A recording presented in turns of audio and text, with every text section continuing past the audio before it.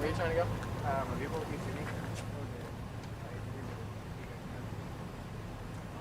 me a second. I don't think we're trying to get payments. Oh, well, when you know when they're going to there? Because what's my family is There's a pickup right now. They should hold out. We're trying to figure it out. I guess we'll have to wait until the end.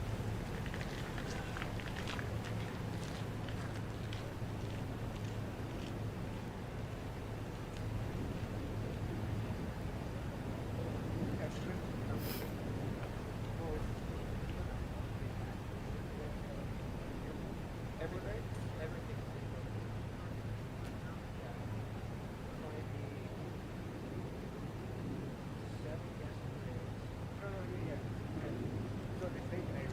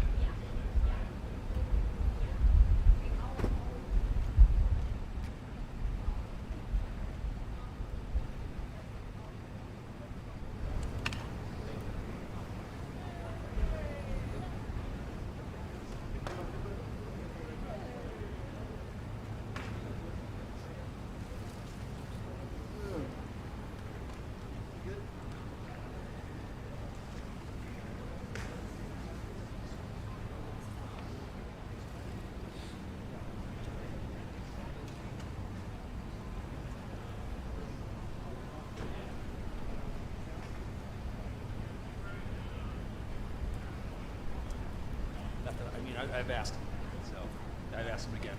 Thank you. Thanks. Really appreciate you, sir.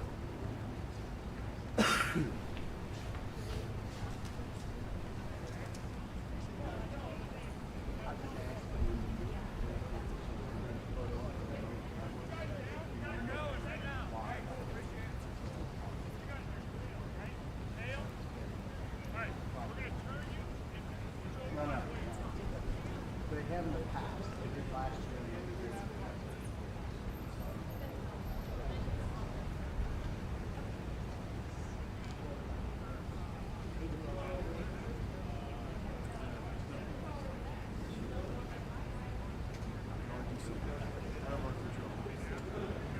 I tried to.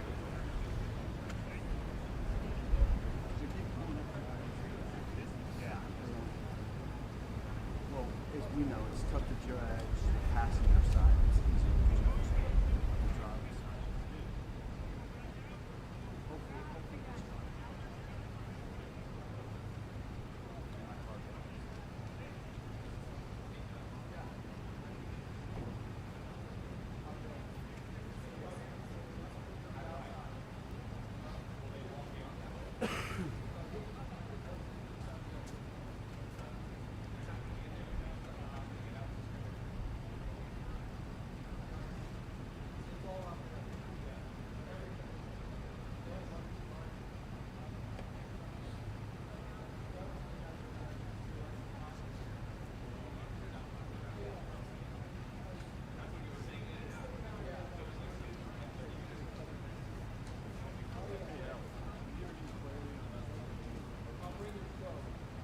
I thought we were staying right here. I was thinking for a ball. Yeah. Hey. Right here. For a dog. Hey guys, so after the president-elect and president enter, we're gonna go back into the meeting room, get set, so we just have the exact people that is going in the motorcade to the Capitol, and we will bring just those folks out here. This is gonna be a very quick movement. Exit to sprint back. Do we not stay up here? You guys are ABC. No. We're at 8.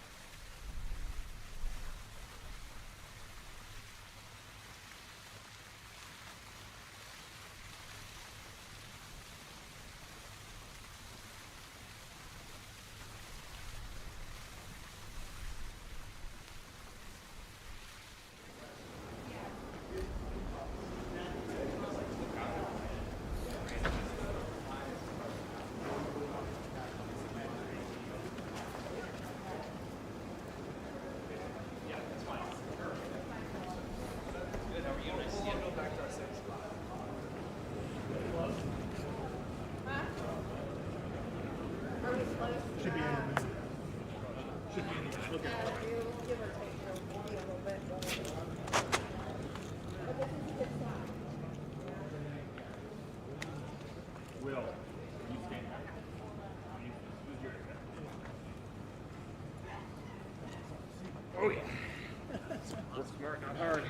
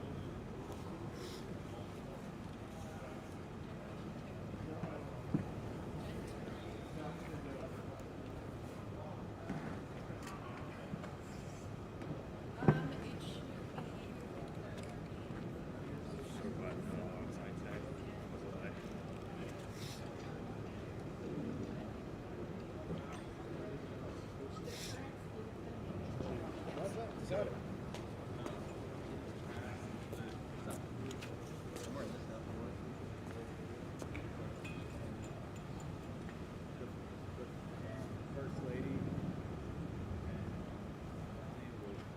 will come out and go down this ramp, and then the two of them will go together. But I don't know if they'll go after or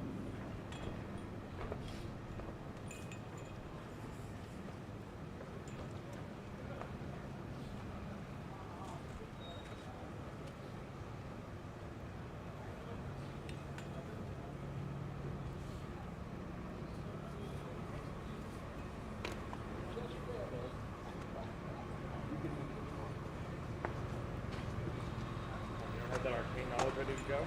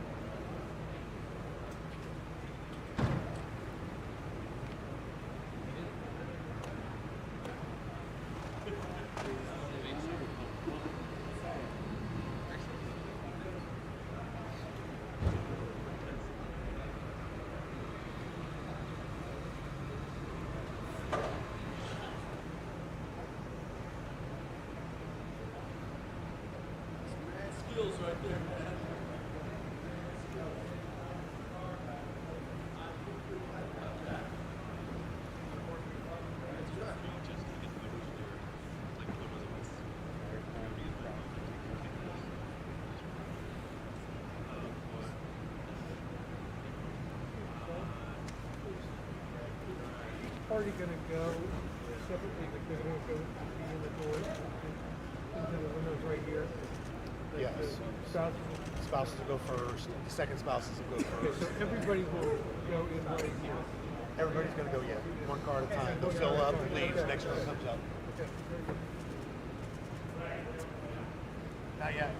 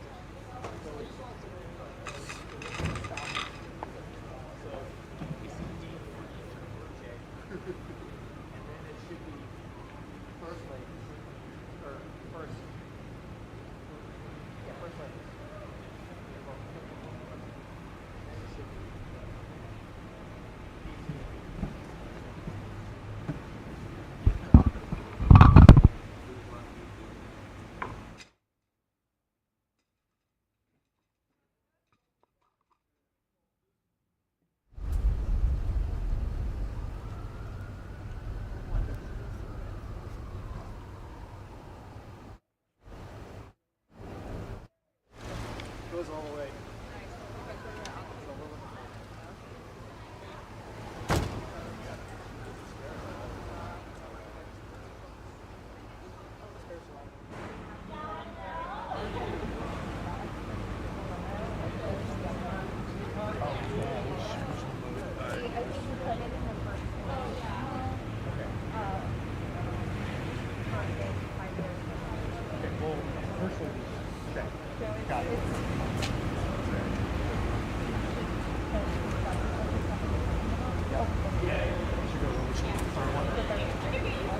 That's where pioneers are.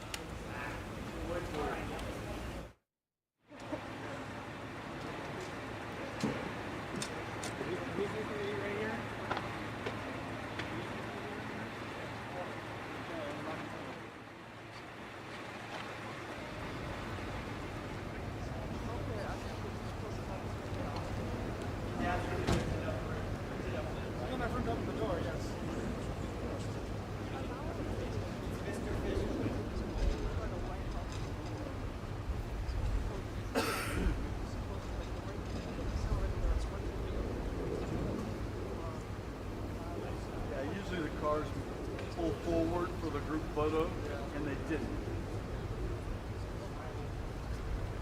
You guys know who these are? Mine and his. That's all right. If you do, if you can pick it up and just put it in the bushes, we'll take care of it. They're coming out, coming out.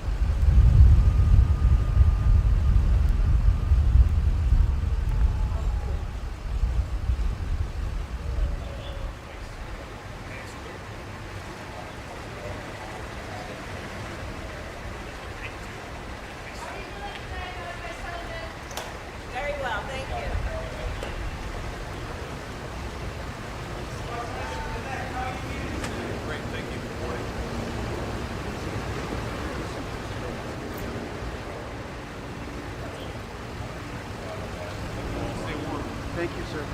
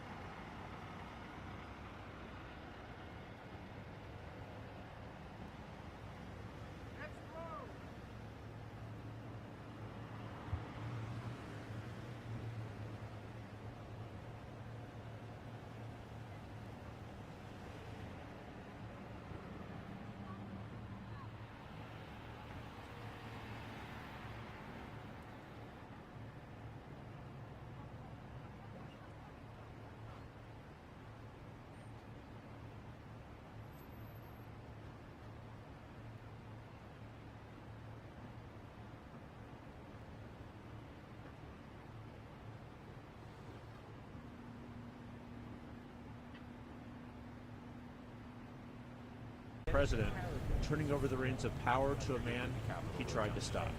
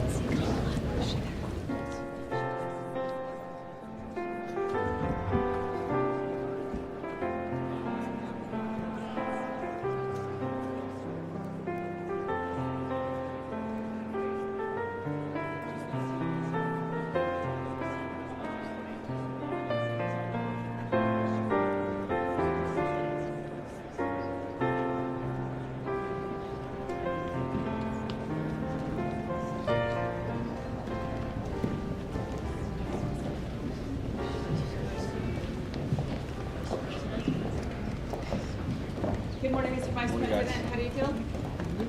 Any comments, sir? Nope, nope.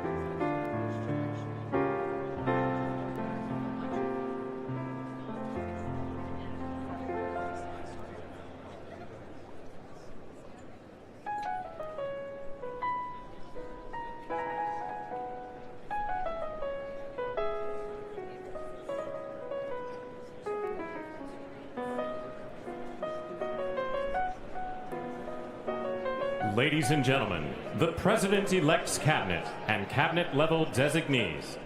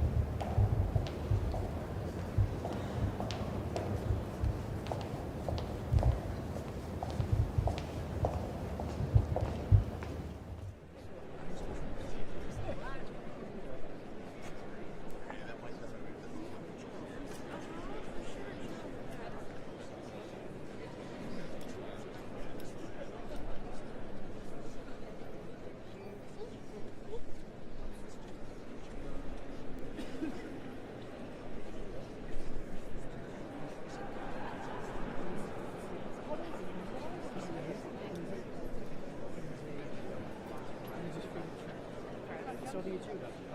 Yes. Yeah.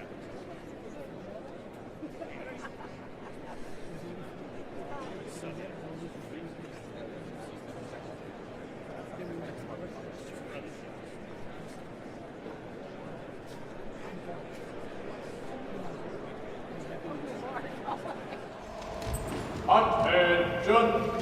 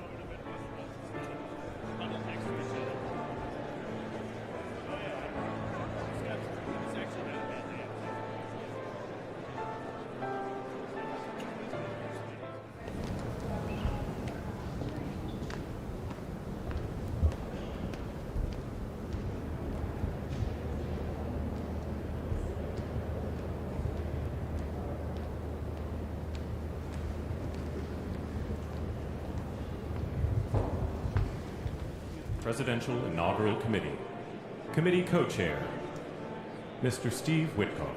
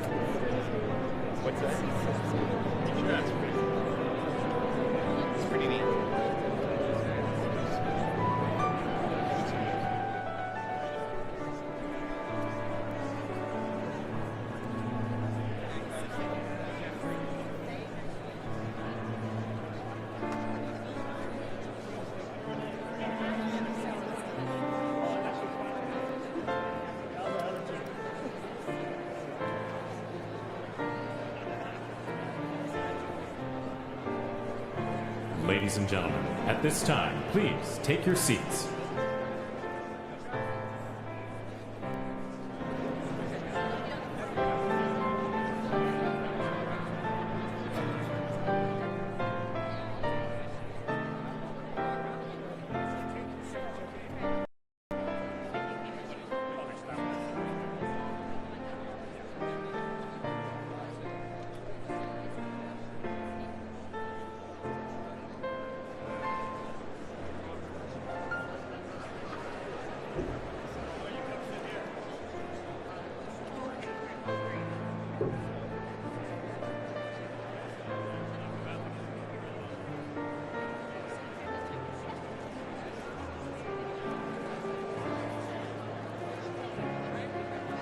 Ladies and gentlemen, at this time, please be seated.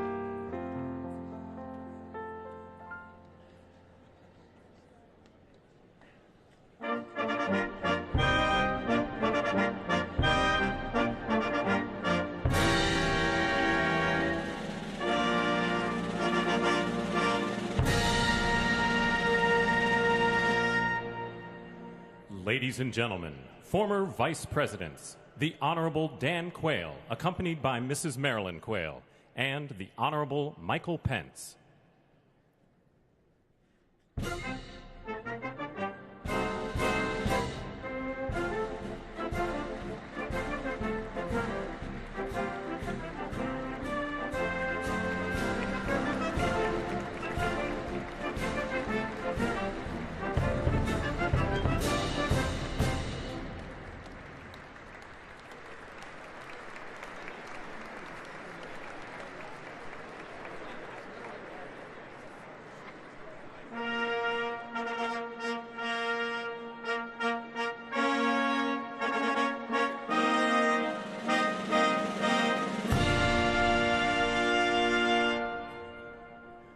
Ladies and gentlemen, the 42nd President of the United States, the Honorable William J. Clinton, accompanied by the Honorable Hillary Rodham Clinton.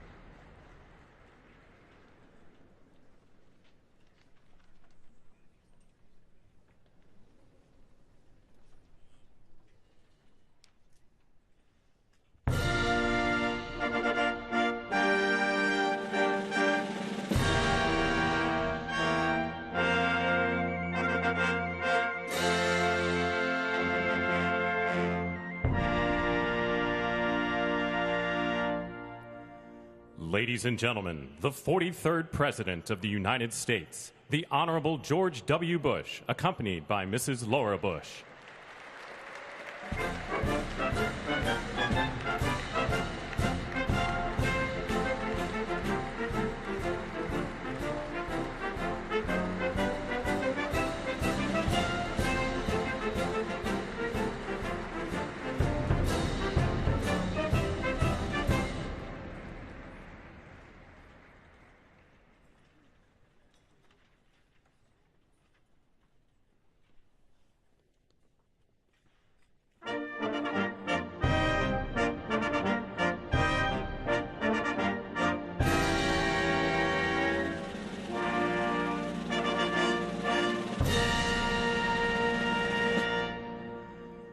Ladies and gentlemen, the 44th President of the United States, the Honorable Barack H. Obama.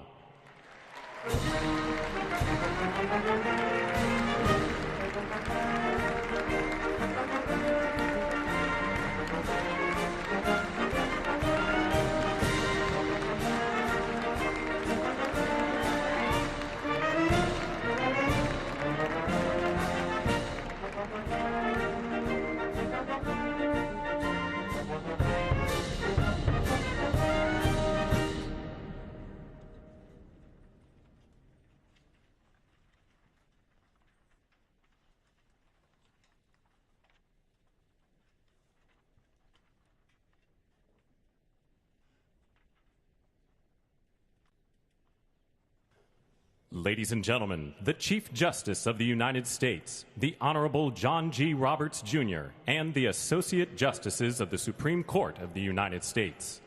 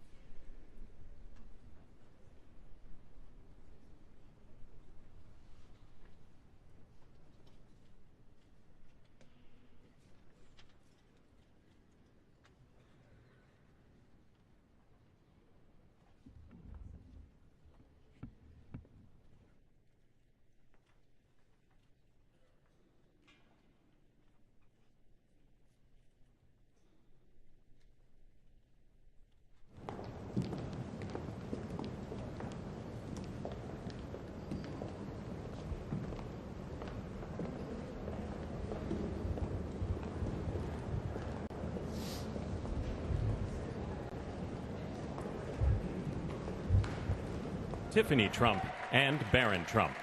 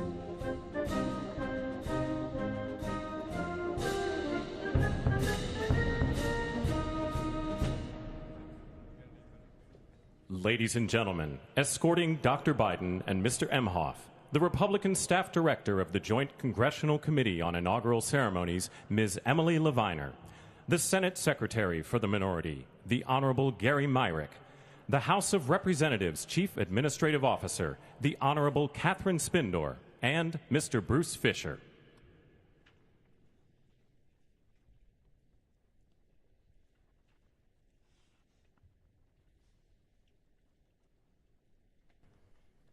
Ladies and gentlemen, Dr. Jill Biden and Mr. Douglas Emhoff.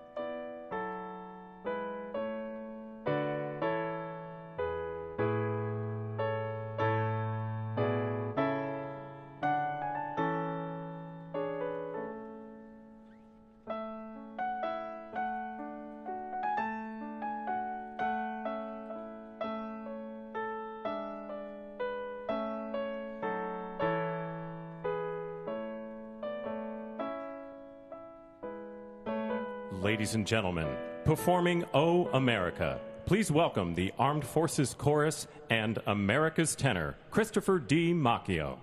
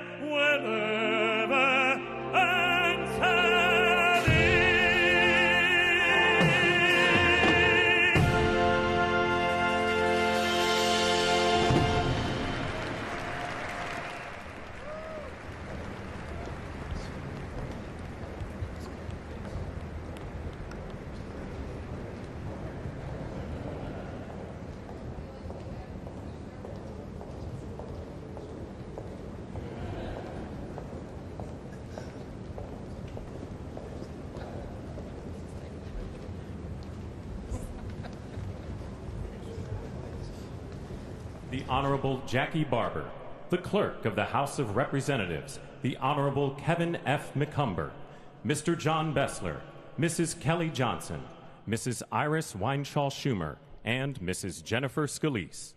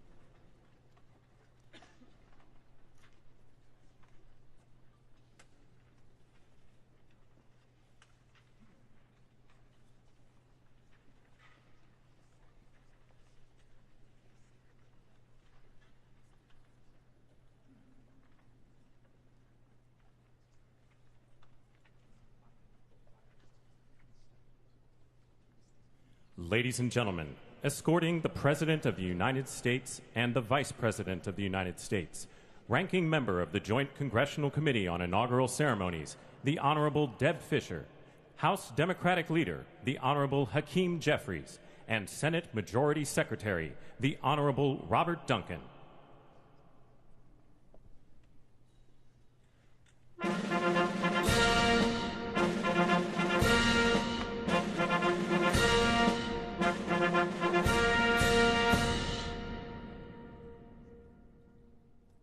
Ladies and gentlemen, the President of the United States, the Honorable Joseph R. Biden, Jr., and Vice President of the United States, the Honorable Kamala Devi Harris.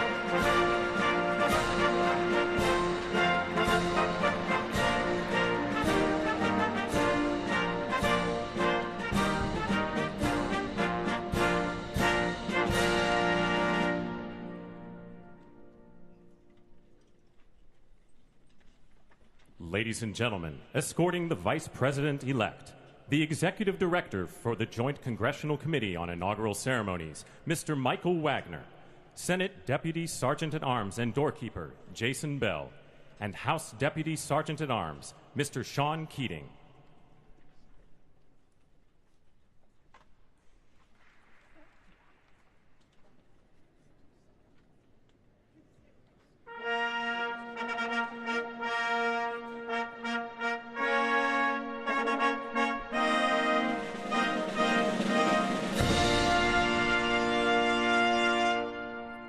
Ladies and gentlemen, the Vice President-elect of the United States, the Honorable J.D. Vance.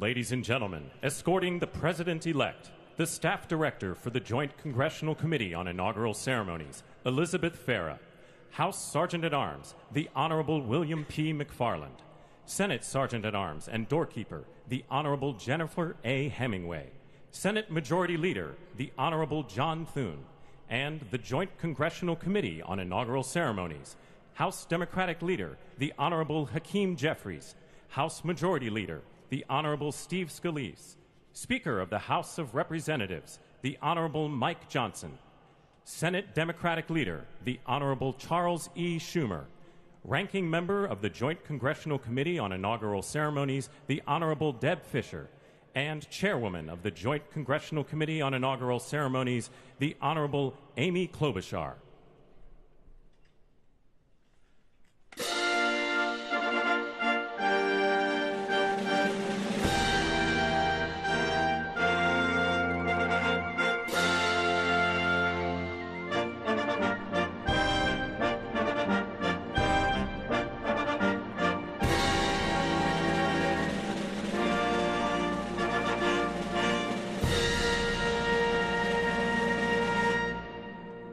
Ladies and gentlemen, the President-elect of the United States, the Honorable Donald John Trump.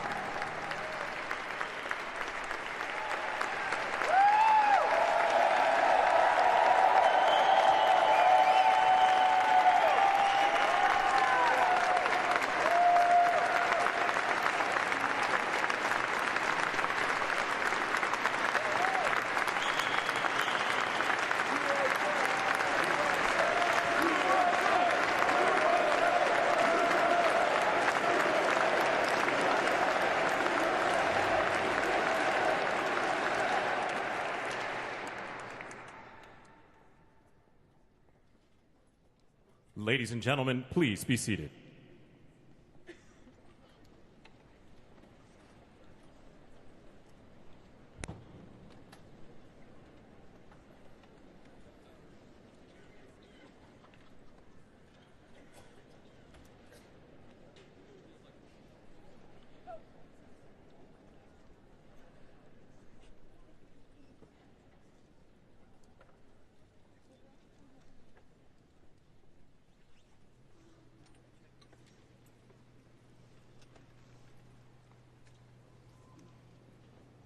Please welcome the chairwoman of the Joint Congressional Committee on Inaugural Ceremonies, the Honorable Amy Klobuchar.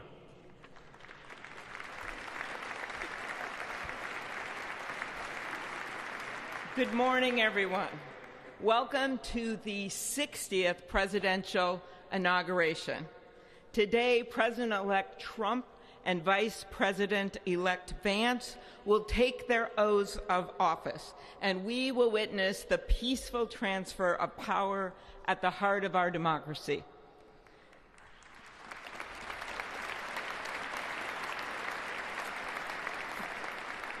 For the past year, I've chaired the Inaugural Ceremony Committee, which includes the leadership of Congress from both parties. We thank the committee and Capitol staff and law enforcement who worked so hard over the last year, and especially the last 3 days. You've done a beautiful job, and you have shown grace under pressure.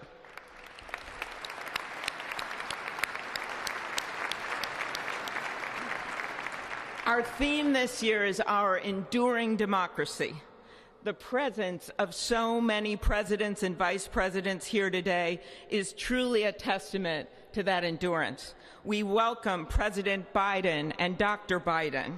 We welcome Vice President Harris and Doug Emhoff, President Obama, President Clinton and Secretary Clinton, President Bush and Laura Bush, Vice President Pence, Vice President Quayle and Marilyn Quayle. The justices of the United States Supreme Court are with us, all 9 of them I counted, and of course the Trump and Vance families. This ceremony marks what will soon be 250 years of our democracy. It is the moment when leaders, elevated by the will of the people, promise to be faithful to our Constitution, to cherish and defend it. It is the moment when they become, as we all should be, the guardians of our country. Through war and peace, through adversity and prosperity, we hold this inauguration every 4 years, and today it falls on Martin Luther King Day, a further reminder that we must strive to uphold the values enshrined in our Constitution, the freedoms, the liberties, and, as is inscribed on the entrance of the United States Supreme Court, equal justice under law.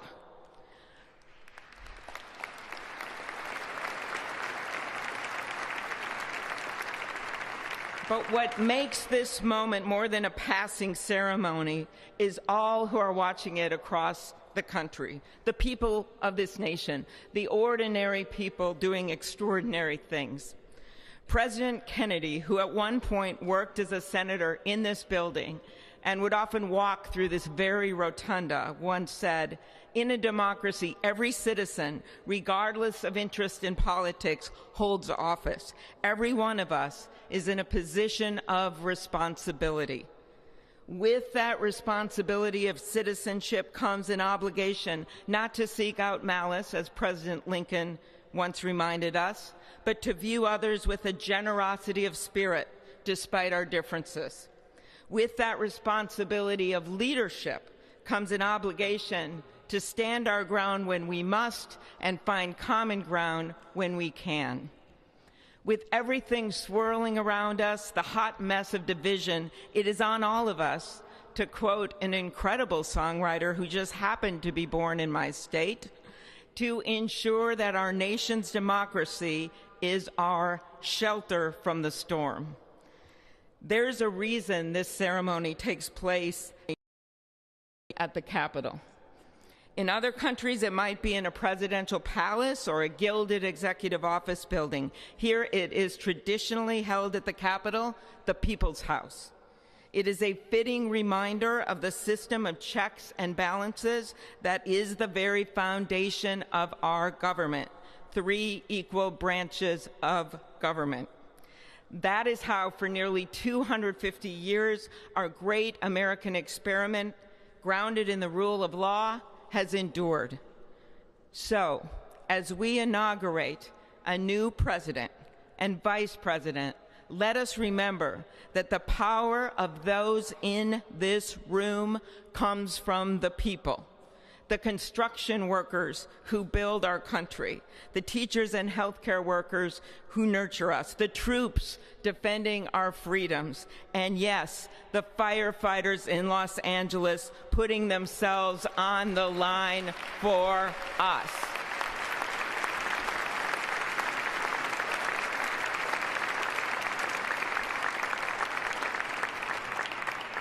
Our democracy's strength and grit must match theirs. May God bless our nation. Thank you.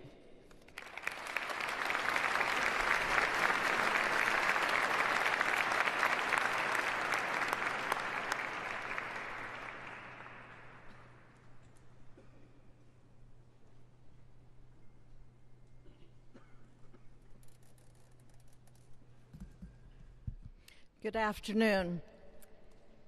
Endurance through the years is the ultimate test.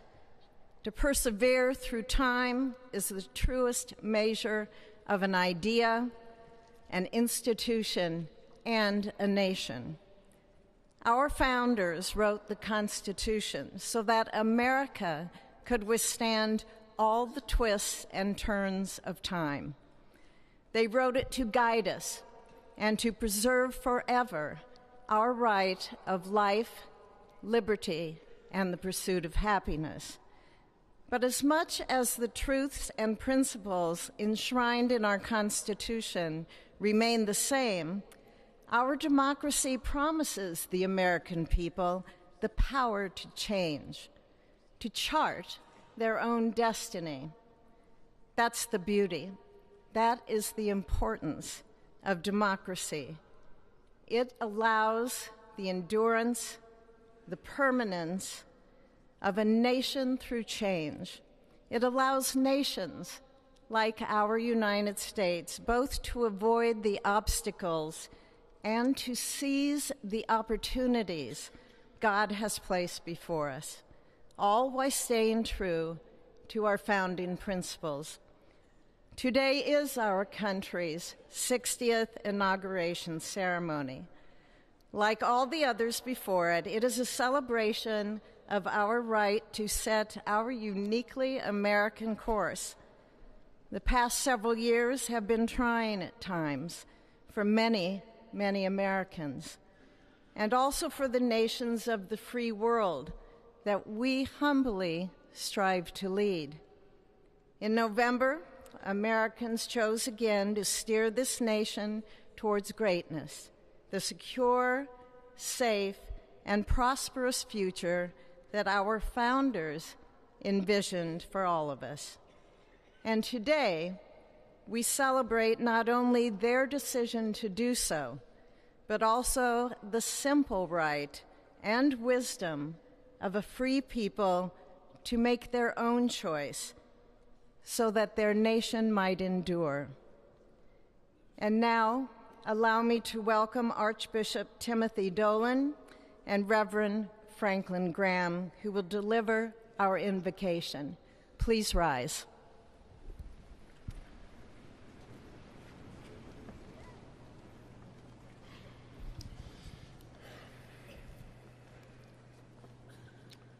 Be still and know that I am God, supreme among the nations, supreme on the earth. Let us pray.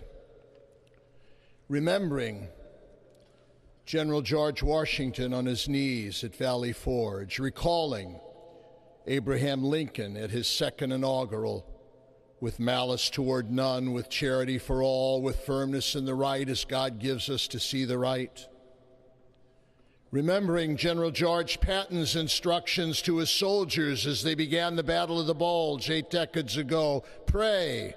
Pray when fighting. Pray alone. Pray with others. Pray by night. Pray by day. Observing the birthday of the Reverend Martin Luther King, who warned, without God, our efforts turn to ashes. We, blessed citizens of this one nation under God, humbled by our claim that in God we trust, gather indeed this Inauguration Day to pray for our President Donald J. Trump, his family, his advisors, his cabinet, his aspirations, his vice president, for the Lord's blessings upon Joseph Biden, for our men and women in uniform, for each other whose hopes are stoked this new year, this Inauguration Day. We cannot err in relying upon that prayer from the Bible, upon which our president will soon place his hand in oath, as we make our own the supplications of King Solomon for wisdom as he began his governance. God of our fathers, in your wisdom you set man to govern your creatures, to govern in holiness and justice, to render justice with integrity. Give our leader wisdom, for he is your servant, aware of his own weakness and brevity of life. If wisdom which comes not from you be not with him, he shall be held in no esteem. Send wisdom from heavens that she may be with him, that he may know your designs. Please, God, bless America. Please, mend her every flaw. You are the God in whom we trust, who lives and reigns forever and ever. Amen.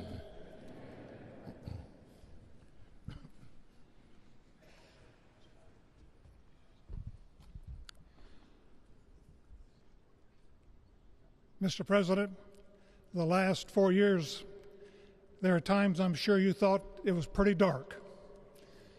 But look what God has done. We praise him and give him glory.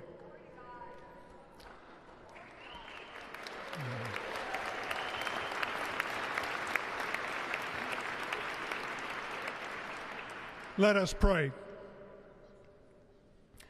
Our Father and our God, thou hast said, blessed is the nation whose God is the Lord.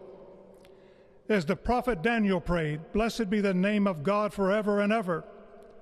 For wisdom and might are his. He changes the times and the seasons. He removes kings. He raises up kings. He gives wisdom to the wise and knowledge to those who have understanding. Our Father, today, as President Donald J. Trump takes the oath of office once again, we come to say thank you, O Lord our God. Father, when Donald Trump's enemies thought he was down and out, you and you alone saved his life and raised him up with strength and power by your mighty hand. We pray for President Trump that you'll watch over, protect, guide, direct him, Give him your wisdom from your throne on high. We ask that you would bless him and that our nation would be blessed through him. We also ask that you would bless and protect Melania as First Lady. We thank you for the beauty, the warmth, and grace that she shows not only to this nation, but to the whole world. We thank you for Vice President-elect J.D. Vance and his wife Usha and their young family. May he be a strength to President Trump, to stand beside him, to hold up his arms like Aaron held up the arms of Moses in the midst of battle. The prophet Samuel reminded the people, it was you that brought them up from the land of Egypt.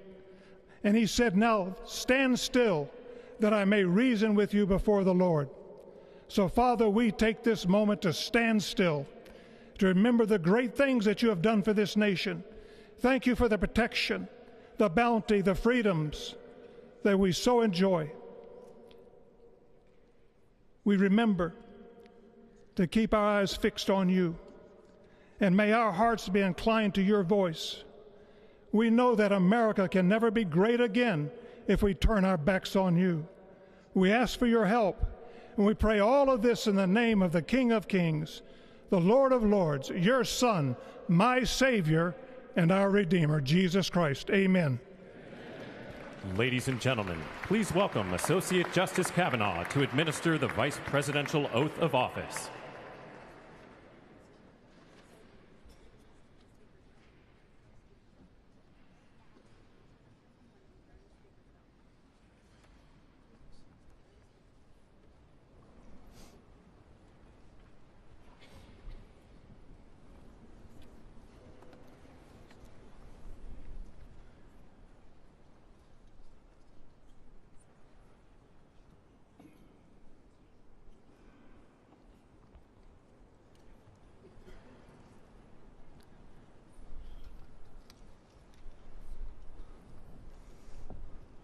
Please raise your right hand and repeat after me.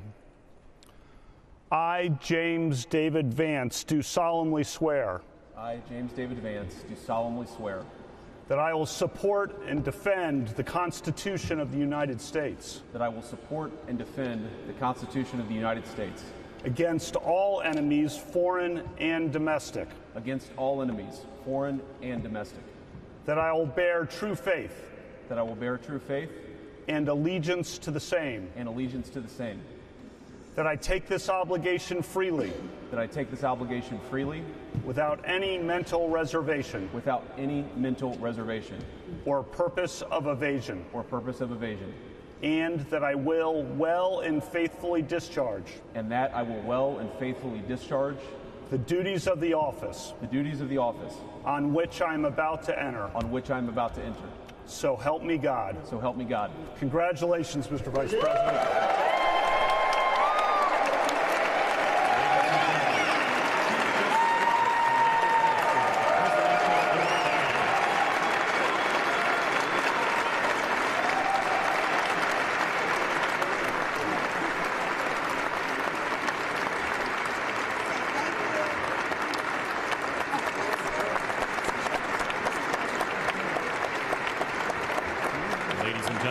Please welcome Chief Justice Roberts to administer the Presidential Oath of Office.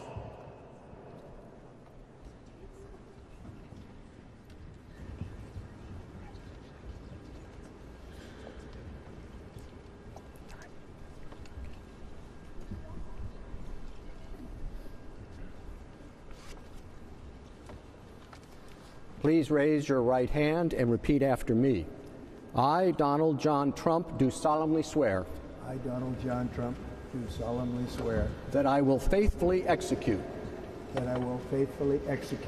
office of President of the United States the office of President of the United States and will, to the best of my ability, preserve, protect, and defend the Constitution of the United States. The Constitution of the United States. So help me God. So help me God. Congratulations, Mr. President.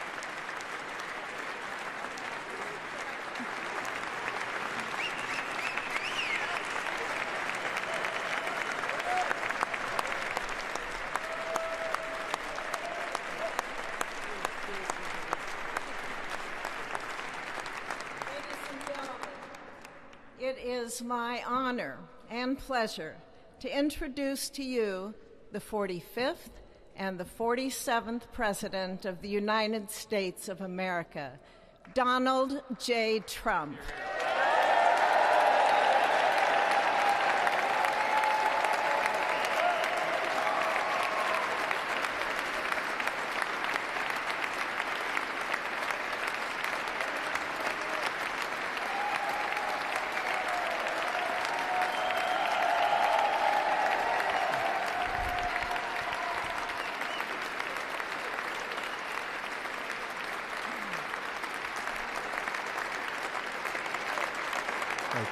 Thank you very much, everybody. Well, thank you very, very much.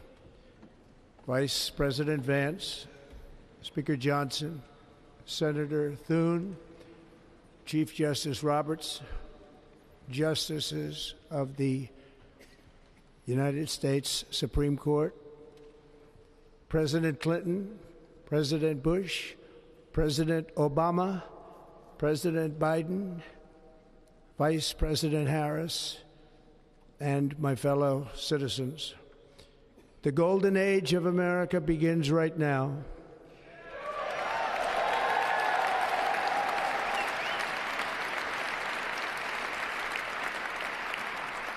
From this day forward, our country will flourish and be respected again all over the world. We will be the envy of every nation, and we will not allow ourselves to be taken advantage of any longer.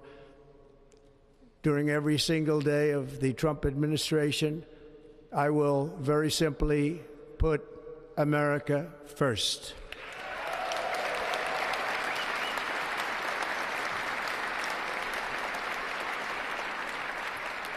Our sovereignty will be reclaimed. Our safety will be restored. The scales of justice will be rebalanced. The vicious, violent, and unfair weaponization of the Justice Department and our government will end.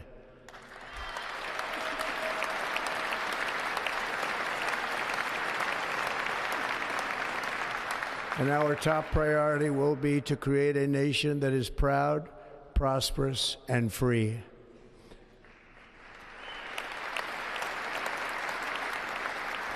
America will soon be greater, stronger, and far more exceptional than ever before.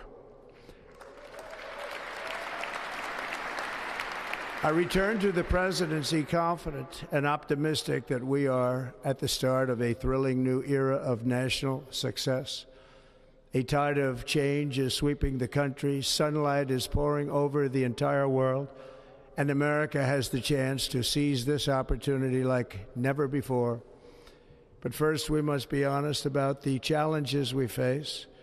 While they are plentiful, they will be annihilated by this great momentum that the world is now witnessing in the United States of America. As we gather today, our government confronts a crisis of trust. For many years, a radical and corrupt establishment has extracted power and wealth from our citizens while the pillars of our society lay broken and seemingly in complete disrepair. We now have a government that cannot manage even a simple crisis at home, while at the same time stumbling into a continuing catalog of catastrophic events abroad. It fails to protect our magnificent, law-abiding, provide sanctuary and protection for dangerous criminals, many from prisons and mental institutions that have illegally entered our country from all over the world. We have a government that has given unlimited funding to the defense of foreign borders, but refuses to defend American borders or, more importantly, its own people. Our country can no longer deliver basic services in times of emergency, as recently shown by the wonderful people of North Carolina, been treated so badly.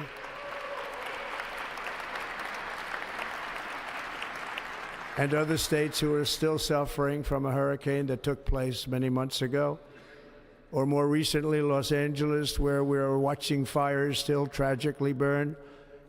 From weeks ago, without even a token of defense, They're raging through the houses and communities, even affecting some of the wealthiest and most powerful individuals in our country, some of whom are sitting here right now. They don't have a home any longer. That's interesting. But we can't let this happen. Everyone is unable to do anything about it. That's going to change. We have a public health system that does not deliver in times of disaster, yet more money is spent on it than any country anywhere in the world. And we have an education system that teaches our children to be ashamed of themselves in many cases, to hate our country despite the love that we try so desperately to provide to them. All of this will change starting today, and it will change very quickly.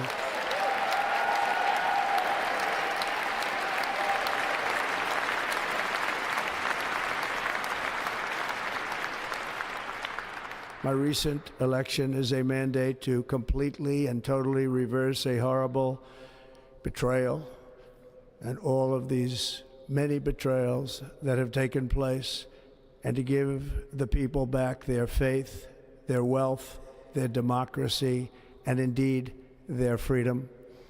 From this moment on, America's decline is over.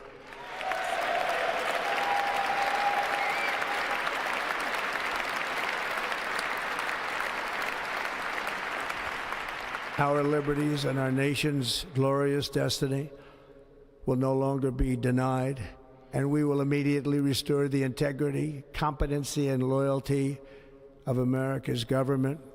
Over the past 8 years, I have been tested and challenged more than any president in our 250-year history, and I've learned a lot along the way. The journey to reclaim our republic has not been an easy one, that I can tell you. Those who wish to stop our cause have tried to take my freedom and indeed to take my life. Just a few months ago in a beautiful Pennsylvania field, an assassin's bullet ripped through my ear. But I felt then, and believe even more so now, that my life was saved for a reason. I was saved by God to make America great again.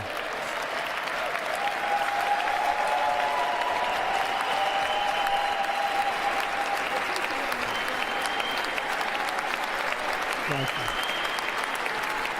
Thank you.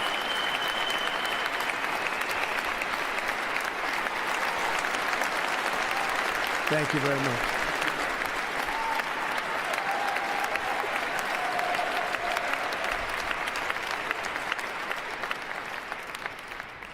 That is why each day under our administration of American patriots, we will be working to meet every crisis with dignity and power and strength. We will move with purpose and speed to bring back hope, prosperity, safety, and peace for citizens of every race, religion, color, and creed. For American citizens, January 20th, 2025 is Liberation Day.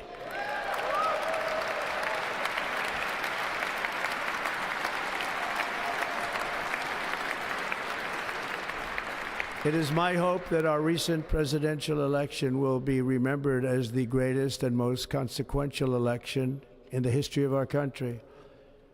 As our victory showed, the entire nation is rapidly unifying behind our agenda with dramatic increases in support from virtually every element of our society, young and old, men and women, African Americans, Hispanic Americans, Asian Americans, urban, suburban, rural. And very importantly, we had a powerful win in all 7 swing states. And the popular vote, we won by millions of people. To the Black and Hispanic communities, I want to thank you for the tremendous outpouring of love and trust that you have shown me with your vote. We set records, and I will not forget it. I've heard your voices in the campaign, and I look forward to working with you in the years to come. Today is Martin Luther King Day, and his honor, this will be a great honor, but in his honor we will strive together to make his dream a reality. We will make his dream come true.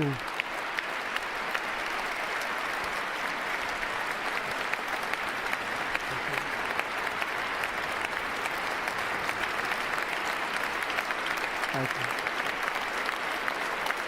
Thank you. National unity is now returning to America, and confidence and pride is soaring like never before. In everything we do, my administration will be inspired by a strong pursuit of excellence and unrelenting success. We will not forget our country. We will not forget our Constitution, and we will not forget our God. Can't do that.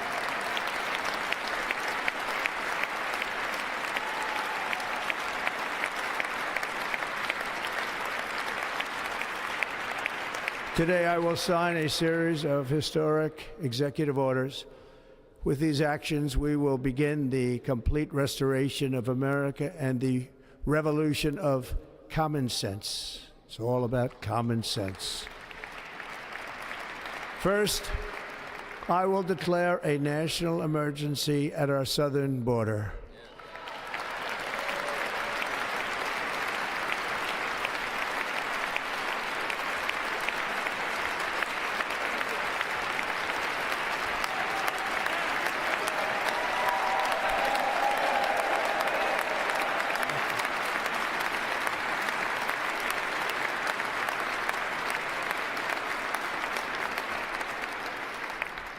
All illegal entry will immediately be halted, and we will begin the process of returning millions and millions of criminal aliens back to the places from which they came.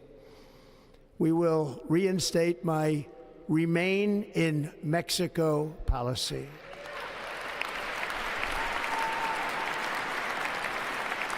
I will end the practice of catch and release. And I will send troops to the southern border to repel the disastrous invasion of our country.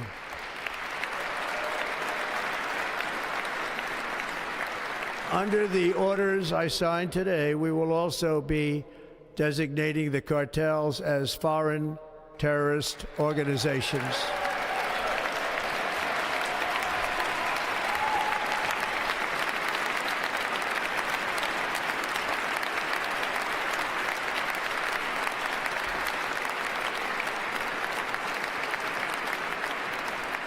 And by invoking the Alien Enemies Act of 1798, I will direct our government to use the full and immense power of federal and state law enforcement to eliminate the presence of all foreign gangs and criminal networks, bringing devastating crime to U.S. soil, including our cities and inner cities.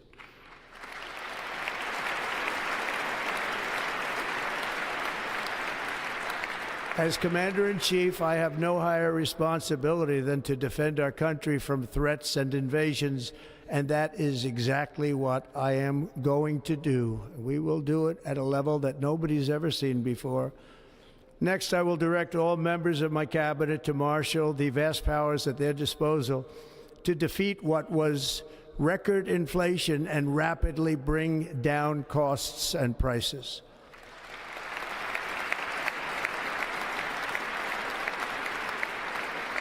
The inflation crisis was caused by massive overspending and escalating energy prices, and that is why today I will also declare a national energy emergency. We will drill, baby, drill.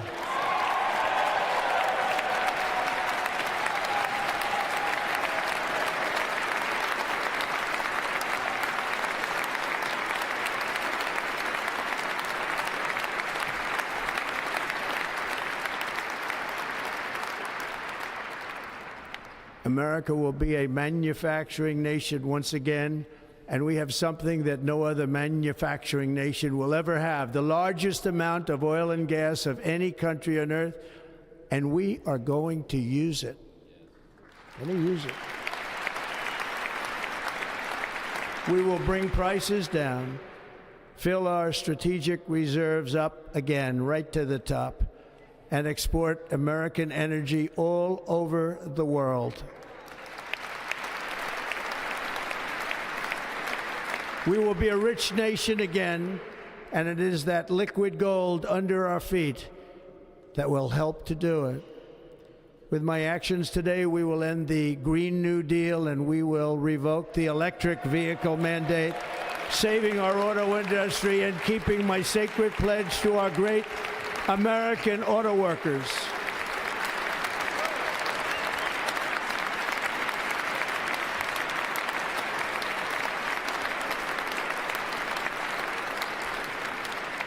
In other words, you'll be able to buy the car of your choice. We will build automobiles in America again at a rate that nobody could have dreamt possible just a few years ago. And thank you to the auto workers of our nation for your inspiring vote of confidence. We did tremendously with their vote. I will immediately begin the overhaul of our trade system to protect American workers and families. Instead of taxing our citizens to enrich other countries, we will tariff and tax foreign countries to enrich our citizens.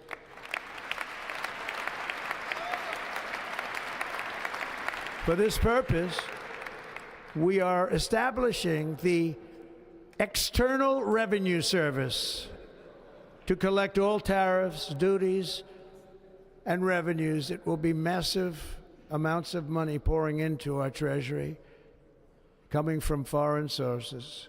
The American dream will soon be back and thriving like never before to restore competence and effectiveness to our federal government. My administration will establish the brand new Department of Government Efficiency.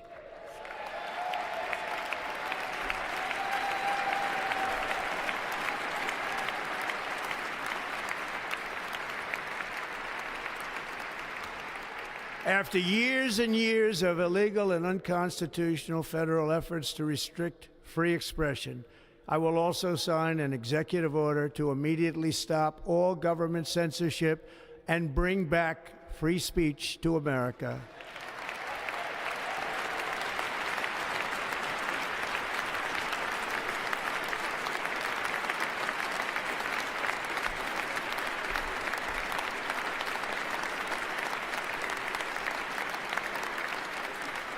Never again will the immense power of the state be weaponized to persecute political opponents, something I know something about. We will not allow that to happen. It will not happen again. Under my leadership, we will restore fair, equal, and impartial justice under the constitutional rule of law.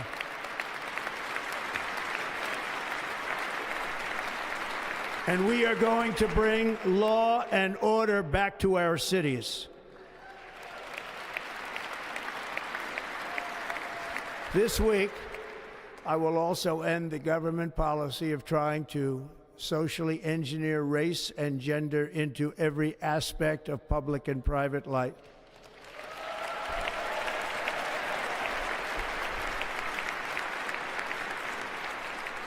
We will forge a society that is colorblind and merit-based.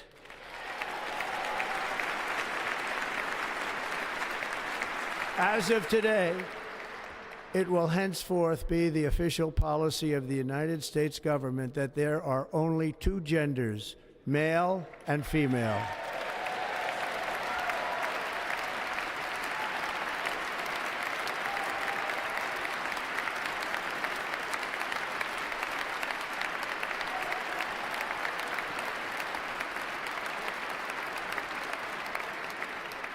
This week, I will reinstate any service members who were unjustly expelled from our military for objecting to the COVID vaccine mandate with full back pay.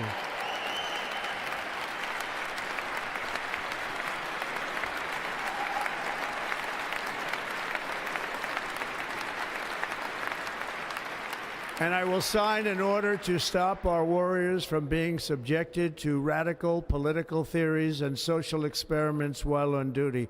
It's going to end immediately.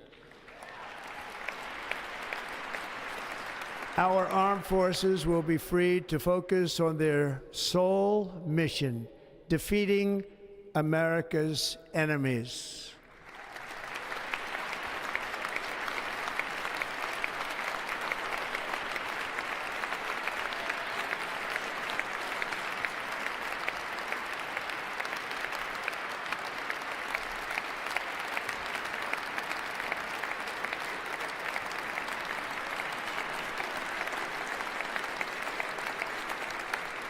Like in 2017, we will again build the strongest military the world has ever seen. We will measure our success not only by the battles we win, but also by the wars that we end, and perhaps most importantly, the wars we never get into.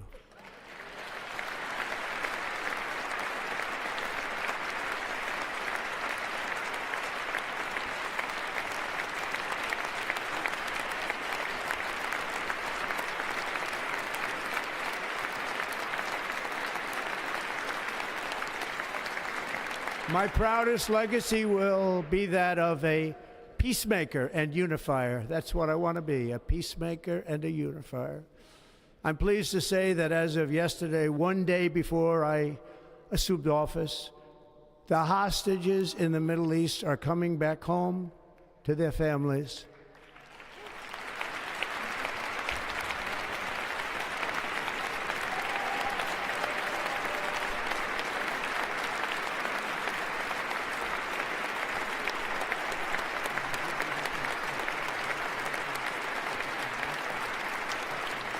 Thank you. America will reclaim its rightful place as the greatest, most powerful, most respected nation on earth, inspiring the awe and admiration of the entire world. A short time from now, we are going to be changing the name of the Gulf of Mexico to the Gulf of America, and we will restore the name of a great president, William McKinley, to Mount McKinley, where it should be and where it belongs.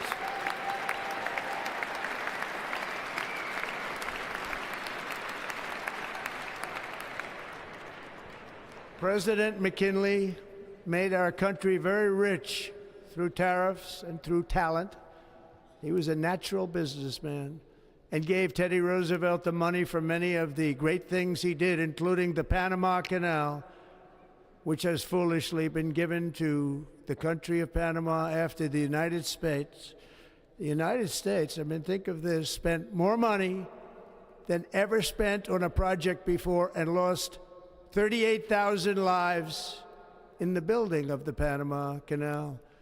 We have been treated very badly from this foolish gift that should have never been made, and Panama's promise to us has been broken. The purpose of our deal and the spirit of our treaty has been totally violated. American ships are being severely overcharged and not treated fairly in any way, shape, or form, and that includes the United States Navy. And above all, China is operating the Panama Canal, and we didn't give it to China, we gave it to Panama, and we're taking it back.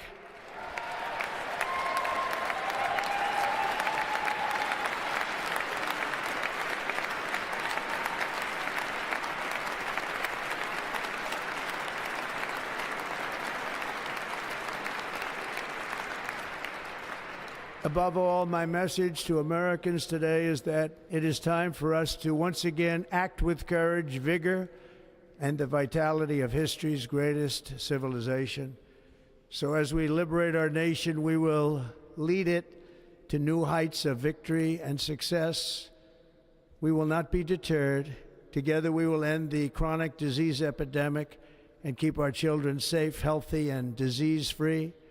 The United States will once again consider itself a growing nation, one that increases our wealth, expands our territory, builds our cities, raises our expectations, and carries our flag into new and beautiful horizons.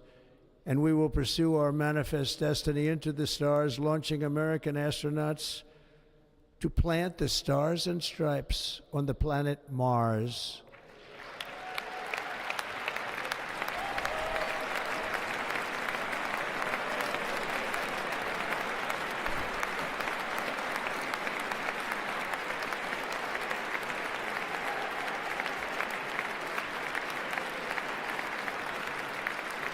Ambition is the lifeblood of a great nation, and right now our nation is more ambitious than any other. There's no nation like our nation. Americans are explorers, builders, innovators, entrepreneurs, and pioneers. The spirit of the frontier is written into our hearts. The call of the next great adventure resounds from within our souls. Our American ancestors turned a small group of colonies on the edge of a vast continent into a mighty republic of the most extraordinary citizens on earth. No one comes close. Americans pushed thousands of miles through a rugged land of untamed wilderness.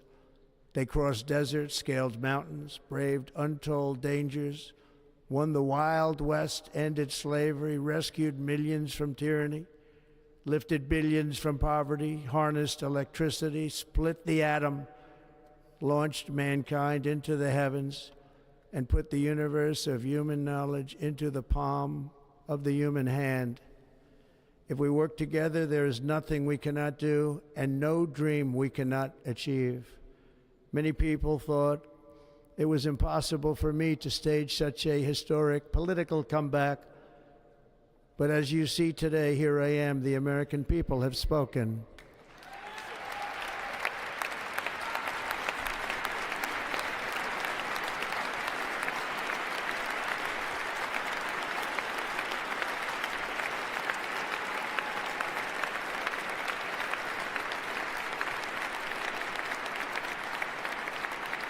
I stand before you now as proof that you should never believe that something is impossible to do. In America, the impossible is what we do best.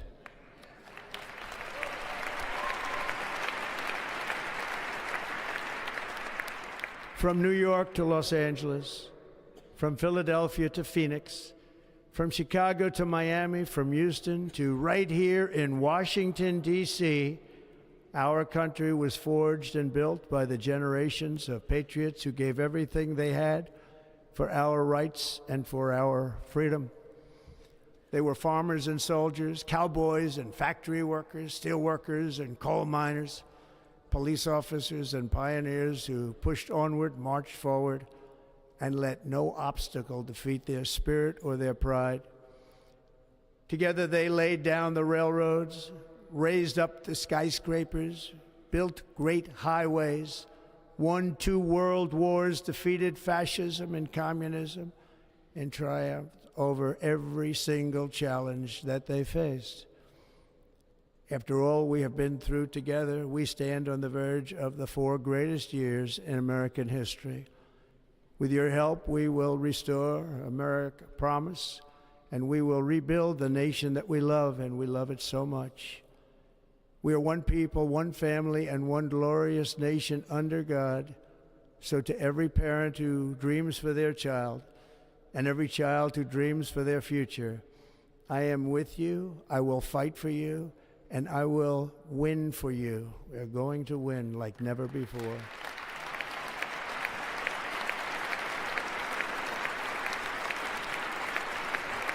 Thank you. Thank you.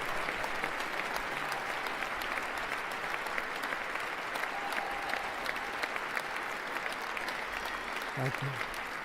Thank you. In recent years, our nation has suffered greatly, but we are going to bring it back and make it great again, greater than ever before. We will be a nation like no other, full of compassion, courage, and exceptionalism. Our power will stop all wars and bring a new spirit of unity to a world that has been angry, violent, and totally unpredictable. America will be respected again and admired again including by people of religion, faith, and goodwill, we will be prosperous, we will be proud, we will be strong, and we will win like never before. We will not be conquered, we will not be intimidated, we will not be broken, and we will not fail. From this day on, the United States of America will be a free, sovereign, and independent nation. We will stand bravely, we will live proudly, we will dream boldly, and nothing will stand in our way because we are Americans. The future is ours, and our golden age has just begun. Thank you. God bless America. Thank you all. Thank you. Thank you very much. Thank you very much. Thank you.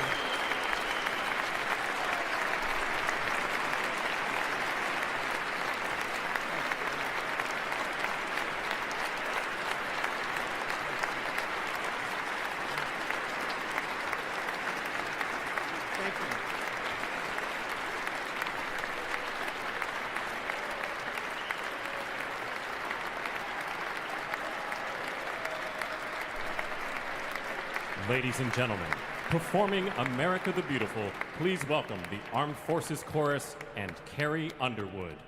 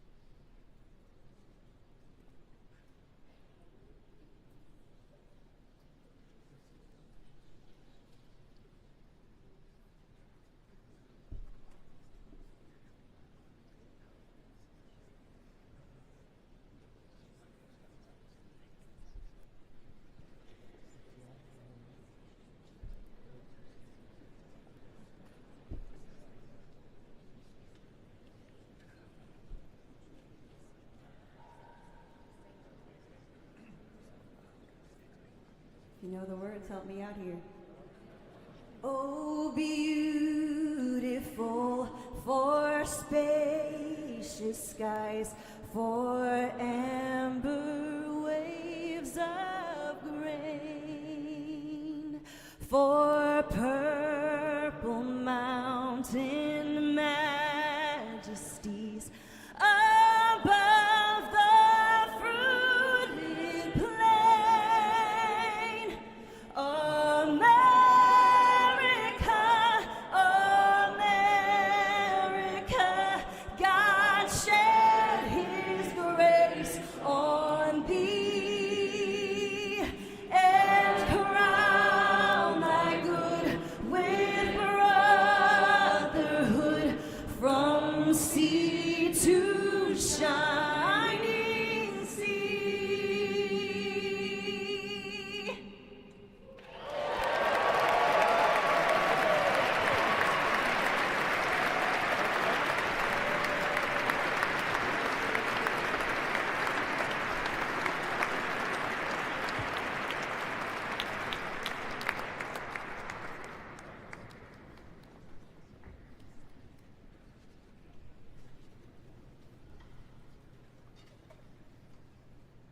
Ladies and gentlemen, Senator Fisher will now introduce the benediction clergy.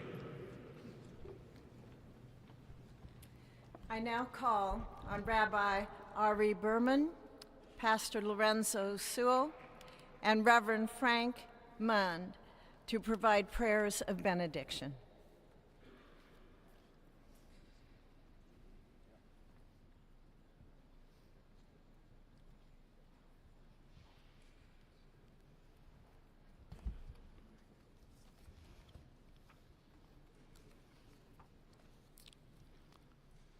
Let us pray. Almighty God, your prophet Jeremiah walked the streets of Jerusalem and blessed its inhabitants with the Hebrew words, Baruch HaGever Asher Yiftach BaHashem. Blessed is the one who trusts in God. Thousands of years later, this great nation, which adopted these words as its motto, "In God we trust," stands at a moment of historic opportunity. Americans are searching for meaning. Our merciful Father, help us rise to meet this moment. Bless President Donald J. Trump and Vice President J.D. Vance with the strength and courage to choose the right and the good. Unite us around our foundational biblical values of life and liberty, of service and sacrifice, and especially of faith and morality, which George Washington called the indispensable supports of American prosperity. Guide our schools and college campuses, which have been experiencing such unrest, to inspire the next generation to pair progress with purpose, knowledge with wisdom, and truth with virtue. Hear the cry of the hostages, both American and Israeli, whose pain our president so acutely feels. We are so thankful for the 3 young women who yesterday returned home, and pray that the next 4 years brings peace to Israel and throughout the Middle East. Almighty God, grant all Americans the opportunity to realize our shared dream of a life filled with peace and plenty, health and happiness, compassion and contribution.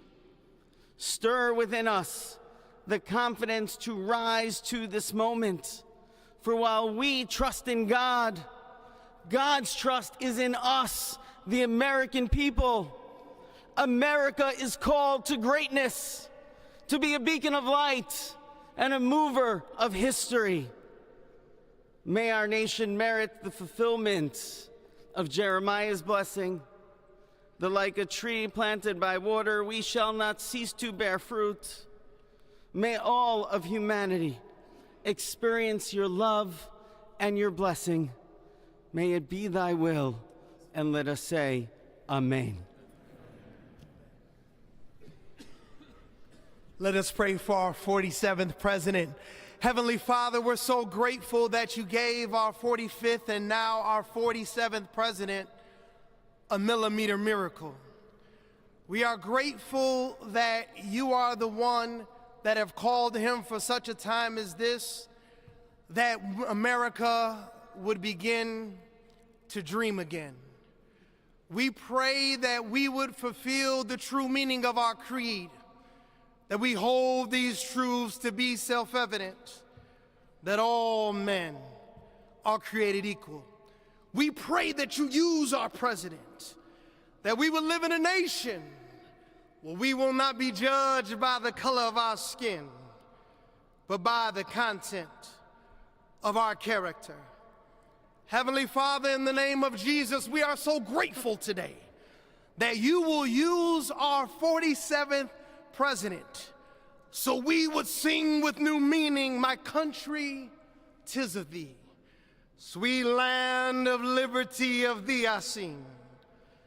Land where my fathers died, land of the pilgrim's pride, from every mountainside. Let freedom ring, and because America is called to be a great nation, We believe that you will make this come true. So let freedom ring.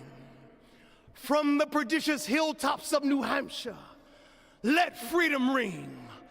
From the mighty mountains of New York, let freedom ring. From the heightening Alleghenies of Pennsylvania, let freedom ring. From the snow-capped Rockies of Colorado, let freedom ring. From the curvaceous hilltops of California, but God, we're asking you not only that, let freedom ring from Stone Mountain, Georgia. Let freedom ring from Lookout Mountain of Tennessee. Let freedom ring from every hill and every molehill in Mississippi, from every state, every city, every village, and every hamlet. And when we let freedom ring, we will be able to speed up that day where all of your children, black men and white men, Protestant and Catholic, Jew and Gentile, will be able to sing in the meaning of that old Negro spiritual, free at last, free at last. Thank you, God Almighty. We are free at last. If you believe where the Spirit of the Lord is, there is liberty. Come on, put your hands together and give your great God great glory.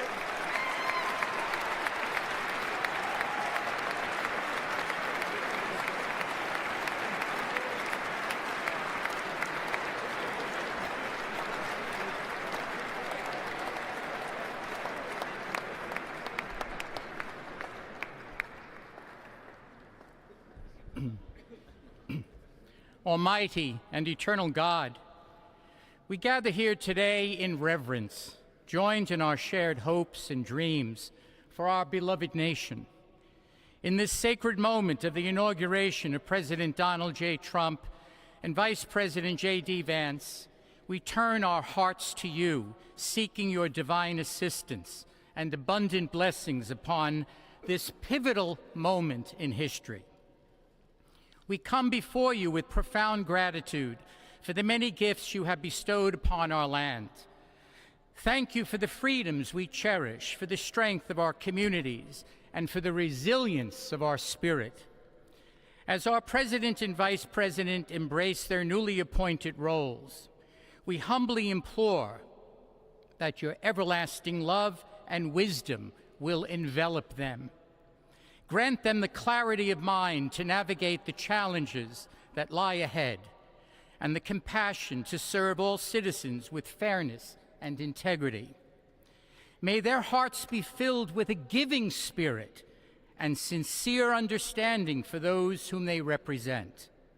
May they be beacons of hope in times of uncertainty and prophetic voices in defending the dignity of all created life. We pray for a spirit of collaboration to flourish in our government and across our nation, fostering an environment where dialogue and heartfelt listening will prevail over division or discord. May each decision made by our President and Vice President reflect the values of justice and peace. As we embark on this new chapter, we also seek your comfort, O God, for those who feel lost or disheartened. In this time of transition, may your light shine upon them, reaffirming their belief in a brighter tomorrow. May we all strive to lift one another, supporting our fellow citizens with kindness and empathy, recognizing that together we can overcome any adversity. Grant us the strength to endure, the courage to face our fears, and the clarity to see the light that remains, even when clouds of uncertainty may gather. Inspire our new leaders to be champions for the vulnerable and advocates for those whose voices are often silenced. May they pursue policies that promote the well-being of all, seeking to build bridges that will foster unity and belonging.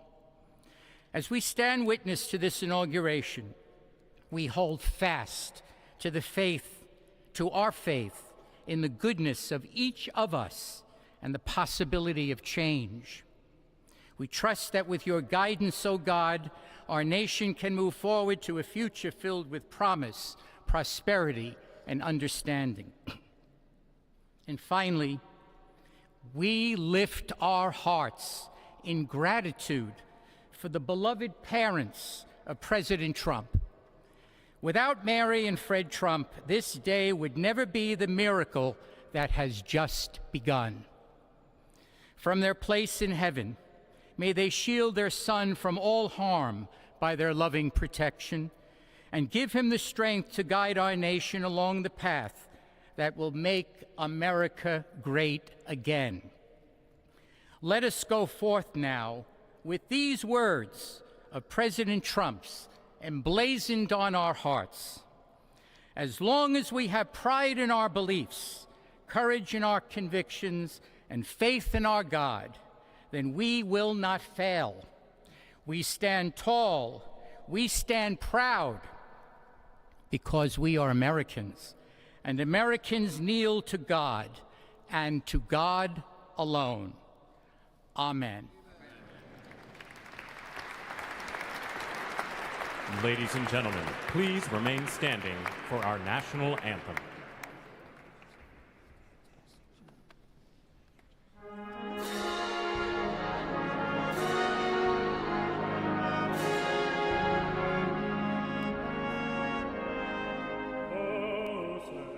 Can you say, o'er the dawns early light, what so proudly we hailed at the twilight's last gleaming, whose blood stripes and bright stars through the perilous fight of the ramparts we watched were so gallantly streaming, and the rockets had gleamed, heavens bursting in earth, gave proof to the night that our flag was still there. Crusaders had first taken the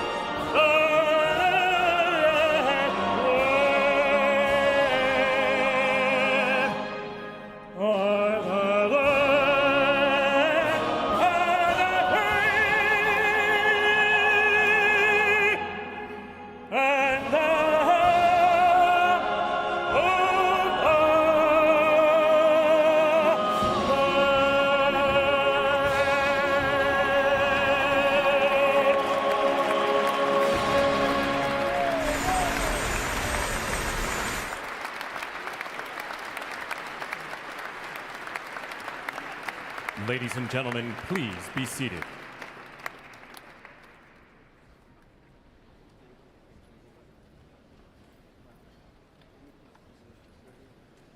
Ladies and gentlemen, please remain at your seats while the President and official party depart the platform.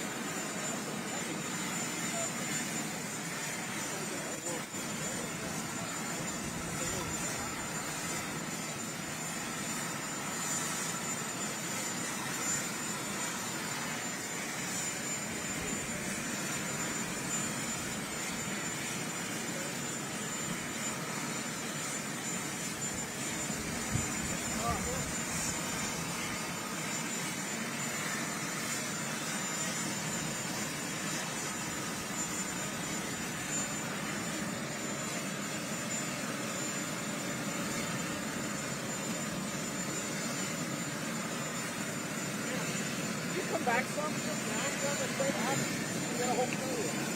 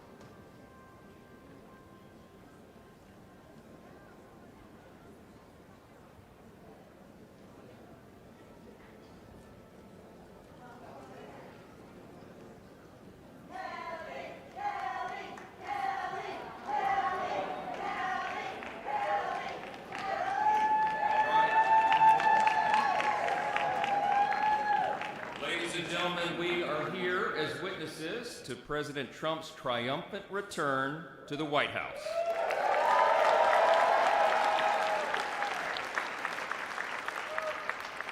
Right now, already this morning, you can feel it around the country. We certainly felt it here in the city.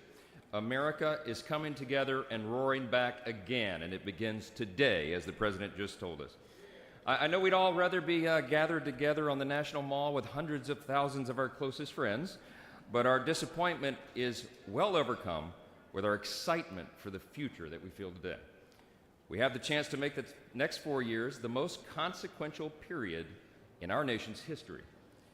And as Speaker of the House, it is my great pleasure, my great honor, to introduce to you the man who will lead us to this new golden age, the decisive winner of the Electoral College and the popular vote, the 45th and the 47th, and the greatest president of our lifetimes, Donald J. Trump.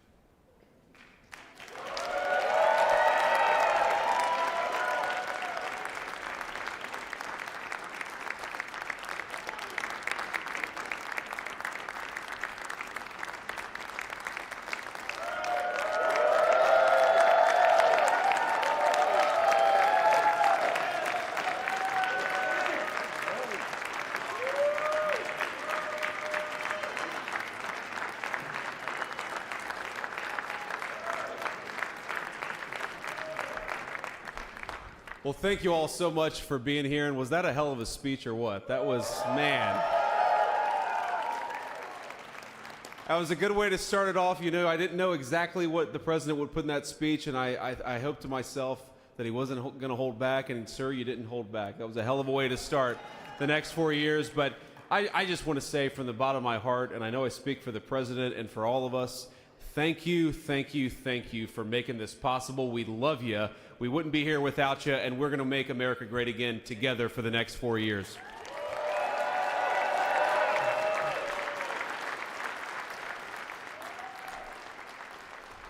And the last thing I'll say is, you know, having stood outside for about 5 minutes to wave goodbye to the Bidens, thank God we moved that thing indoors, because it was a beautiful ceremony and it was cold as hell outside. So, sir, the 45th and 47th President of the United States, Donald J. Trump.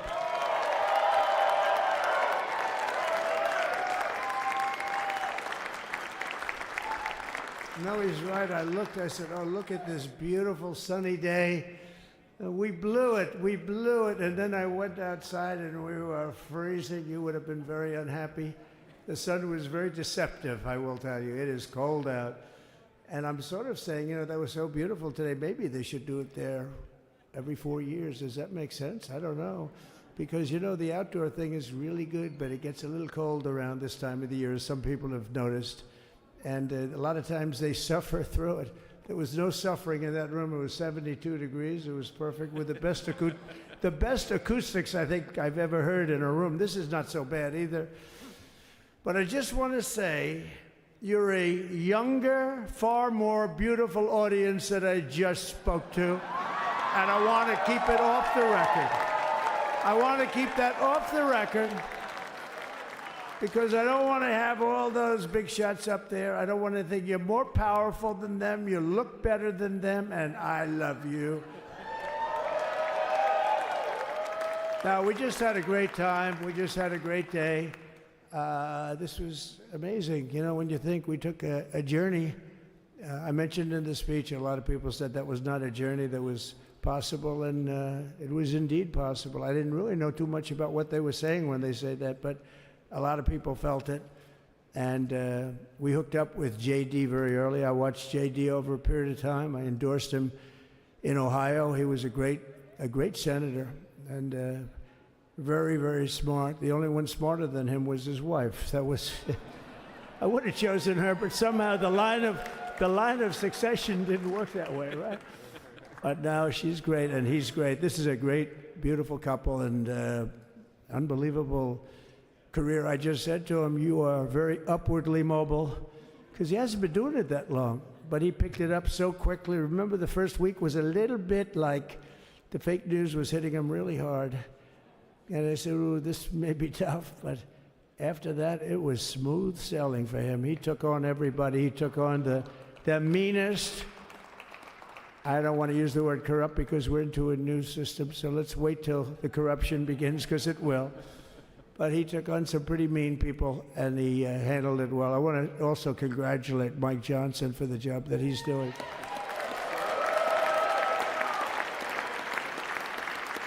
Steve, we gave him a majority of almost nothing, and then I said to make it tougher on him, let me take 2 or 3 of the people, right?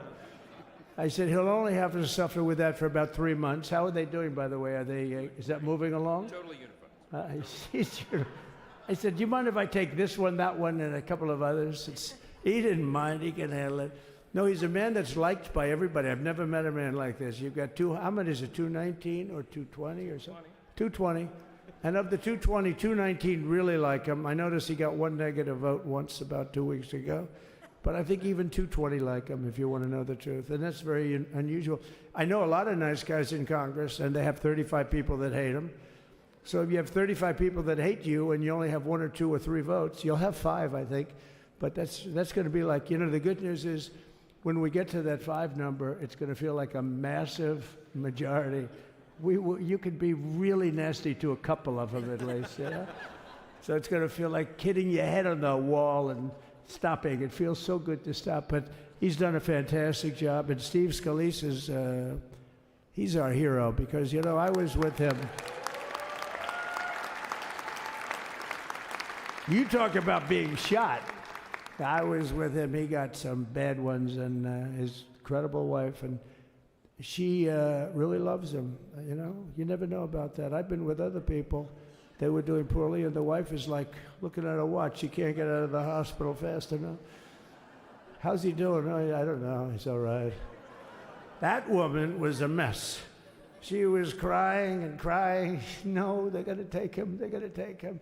I told Steve when he finally woke up, it was a while too. The doctor told me it was the most blood they've ever transfused in any patient. They've never done anything like it. And here he is, the picture of strength, right? And he's been a great friend of mine, right? With a family, because of a family. And what a job you did. It worked out pretty much better than we even thought, right?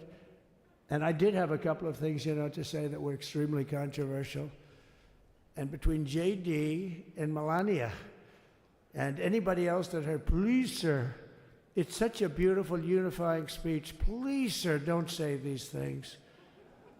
I said, I'm telling you, it's going to play great. They say, you're right. For this group of people, it's going to play great.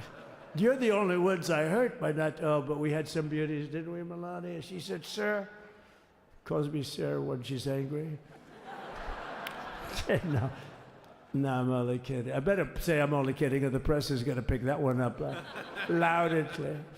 No, but she said, no, I think it would be terrible. It's such a nice speech. I think it's, it all depends on your delivery. How was the delivery? Was it good? But she said it's such a beautiful speech. You can't put things in there that you were going to put in. And I was going to talk about the J6 hostages, but you'll be happy because, it's action, not words that count. And you're going to see a lot of action on the J6 hostages. See a lot of that. And I was going to talk about the things that Joe did today with the pardons of people that were very, very guilty of very bad crimes, like the Unselect Committee of Political Thugs, where they literally, I mean, what they did is they destroyed and deleted all of the information, all of the hearings, practically not a thing left. They deleted all the information on Nancy Pelosi having turned down the offer of 10,000 soldiers. You wouldn't have needed 10,000. You could have had 500, and it would have stopped. Because we may have had 1 million people that day, the people that were there. You don't see any photographs, but we have a lot of great photos. But you don't see those photographs. They don't put them in. They show the people at the Capitol. But I was talking about that. I was going to talk about that. They said, please don't bring that up right now. You can bring it up tomorrow. I said, how about now in front of the I'll bring it up right now. You know, this little time delay is good because we're getting great reviews on the speech. Now watch. They'll take the speech and say, I didn't like it because he left there and he's talked to people. But we're giving you a little more information than we gave upstairs. But no, they pardoned a lot of people. They pardoned, before we even get to today, they pardoned, 33 murderers, absolute murderers, the worst murderers. You know, when you get the death sentence in the United States, you have to be bad because they don't give it much. And he pardoned almost everybody having a death sentence. And if you went through the crimes that were committed, you wouldn't even believe them. The level of violence, the people that were killed, the innocence of people that were killed, and children killed by these people. And he pardoned them for whatever reason. He spared them, but they didn't spare the people that they killed. And, you know, who knows what happens in the future. It's one of the worst because a lot of times they let them out early after that. You know, they say you're going to be in for life, but then all of a sudden they get let out for good behavior, and then they go on a rampage. You know, it's one of those little things, right? But I was going to talk about that. But I was really going to talk about the level of, you know, what's going on. Why are we doing this? Why are we trying to help a guy like Milley? Why are we doing Milley? He was pardoned. What he said, terrible what he said. Why are we helping some of the people? Why are we helping Liz Cheney? I mean, Liz Cheney is a disaster. She's a crying lunatic and crying Adam Kinzinger. He's a super crying. I never saw the guy not crying. He's always crying. I looked at him. I remember years ago he was actually on my side. And then one day, you know, when you don't want to kill people in wars, they turn against you. Liz Cheney hated the concept of not going to war with everybody. Let's kill everybody. Let's spend a lot of money on military equipment. You know, where her father works, right? And but what she did was incredible. Think of it. They destroyed and deleted all of that information that went on for almost 2 years against Trump. And the reason they did, because it was all false. Like the person that said, I tried to strangle a Secret Service agent. That's one of the toughest human beings I think I've ever seen. I actually had a friend saying, please don't change that, sir. You are the coolest sucker in history. Remember, she said, I put my hands around his neck because he wouldn't go to the Capitol. Made up fiction. And I was rebuffed. And the guy on the right is a massive weightlifter, probably stronger than me. Do you think he's stronger than me, honey? You know who I'm talking about. Possibly stronger than me. Slightly younger than me, like, I won't say how many years because I don't want to talk about that, but a lot of years. But I had a friend that said, why are you disputing that story? That's the coolest story I've ever heard. That I would attack a karate champion, get slightly rebuffed, and then throw my arms around a guy with a neck about this big. Even though there are bars, you know, there are bars, you can't really do that anyway. So I wanted to talk about that. But all of that stuff got deleted. And the reason it got deleted is they were all caught in lies. You know, Secret Service testified, and they said it didn't happen. Actually, the two guys were very embarrassed. They're suffering because their friends are saying, did Trump really do that to you? But they gained a whole new respect for me. But it was just make-believe stuff, and there were a lot of make-believe stories made up. So rather than suffer the wrath, like the story with Nancy Pelosi, I offered her 10,000 soldiers.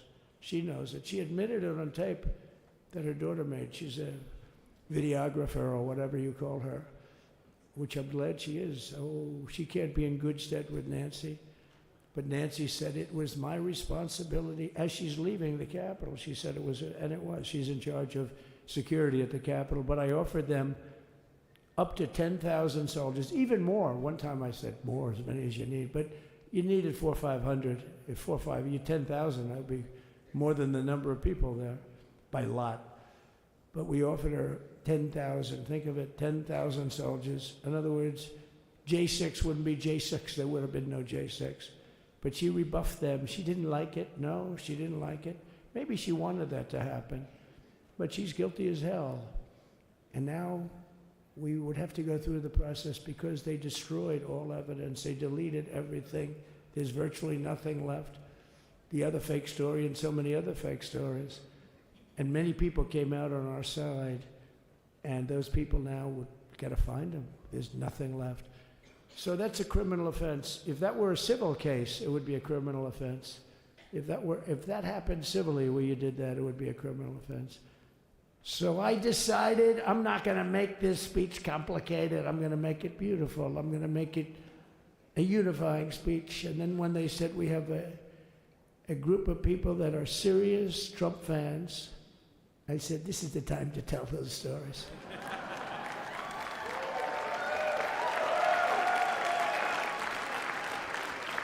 He knows. So anyway, but seriously, I'd like to, I think it was a tremendous success. I think we're very lucky we put it inside because it is really cold. We just went to the helicopter out of respect to something that's taken place for a long time. I guess it's as old as helicopters. You used to get into a stagecoach, now you get into a helicopter. Times change. But it's pretty old custom. And it's a beautiful custom, actually. It's a beautiful custom. I wish we could have had a better relationship. I wish we could have had a better relationship between Republicans and Democrats. I was with Senator Schumer. I said, Chuck, I think it's time we all start getting along a little bit because it doesn't make sense. I mean, we literally never get a Democrat vote. They never get a Republican vote, almost. And although there is a bill coming up very shortly that we have a lot of Democrat votes, right? That's going to be a very beautiful bill. We're going to have a deciding, I would say, within a week or so, I think. And it's going to be a very good bill. You all know what I'm talking about. So I just want to thank you all for being here. You have been our fans from day one. All these people all over. You've been our fans. This has been there's never been anything like it. There's never been anything like it. This has been a movement like no movement ever in history for probably any country, let alone this country. You know, if somebody's running for president, and if they go out and they announce they're going to Arizona, they're going to Nevada, they're going to someplace, if you have 200 or 300 people, that would be standard. Ronald Reagan would go out. I mean, outside of the last couple of days where people get a little excited, but even then you have a couple of thousand people. But if you're going to go someplace, any place, any one of the swing states, any one of the other states, I mean, how about the non-swing states? We won Alabama by 48 points. We won Tennessee by massive numbers. Wyoming, we won by numbers that are, nobody's ever seen numbers like that. And, you know, places like California, we did great, but when they send out like 38 million ballots, nobody knows where the hell they're sending them, and then they come pouring back, the whole thing. You know, they passed a law in California that if you work in an election bureau and if you so much as ask for a voter ID, if you say, sir, ma'am, could I please look at your voter ID? They have the right to put you in jail. You're a criminal. Can you believe that? There's only one reason that happens. They want to cheat. So they had it where voter ID wasn't accepted. But now if you even ask for it, this is seriously a bill that was just signed, passed in their legislature, and it was signed. And I think when we get things cleaned up and we get back to a little bit of normalcy, I'm going to ask the speaker to really get involved because I think we would have won the state of California because, if you look at my numbers with Hispanic, we're at 56%. And we won the Texas border that had never been won. As the governor said, he's doing a good job, the governor, by the way, of Texas. But as the governor said, it hasn't. Oh, did I get lucky? Did I get lucky? Supposing I said, he's not here, but the governor of Texas has done a terrible job. Wow, look at you. You mean we couldn't get you up in the front row? I tell you. Supposing I said, JD, the governor of Texas, he's not doing his job. You heard what I said. See, I didn't know you were there. I said he's doing a great job. He's doing a phenomenal job. But now you're going to have a partner that's going to work with you because you didn't have, not only didn't he have a partner, he had people selling the wall, right? We have a fence structure that we worked on, the governor worked on with me. And I didn't love it, to be honest with you. I wanted a nice precast concrete, 40, 50 feet high, like a beautiful, could have been a T-shape, Y-shape. I love construction. I wanted that sucker to go up maybe 50, 60 feet. It would have looked beautiful, a nice Y shape. And they said, the problem is, sir, they climbed that like a rabbit. I said, what do you mean? No way. And they brought some of these guys out. They climbed it like... And the other thing is you hit it with acid and the thing will disintegrate. They have things for concrete. So they needed very hardened steel, very special steel. And then they needed 7,000-pound concrete inside that steel, inside that steel. And then they have a rebar that's the toughest steel made. Very hard to cut. So this is why very little is cut. It's right. And then they put a anti-climb panel on top. I hated it. I said, it's so unattractive. And I said, why would that work? I don't believe it works. And I went to watch the Border Patrol, gave a display. We had actually two sets of climbers. The guys that climb up walls with drugs on their back, they got like 60, 70 pounds of drug, and they go as fast as you can walk. They go bip, bip, bip. Or we have Mount Everest type climbers. And honestly, the drug guys were much better. I couldn't believe it. The drug guys blew them away, right? But it's true, the anti-climb panel, they couldn't get around it. They just couldn't. You didn't have it. So sometimes you sacrifice beauty for efficiency. And we did. So we built this wall, and we built over 500 miles of wall. That's why we had such good numbers. The famous chart that came down, very thankfully, the chart that came down on my right, Governor, had I not looked over there, I'm not speaking right now. You might be speaking here. You want to know the truth? You, JD, you've got a lot of great people in this party, but I got very lucky, but we had the best numbers we've ever had. But I bought, what happens is when you fill it up, it's like water. You fill it up. Now we have 571 miles of wall. And they would always say, when we renovated a wall, so there'd be like a piece of plywood sitting there for 60 years, or a 2x4 sitting for 60 years on the ground and rotting. Because, and they'll say, you didn't build a new wall. Here we're building 50 feet up in the air, 30 feet sections, 50-foot sections, all steel, all concrete, all everything. And all, by the way, they don't even want me to say this, but what the hell, doesn't take that long time. They're all wired for all of the equipment. We put wires in everything so they can easily wire for all the different types of equipment. And if there's a doubt, we hit a wire. Whenever we just look, you just find the wires all over the place up top, so we can just hook it up. We don't have to have wires on the outside, which wouldn't do too well, right? So anyway, we built an extra 200 miles of wall, and the governor wanted to buy it. He tried to buy it, and they wouldn't sell it to him. He wanted to put it up himself. Could have been done in 3 to 4 weeks, 200 more miles, because when you do it now, they just keep going further out, getting around. So we did an extra 200 miles, and it was all bought. And they announced that they're not going to put it up. And that's when I realized they wanted open borders, and that's when I realized that people are going to come pouring through the wall like nobody's ever seen before, but you've seen it. A lot of you are here because of that. I made it my number one issue. They all said inflation was the number one issue. I said I disagree. I think people coming into our country from prisons and from mental institutions is a bigger issue for the people that I know. And I made it my number one. I talked about inflation too, but how many times can you say that an apple has doubled in cost.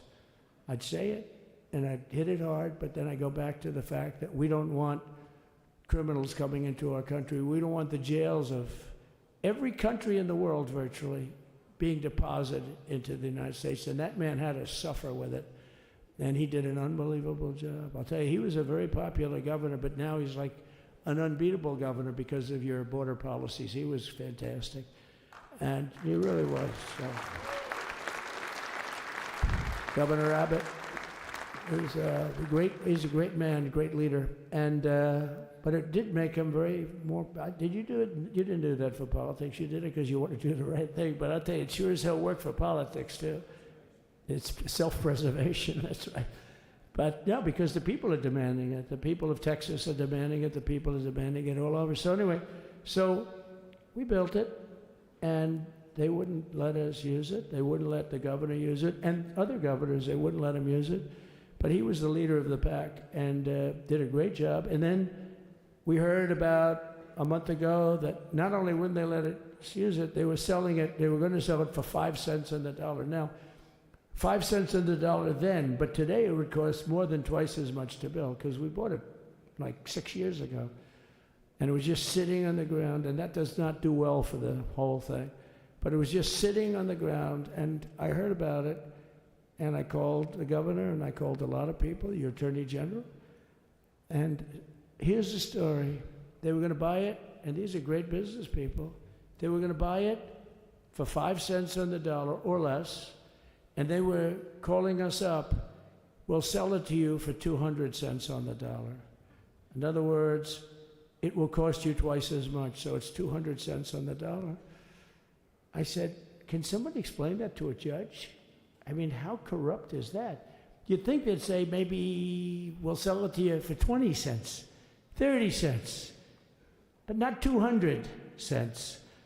So they were going to buy something for 5 cents, and they were going to sell it to us for a fortune. They were going to make it would be, they'd have it down that in Fortune magazine, they'd put it of the deal of the year, okay?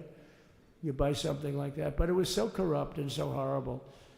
And when we told that to the administration, they didn't care. They just kept going forward. They couldn't care less. And they kept going forward. They knew that they were trying to sell it back to us. They would have sold it back to us. You would have ended up buying it. You would have paid probably 50, 60 cents. Who knows? But they were going to use it for scrap metal, but then they made a much better deal. They could just buy it and sell it to us for 15, 20 times what they paid. 20 times, think of it, like 20 times what they paid. And we wouldn't let it happen. And the governor with his attorney general, Ken Paxton, they made a fantastic, they're a good lawyer. He's pushed around pretty good by people, right? I said, you got a great attorney general. They should leave him alone. He was with me.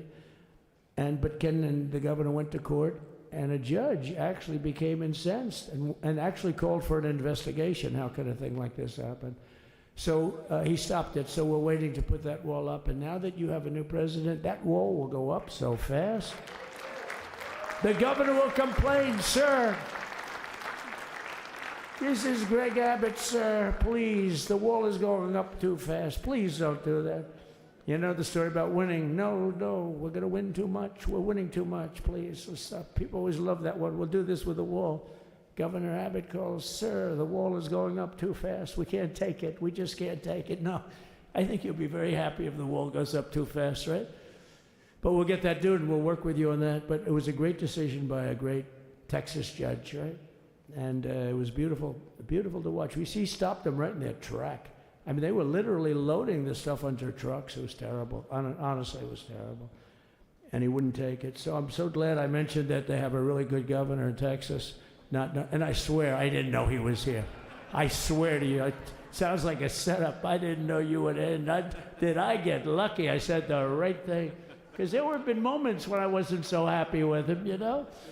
But not too many, I can tell you that. So anyway, it's good to see you too, Governor. Great. But I just want to thank everybody. You've been incredible. I recognize so many of you. It's so crazy. But this has been a long journey. This was a journey that started in 2015, probably started 20 years before that. People used to say, you're going to run for president? You're going to run? And I always said, no, I don't want. And then one day I said, let's give it a shot. And what I talked about then was the border, too. I think it probably was the number one issue for me. Back in 2015, 2016, I talked about the border. And now I talked about the border, but this border is much worse. We fixed the border. It was totally fixed. There was nothing to talk about. 2020, by the way, that election was totally rigged, but that's okay. It was a rigged election. You know the only thing good about it? It showed how bad they are, showed how incompetent, and frankly, historically, this is a much bigger event. If that would have gone like it should have, the bad thing about it is some bad things happen, like a lot of people in our country that wouldn't be in our country right now. So that's the bad part. But I will say that it started in 2015, and right from the beginning, we went to the top. Day one, they announced Trump, and Trump went to number one and stayed there for the whole primary. And then we took on Hillary. She didn't look too happy today. We took on Hillary, a very nice person, but we took on Hillary and we defeated Hillary, and then we did much better the second time in 2020. You know, we got millions more votes. We got millions, like 10, 12 million more votes than we did the first time. No president has ever gotten that many more votes. I got like 9 million more than anybody else had ever gotten, and they said we lost. And because of that, I said to Melania, what do you think? And she said, you want to do this again? And had we lost, and had I thought we lost, I wouldn't do it again, because that's like the ultimate poll, right? But I knew how well we did, and this time we made it too big to rig. It was so big. They tried like hell in the butt. They tried to do it, and around 9:02 they gave up. Last time they did bad things, but this time they just said, yes. You know, I don't know if you saw, Mr. Speaker, in Washington, they had placards. They were all set to march. They thought it'd be closer. A gentleman asked me, a very respected gentleman asked me yesterday, how come the polls were so wrong? They showed you winning, but not in a landslide. I said, because people that are true Trumpers are so angry at the whole polling system and at the writers, the fake news, that they don't want to talk to anybody. So when you call somebody from Trump, who are you voting for? They say, it's none of your business. I'm not telling you.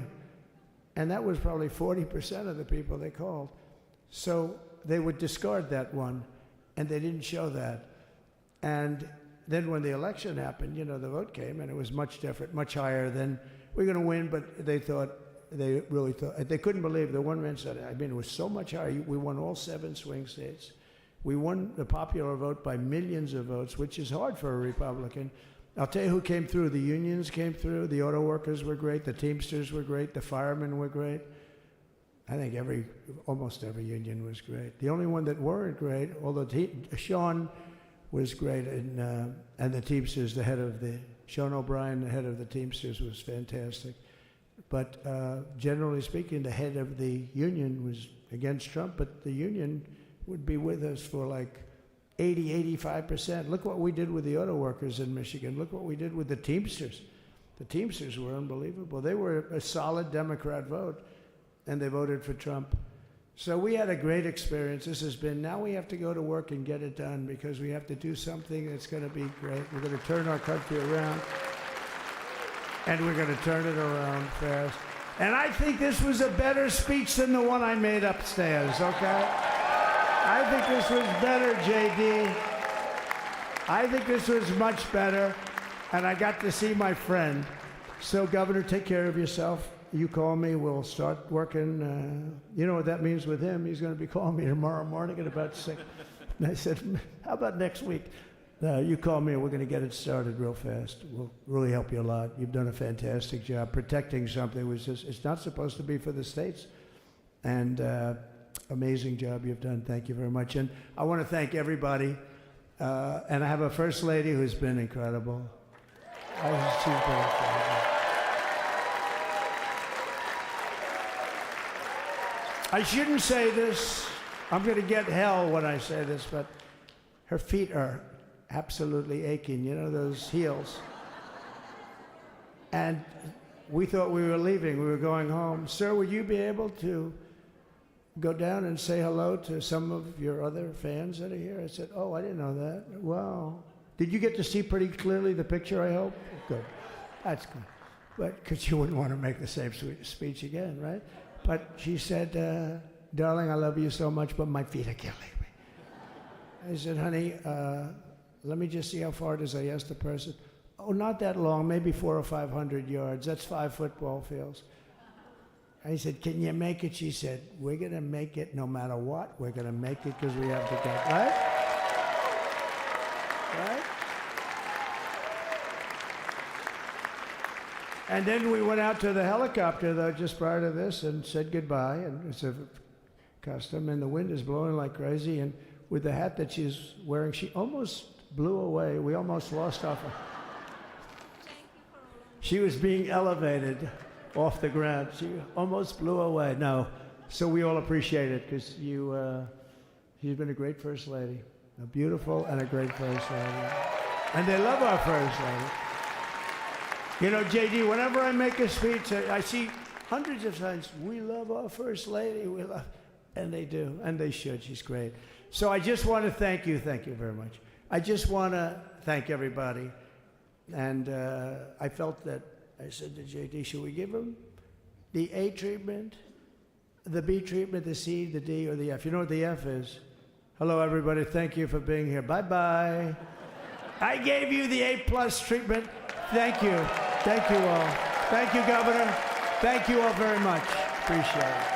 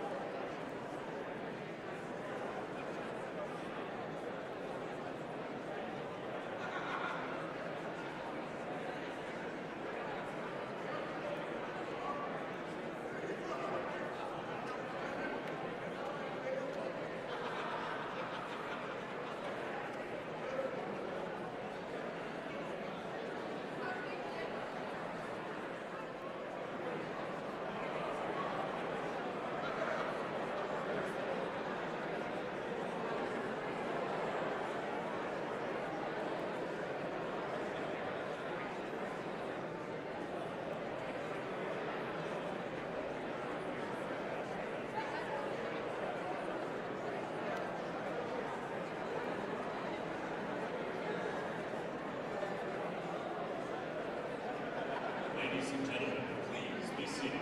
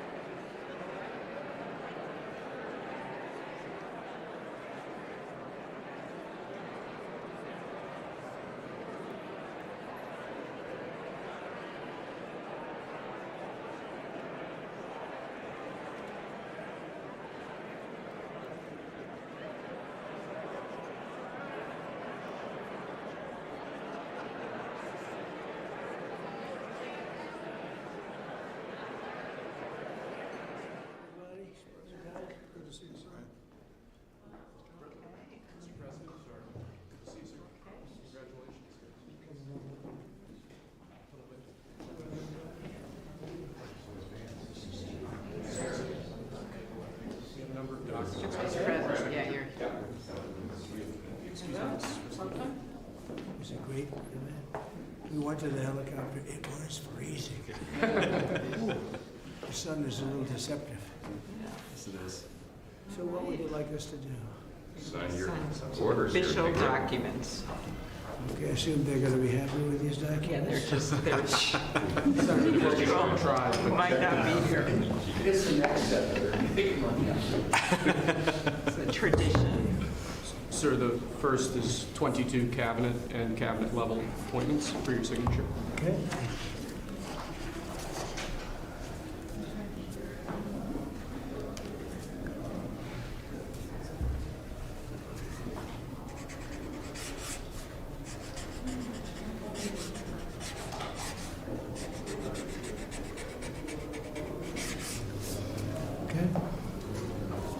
The next one will be, excuse me, the next one will be 47 sub-cabinet level appointments, sir.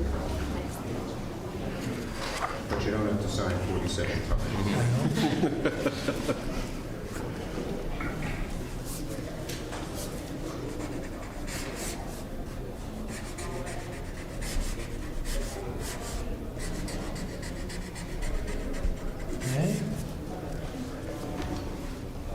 Thank you, sir. Now 31 acting designations and appointments to effectively take control of the government. Let's do that. Yeah, that's important. Sounds important, isn't it?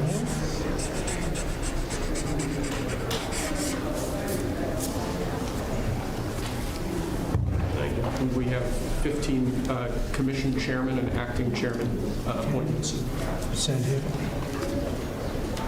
Commission chairman and acting chairman.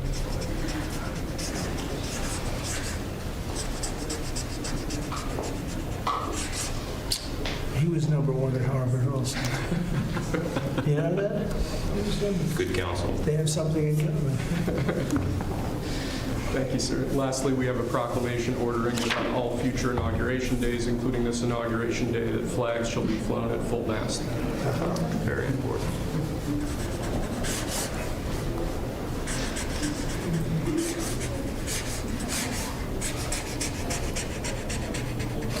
That was a beautiful place to have an inauguration tonight. The sound was so good. The temperature was 72 degrees, but the sound was so good. So maybe something to think about. Thank you. Okay. Good acoustics. Yes. All right. Now Thank we go to lunch. Great. Very Nice to good. meet you. Thank you very much. There you go. Take that. All right. See you. Thank you. Thank you, sir. Mr. President, did you have a good meeting with former President Biden? Very nice. Very nice. Beautiful custom. Mr. President, It goes back as long as hell comes. Before that, it was a stagecoach. But it was, I thought it was beautiful. Thank you. Great job. Great job. Thank you. Check. Mr. President, do you have any reaction to the pardons President Biden did at the last minute?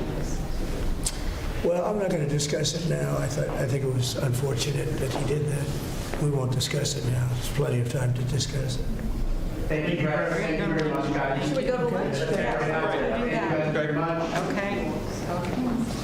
Head to lunch. Ready for lunch? Okay. Thank you.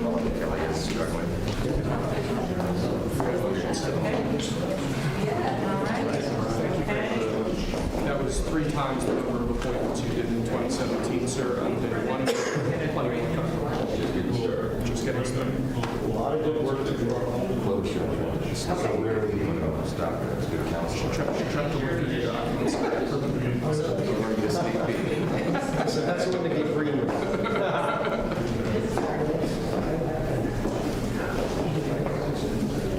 Thank you. That was great. That was great.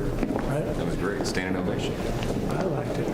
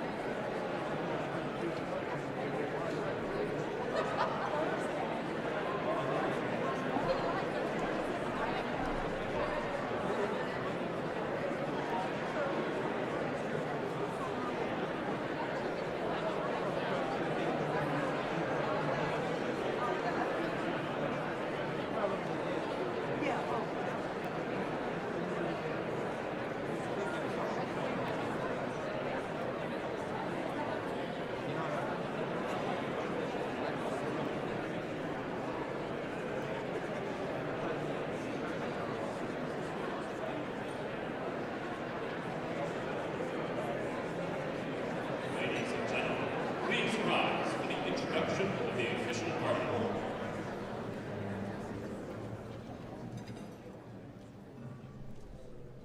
Ladies and gentlemen, please be seated.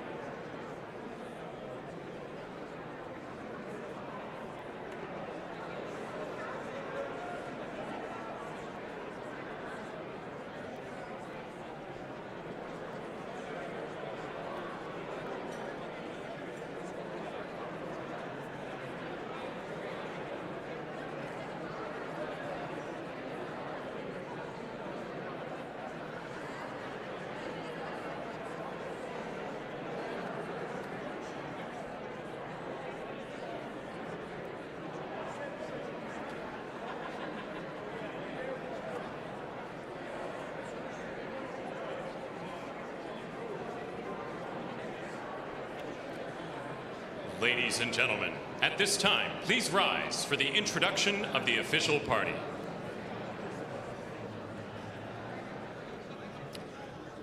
Please welcome members of the Joint Congressional Committee on Inaugural Ceremonies, the Speaker of the House, the Honorable Mike Johnson, accompanied by Mrs. Johnson, Senate Democratic Leader, the Honorable Charles Schumer, accompanied by Mrs. Weinschall Schumer, House Majority Leader, the Honorable Steve Scalise, accompanied by Mrs. Scalise, and House Democratic Leader, the Honorable Hakeem Jeffries.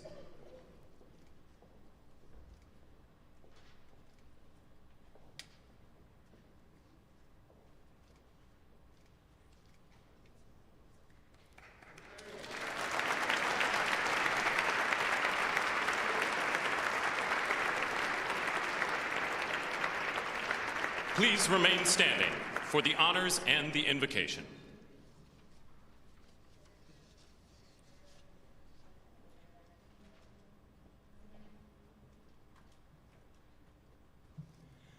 Ladies and gentlemen, escorting the Vice President of the United States, ranking member of the Joint Congressional Committee on Inaugural Ceremonies, the Honorable Deb Fischer and Mr. Fischer.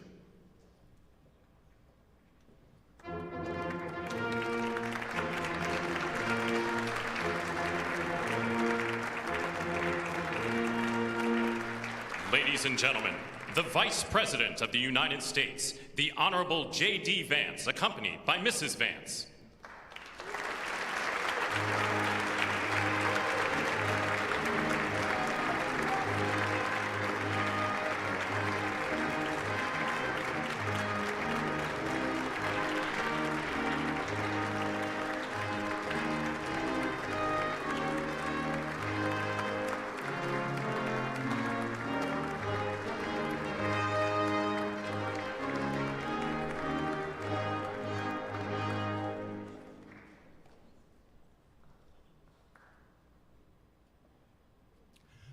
Ladies and gentlemen, escorting the President of the United States, the Chairwoman of the Joint Congressional Committee on Inaugural Ceremonies, the Honorable Amy Klobuchar and Mr. Bessler.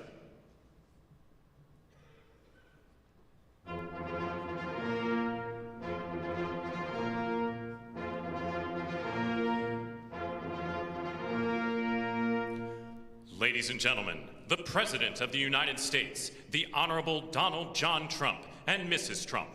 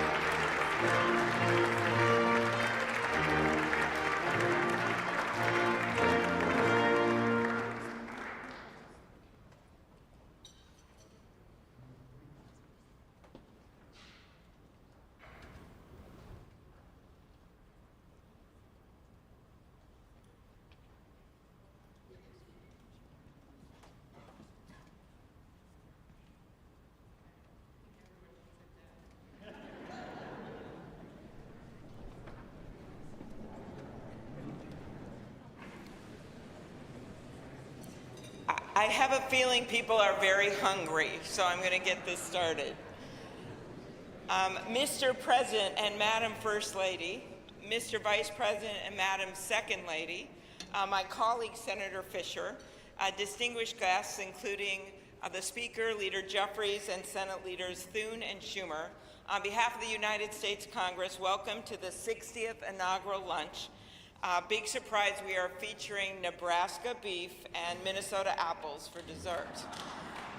We are here in Statuary Hall, where these luncheons have taken place since President Reagan's first inauguration in 1981, and where the House of Representatives once met over 150 years ago. That would be before you were born, Mr. Speaker. In 1864, after the new House wing of the Capitol was built, and in the midst of the Civil War, Congress dedicated this chamber to host statues chosen by every state. Walking into the hall, we all passed under the arch, holding the marble Car of History clock. The statue shows Cleo, the Greek muse of history, holding a book to record events as they happen. And as you can see, she's heard a lot of stuff. And as she rides her chariot forward into the future, she looks behind her to remember the past. She remains here as she has for hundreds of years, a reminder that history will remember the events of the present, and it is on us to write that history right now.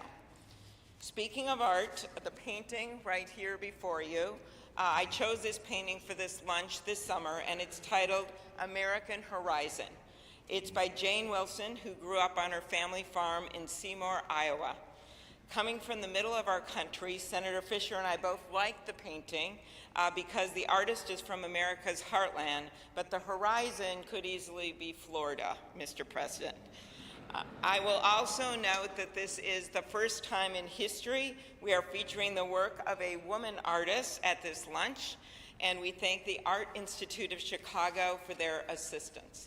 Looking at the vast open landscape of this painting, we're drawn to the bottom of the frame where the land or the water, depending on where you're from, meets the sky, and the horizon endures. The enduring horizon is especially meaningful for us today as we mark our enduring democracy as we approach its 250th anniversary. It's a reminder that what's over the horizon is our next chapter, and it is my prayer that the people in this room can write that chapter together. I'd now like to ask U.S. Senate Chaplain Dr. Barry Black, and we thank God he is back with us and in good health, to deliver the invocation, after which lunch will be served. Thank you.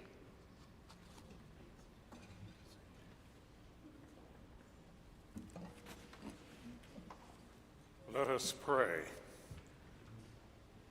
King of kings and Lord of lords, whose kingdom is above all earthly kingdoms, and who judges all lesser sovereignties.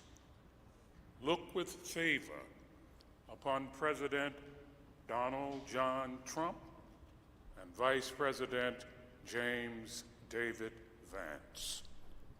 Empower them with the wisdom and courage needed for our times. Protect them from the vicissitudes and challenges that obstruct the making of a world of justice, peace, and righteousness.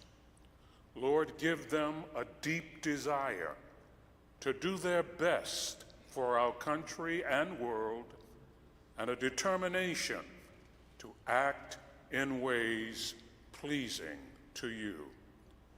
Preserve their families in health and strength by your grace and power. Bless now this luncheon as each of us finds your grace sufficient for every need. We pray in your sovereign name. Amen.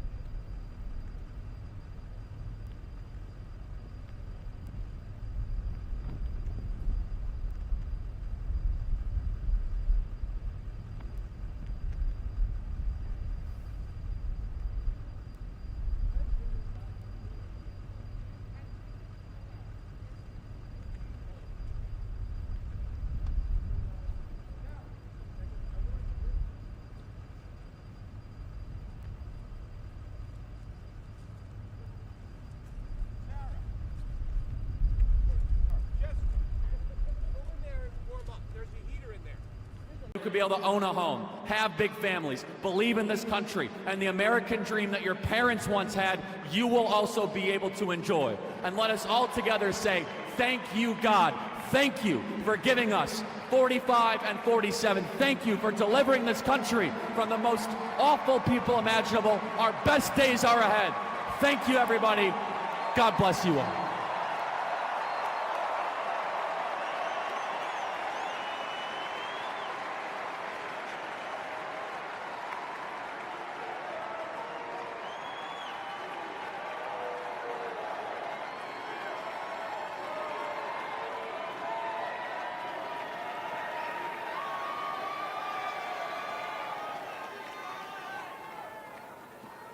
Ladies and gentlemen, please welcome to the stage the next Secretary of Commerce, Howard Lutnick.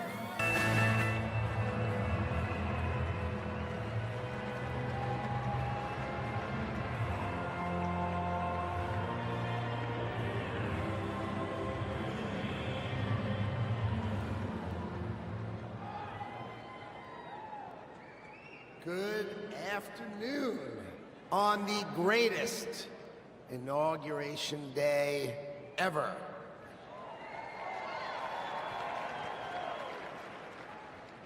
Today is one of the most important days in American history because Donald J. Trump is right now heading back to the White House.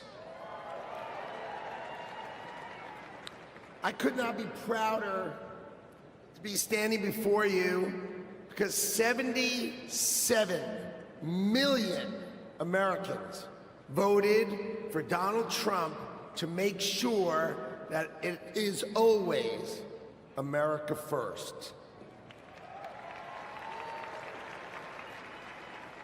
So I want to tell you some stories because no president, you know, Donald Trump is now the oldest president to take office, but no president has ever had his work ethic, his energy, or his intuition. So when the president sees a problem, he calls it out. You know it, right? He's the one who said fake news. He's the one who said the swamp. He's the one who said the deep state.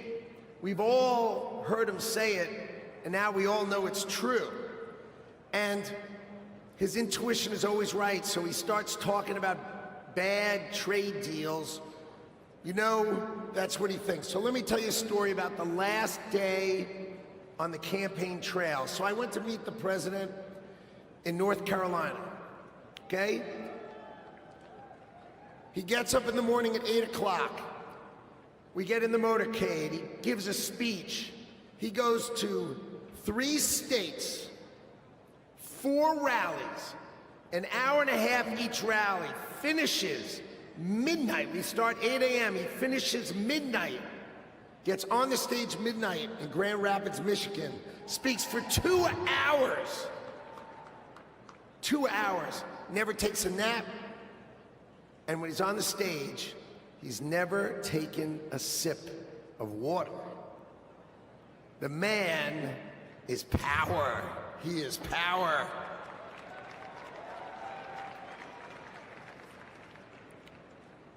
See, no other president will let the administration do it. He's going to help us fix America. So, I've never been in politics before. I spent my life working and building companies, and I worked hard to build a life that really is, it's only possible in America.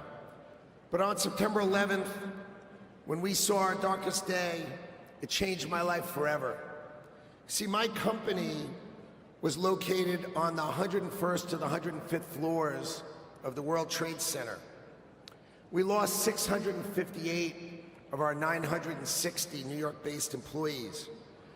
My younger brother Gary got killed. He was 36. My best friend Doug, 39.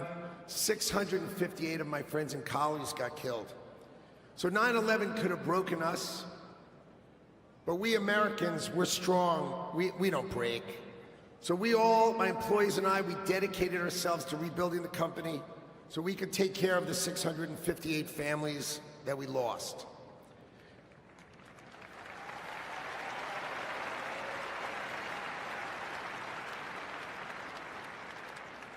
And I want you to know, we received thousands and thousands of cards and letters, and most importantly, we received all of your prayers, and that mattered to us and helped carry us through. So the events of September 11th, they instilled in me a sense of community and dedication for the country. So when the president asked me to join him in his administration, I jumped at the chance.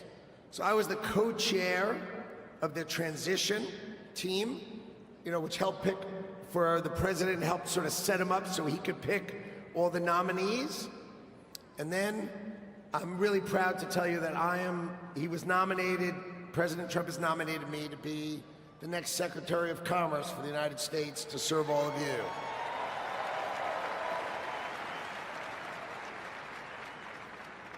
So let's talk about commerce. You see, we plan to end the decades of policies that threw American workers to the wolves. Factories were closed, jobs were lost, wages decreased. We left Americans out in the cold while country after country of this world took us to the cleaners and made money off of us. And that is going to end today.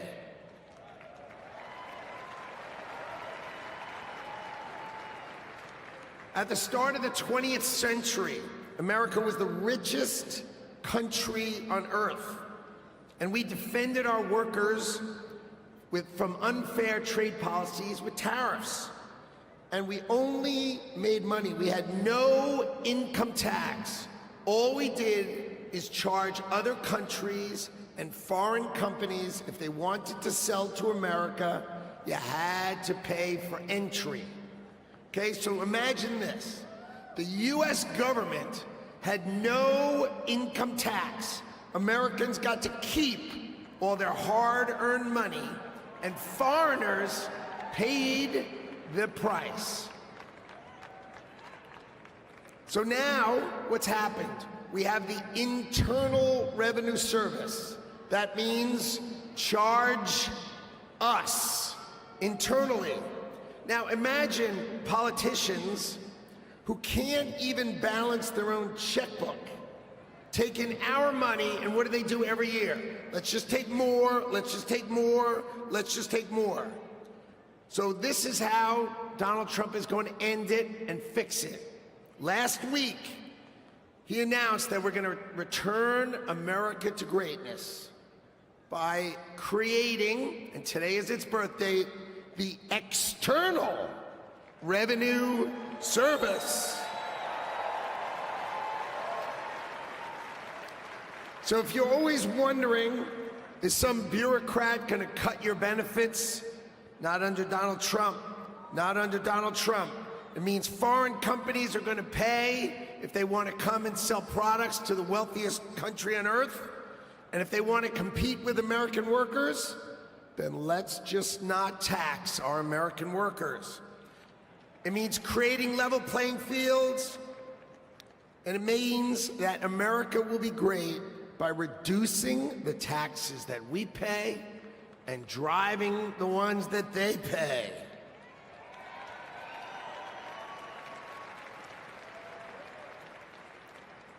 So what that means is the External Revenue Service will put up tariffs or walls that protect you.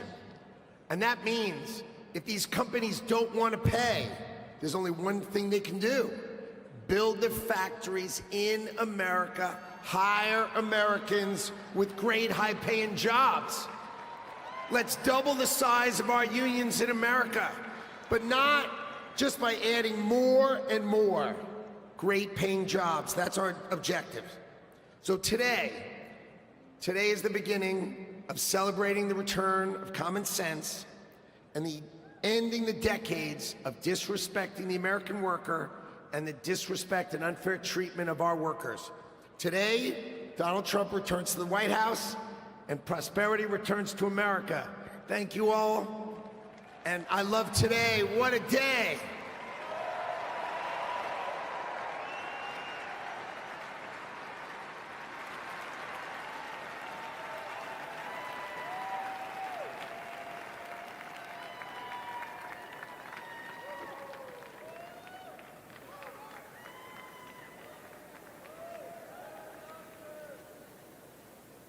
Ladies and gentlemen, please welcome to the stage Governor Glenn Youngkin.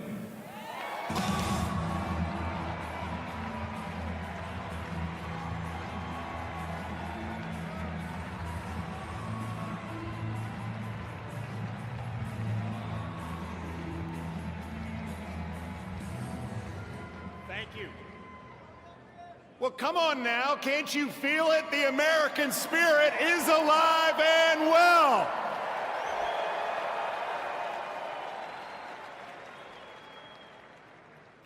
This is the dawn of the golden age of America because we inaugurated the 47th President of the United States of America, Donald J. Trump.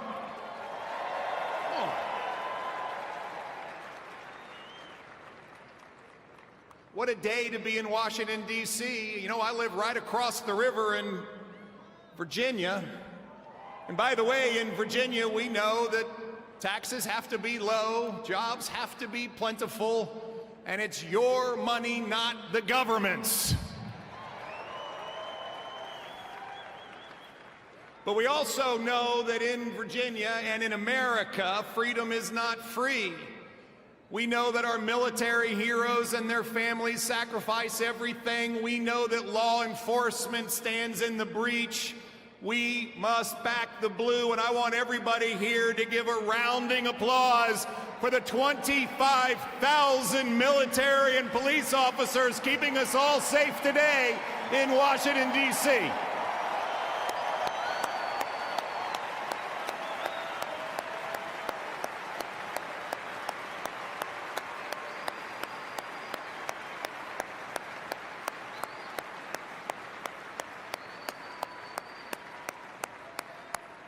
God bless America.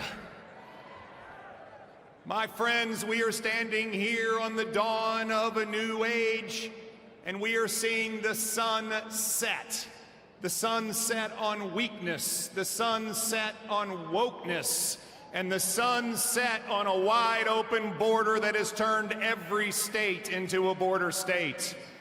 We are seeing the dawn of a prosperous America, the dawn of a secure and safe America, and the dawn of a world that sees peace because we have a strong America.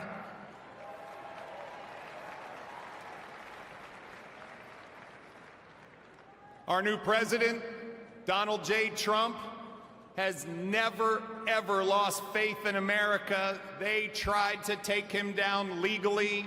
They tried to put him in jail. They tried to even assassinate him. And he never gave up on America, and America, we will never give up on him.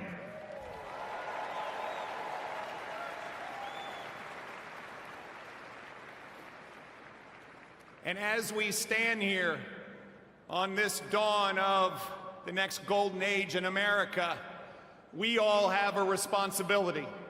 It is our responsibility to stand every day in support of this administration, to do everything that we possibly can do for America's success. President Trump deeply believes this, and both he and J.D. Vance have already gone to work. He is signing executive orders. He is closing the border. He is bringing down inflation. He is stepping into the breach. Ladies and gentlemen, it is time for America to be prosperous again. It is time for America to be safe again. It is time for America to be strong again. And it is time for America to be great again.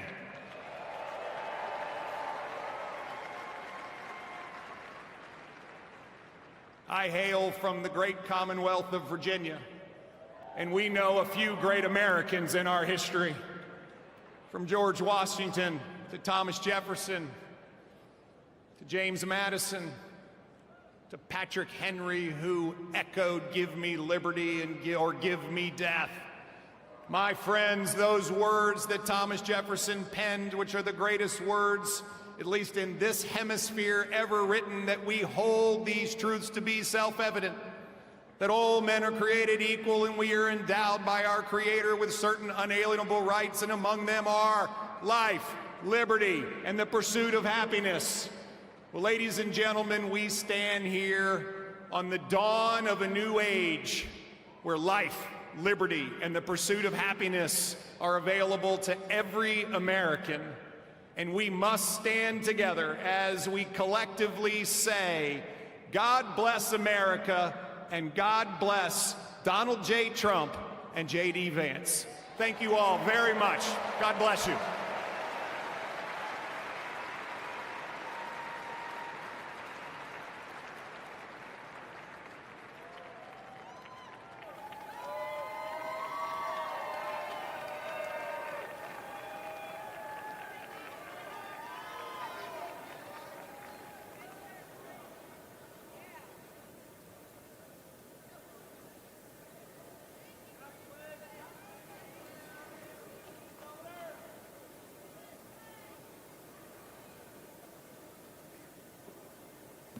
Ladies and gentlemen, please welcome to the stage, Mr. Elon Musk.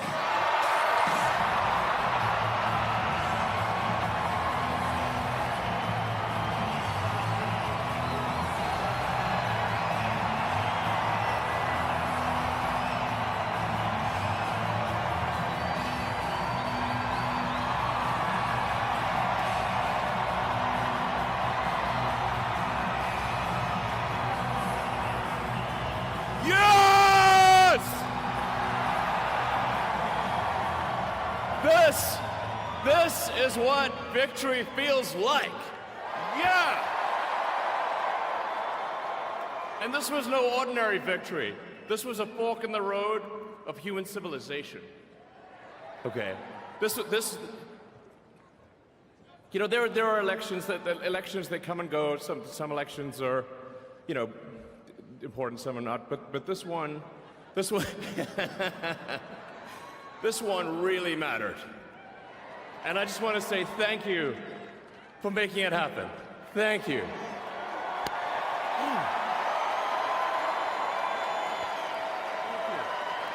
My heart goes out to you.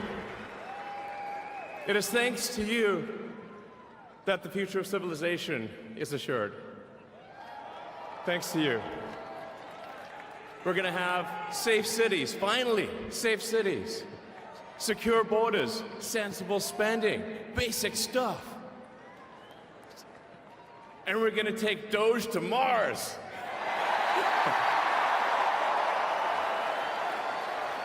I mean, can you imagine how awesome it will be to have American astronauts plant the flag on another planet for the first time? Bam! Bam! Yeah! How inspiring would that be? You know, there's always problems in life. You know, there's this problem, solve that problem. But you know, there need to be things that inspire you. There need to be things that make you glad to wake up in the morning and say, I'm looking forward to the future. Yeah. And I love you guys.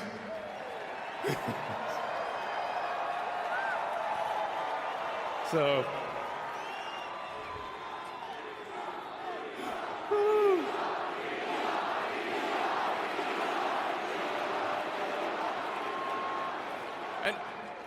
and let me tell you, I'm gonna work my ass off for you guys. So, I really will. I really will. So, and yeah, but I'm super fired up. For the future. It's going to be very exciting. As the president said, we're going to have a golden age. It's going to be fantastic. And one of the fundamental things, one of the most American values that I love is optimism. And this feeling like we're gonna make the future good. We're gonna make it good. So,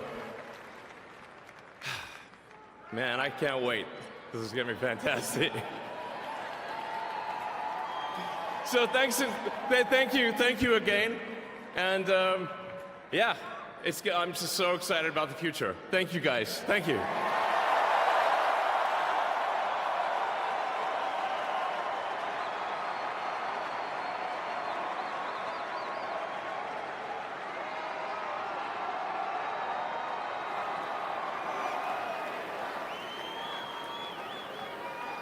Ladies and gentlemen, please welcome to the stage, Kash Patel.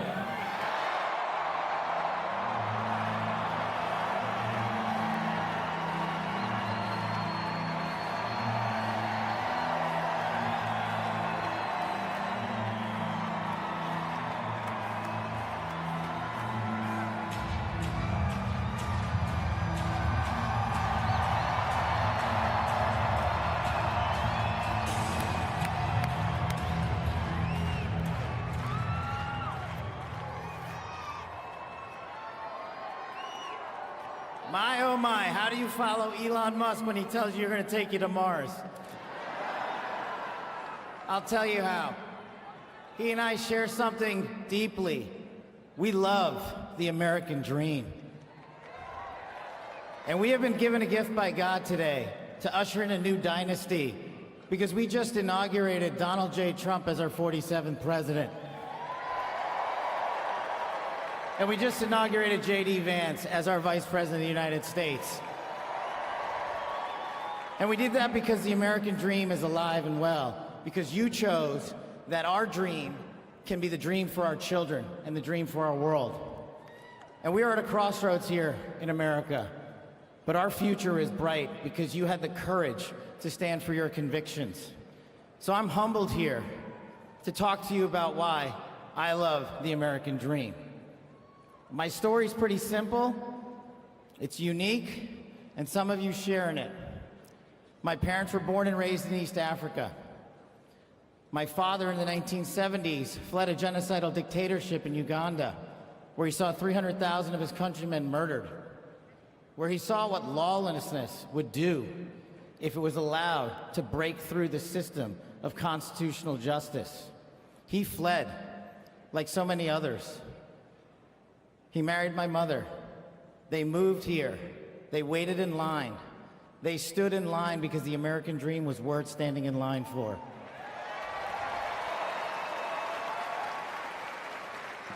That dream is woven into the fabric of this nation, and our immigration policy is the greatest policy in the world. And now that we have Donald J. Trump and J.D. Vance, it will become the greatest policy in the world again.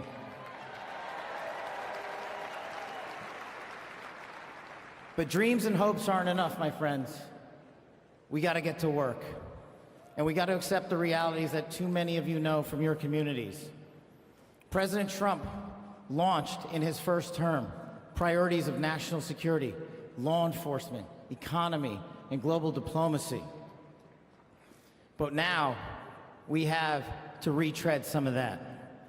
And I'd just like to go over a few of the things that our community has been living under these last few years. In the last calendar year alone, we had 100,000 drug overdoses. In the last calendar year alone, we had over 100,000 rapes. In the last calendar year alone, we had 17,000 homicides. That is unacceptable in 2025 in the United States of America. That is why we need constitutional law and order. When I read the statistic that for the age group of 18 to 45, the #1 cause of death is CCP fentanyl. We are not prioritized to go after the threats that face this country, and most of all, that face our future generations. But thank God, we will be starting right now.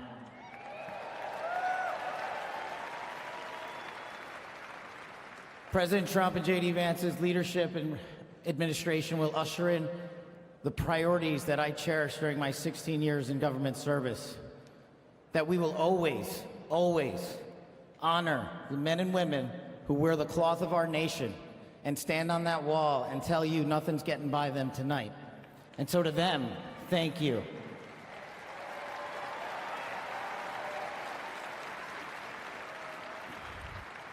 To our teachers and our frontline workers and our first responders, y'all choose to show up every single day for our children, for our communities, and we will now show up for you. Thank you for keeping us safe.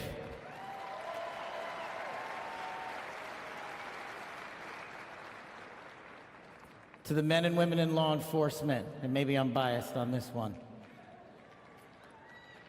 Our police officers, our sheriffs, our federal agents are some of the greatest warriors that God has ever created. And we will put them first because they have our backs, and now we will have your backs.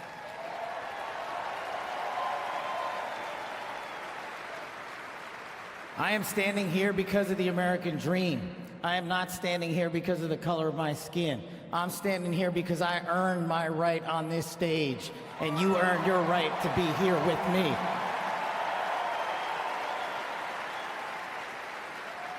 And I promise you this, with every fiber of my being, that our law enforcement, that our teachers, that our first responders, that our veterans, that our men and women in uniform who dare to serve this country and put themselves below the rest of our needs will be reprioritized to the top of the heap because they are standing on that wall, and we will not let that light go dark on them.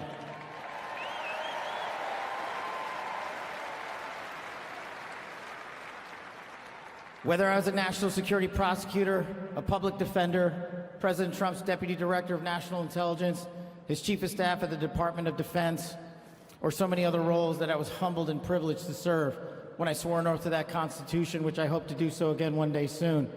You have my word that you have ushered in a dynasty of change. You have ushered in a dynasty that will allow our children to live this American dream. My American dream.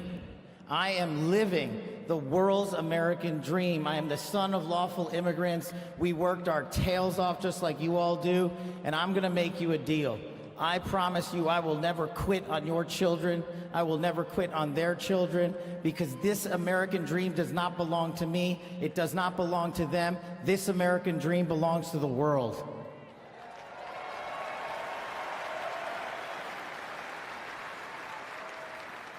So in closing, I just want to tell you this. It's pretty cool to be speaking in Capital One Arena right before the boss.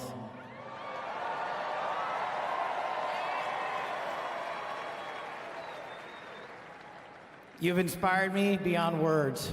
Your love, your devotion, your commitment to our country, everywhere I go, shows us that we are not only the beacon of hope, but we are the land of constitutional justice. We are the land under Donald J. Trump and J.D. Vance, where we are going to end the two-tier system of justice. We are going to remove the weaponization of the intelligence community for political purposes. And we are going to put the men and women of America first.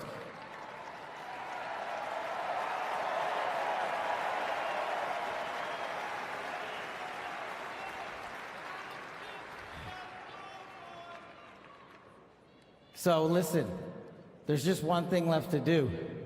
We all got work to do. We've got the greatest president and the greatest vice president in the history of the world.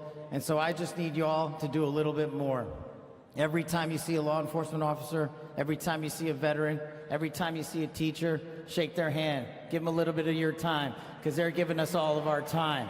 And don't forget to enjoy the ride, ladies and gentlemen. God bless America. God bless these United States of America. God bless every one of you. I'm living the American dream. My name is Kash Patel, and I ain't going anywhere.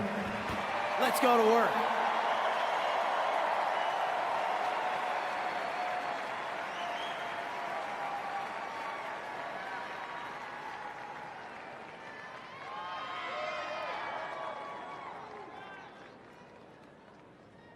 Ladies and gentlemen, please welcome to the stage, Dan Scavino.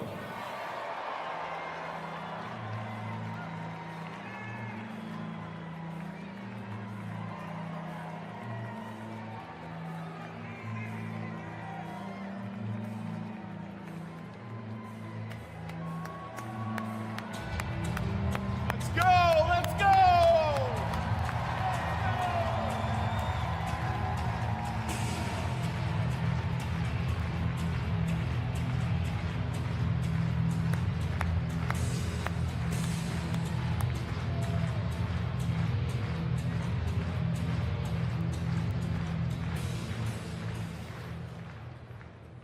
Hello, Patriots. How's everybody doing this evening? We're back!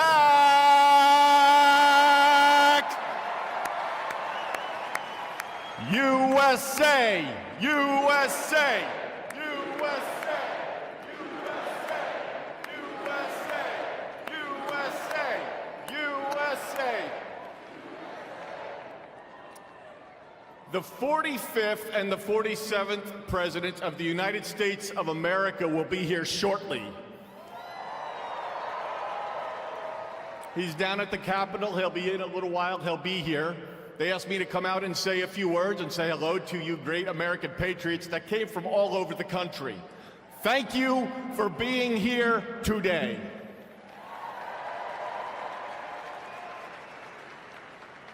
One thing I just noticed when we were leaving the Capitol after the swearing in that really hit me hard after the journey we have been on over the last 9 years, especially over the last 4 years.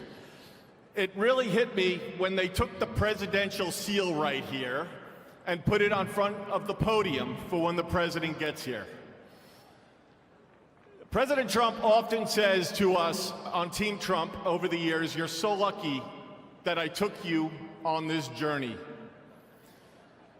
In the good times and the bad times, no matter what would be happening, we'd be sitting on Trump Force One, Air Force One, in the Oval Office, at Mar-a-Lago, no matter where it may be.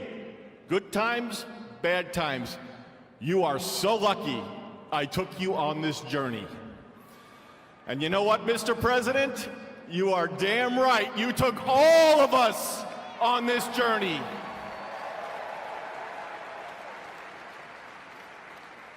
There's been a lot of stops along the way from 2016 when we started back in 2015 with a small campaign team flying around the country, doing rallies, small team, 6, 7, maybe 8 people. Then it continued to grow. Before you knew it, the GOP nomination was going to Donald J. Trump in Cleveland in 2016. Fast forward, he became the 45th president of the United States of America.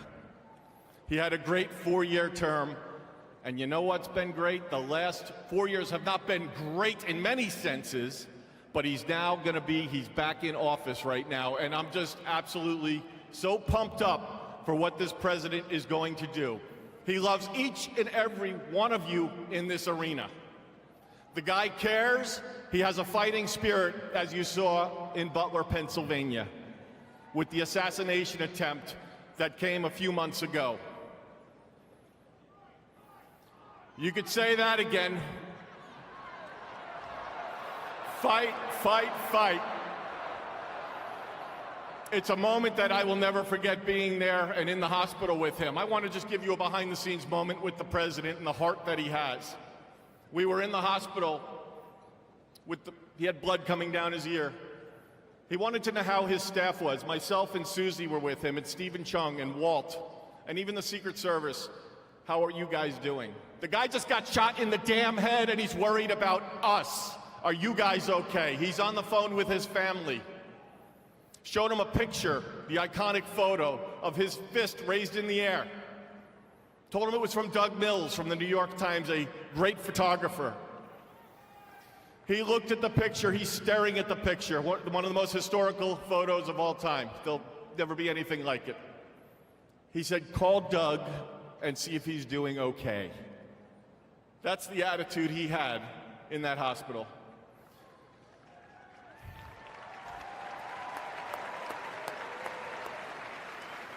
Our president has been resilient through a lot, and I don't need to get into all of it because you're all familiar with it, and I'm convinced much of it that went on over the last 4 years is why he won the election in an electoral landslide.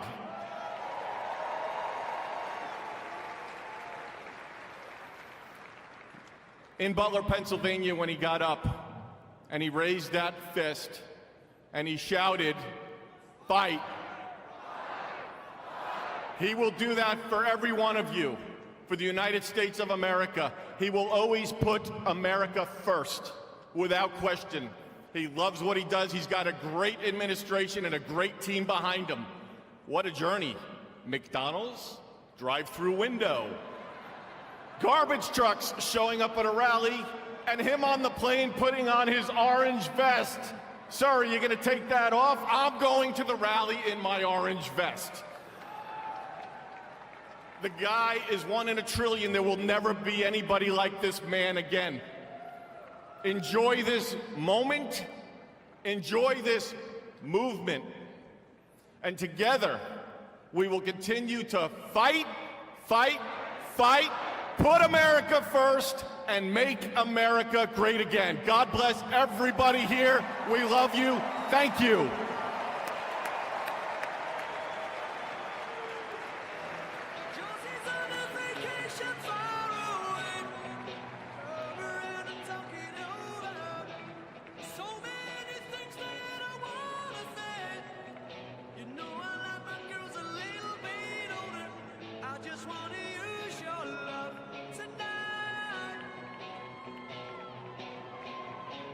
I don't wanna lose your love.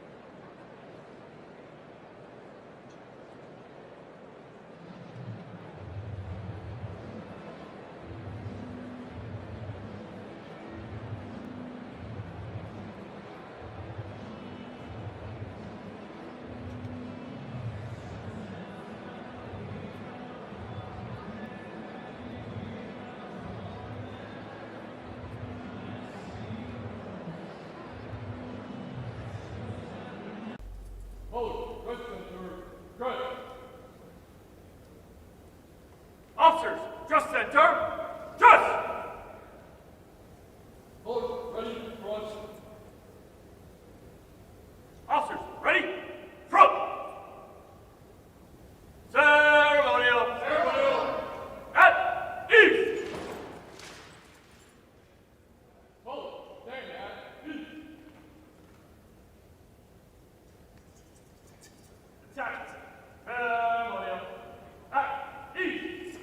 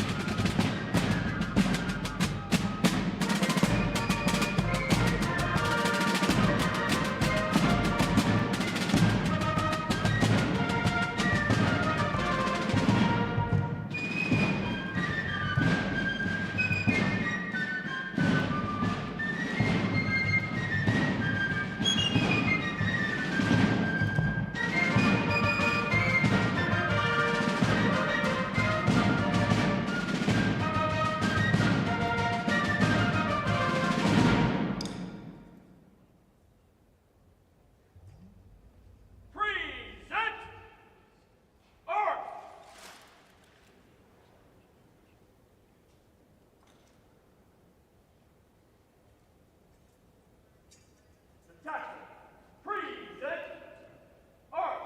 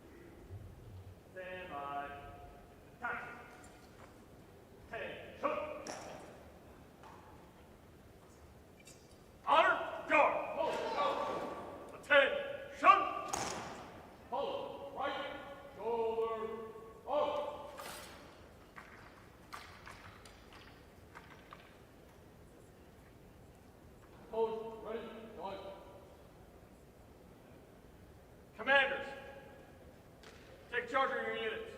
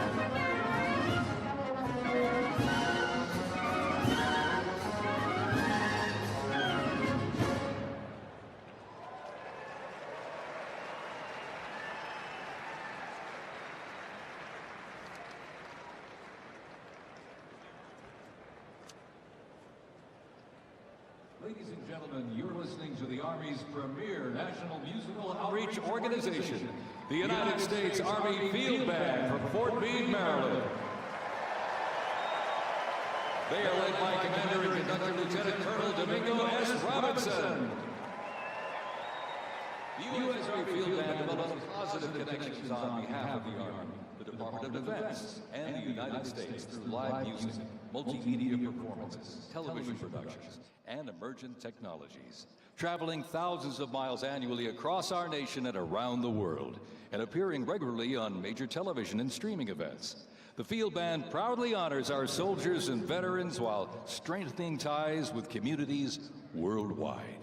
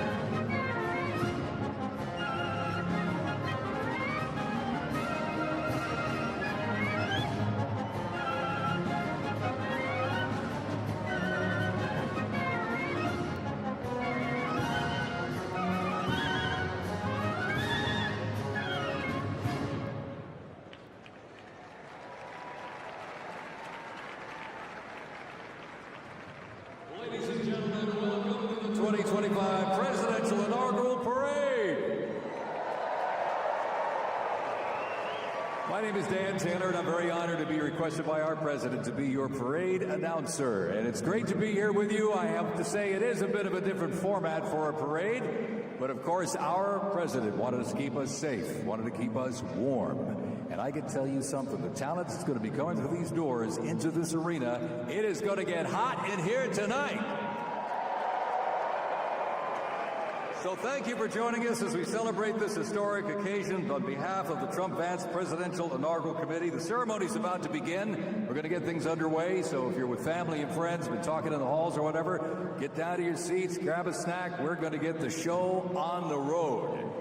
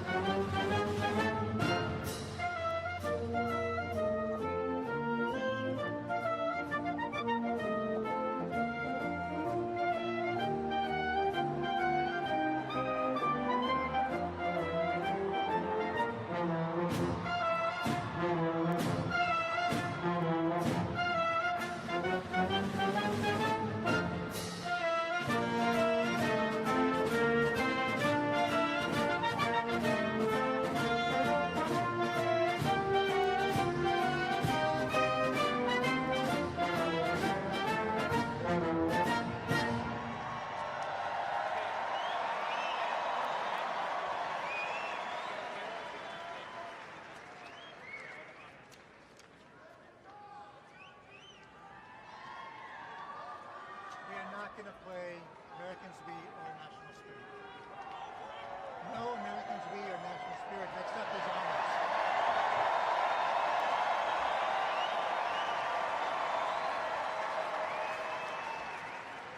Next up, the Herald will play honors.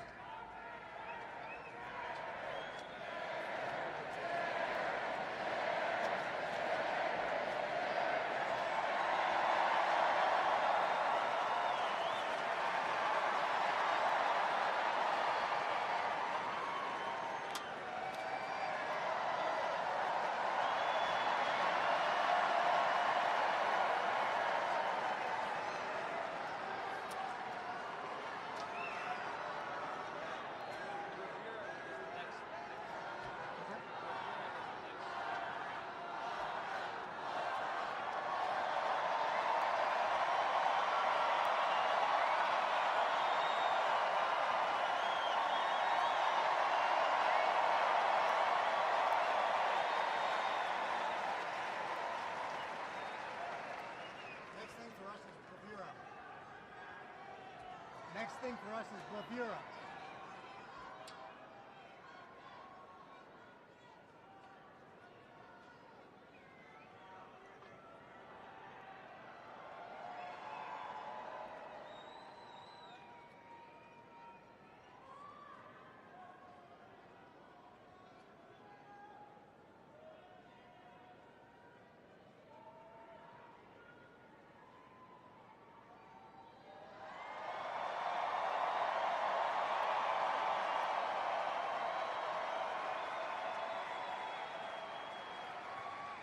Ladies and gentlemen, we'd like to welcome the official fanfare music group of the President of the United States. Under the direction of Major Aaron Morris, the U.S. Army Band Herald Trumpets performing their fanfare that's actually written for the 47th President of the United States. Listen to this, it's amazing. This is Brass and Glory.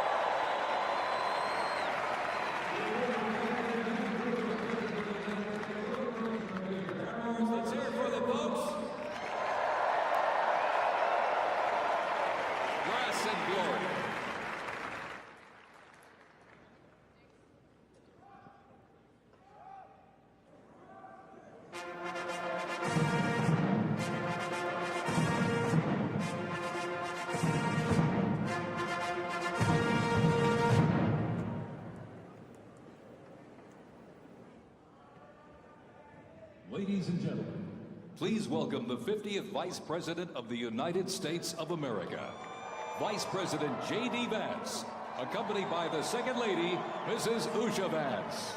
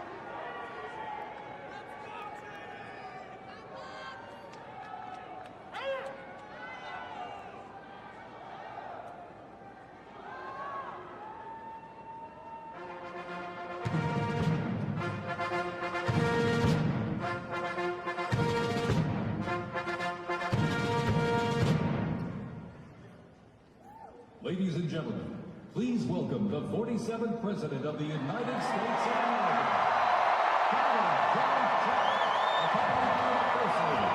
This is the Romania time.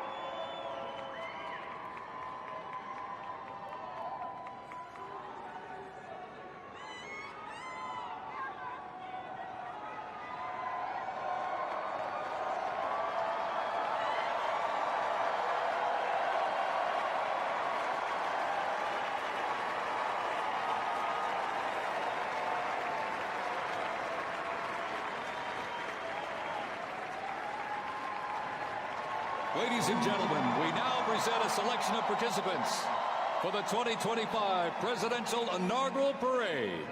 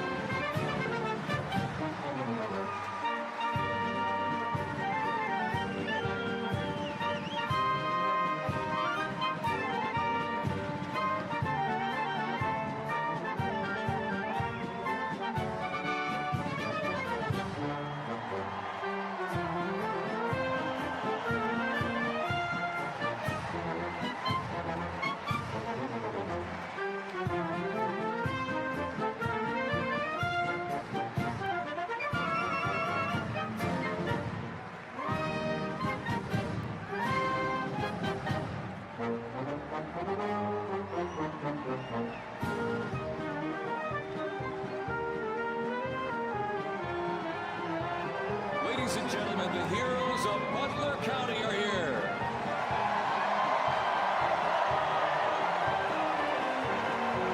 And they are here to pay homage to the life, selfless community service and sacrifice of Corey Comparatori.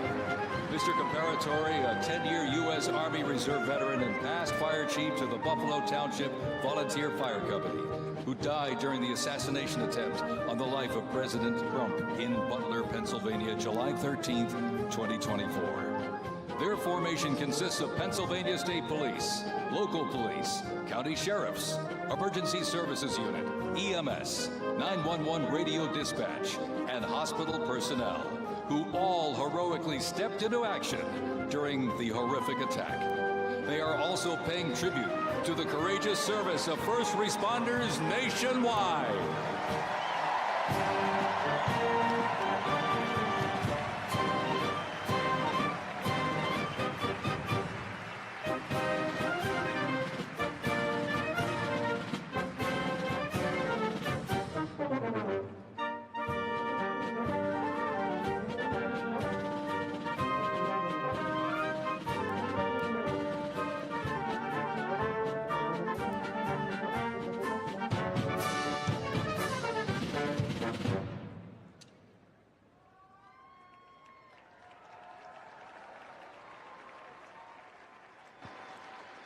Ladies and gentlemen, at this very special event, let us now take a moment of silence in honor of Corey Comparatori.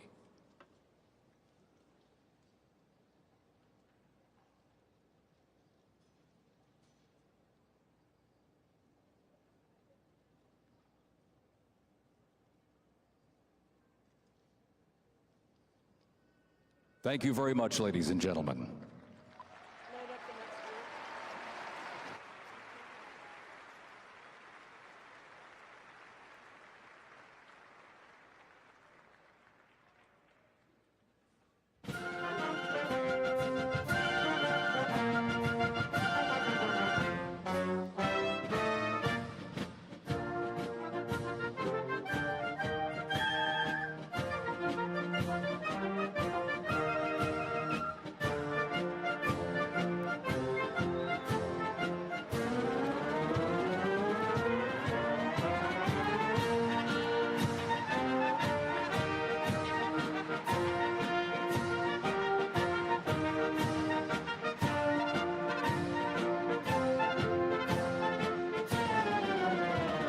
Present to you the New York Military Academy from Cornwall-on-Hudson, New York.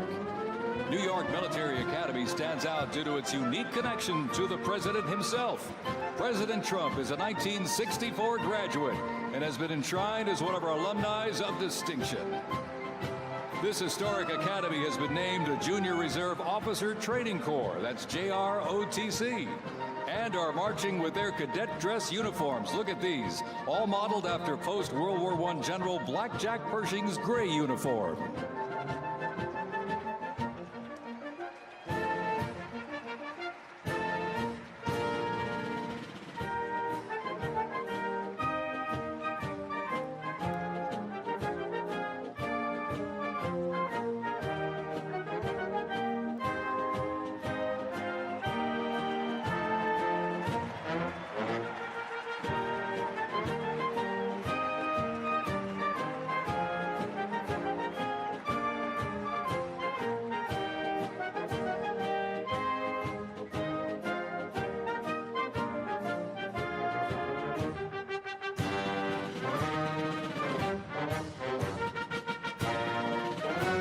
Introducing the Palm Beach Police and Fire Honor Guard unit, representing the town of Palm Beach, Florida.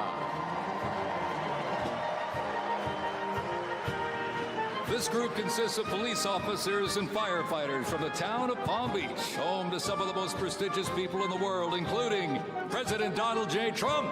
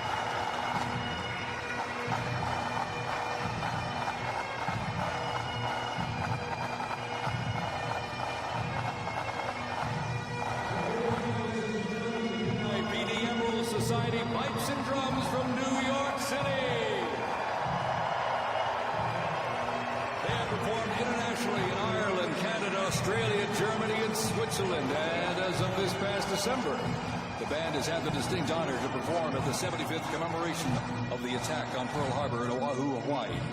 The band has also played for hospitalized children, military veterans, as well as the 1980 and 2005 presidential inaugural parades, and His Holiness Pope John Paul II. The NYPD Emerald Society Pipes and Drums formed way back in 1960. And you know, they are the oldest, largest police pipe band in the United States, comprised of all active and retired police officers of various ranks and assignments. Listen to those bagpipes. Let's hear it for them, folks.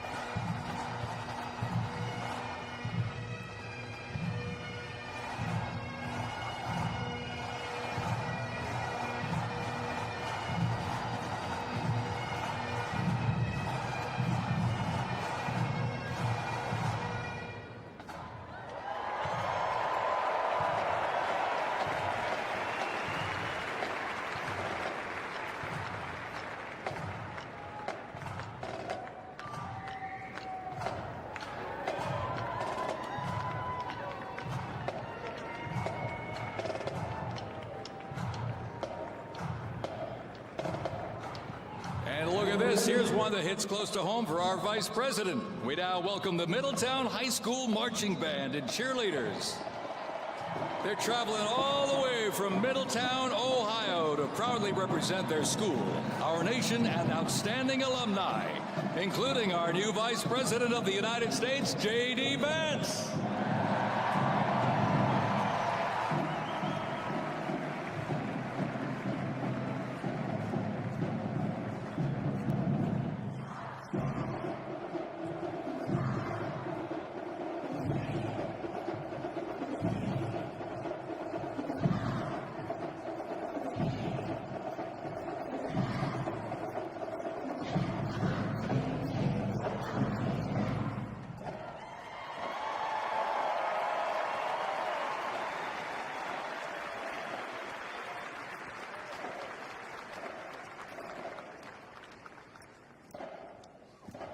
The band has performed in countless parades, community and sporting events, as well as competitions. They have also always qualified for the Ohio Music Educators Association state finals for 23 years straight. How about that?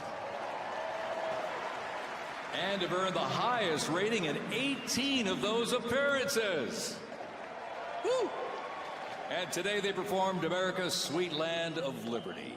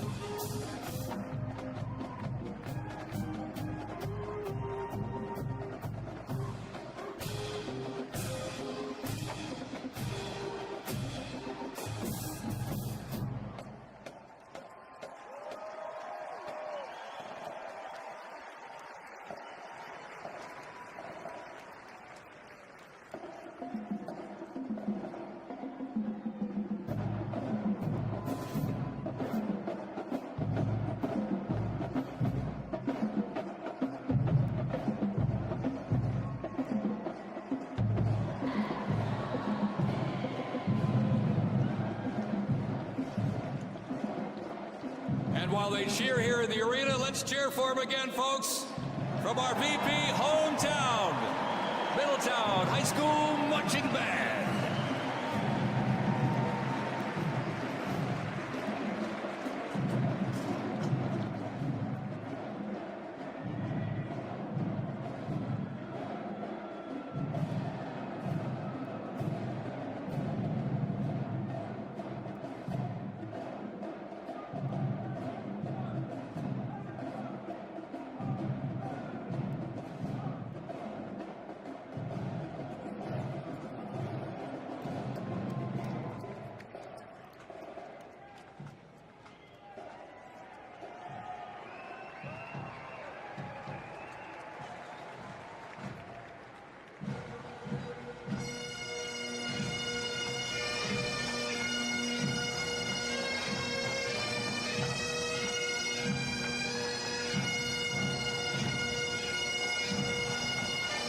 Ladies and gentlemen, entering the arena right now, traveling from Boca Raton, Florida, the Florida Firefighters Pipes and Drums. And they are well seasoned when it comes to civic events. They've played and participated in parades, memorials, and other ceremonial events across both the United States and Europe. Today, they are wearing their most notable uniforms. What a great photo opportunity. Consisting of the Glengarry headgear and kilts. And they are proud to honor their fallen brothers and sisters each and every day.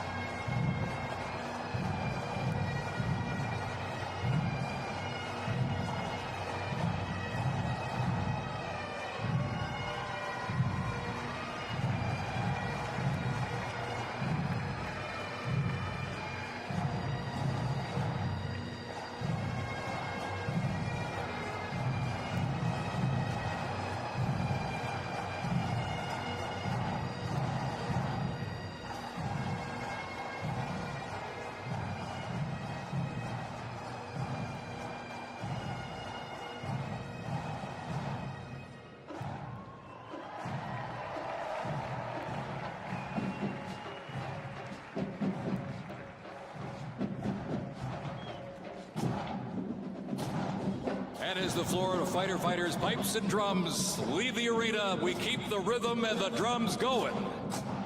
Please welcome the Stewart's Creek High School Marching Band.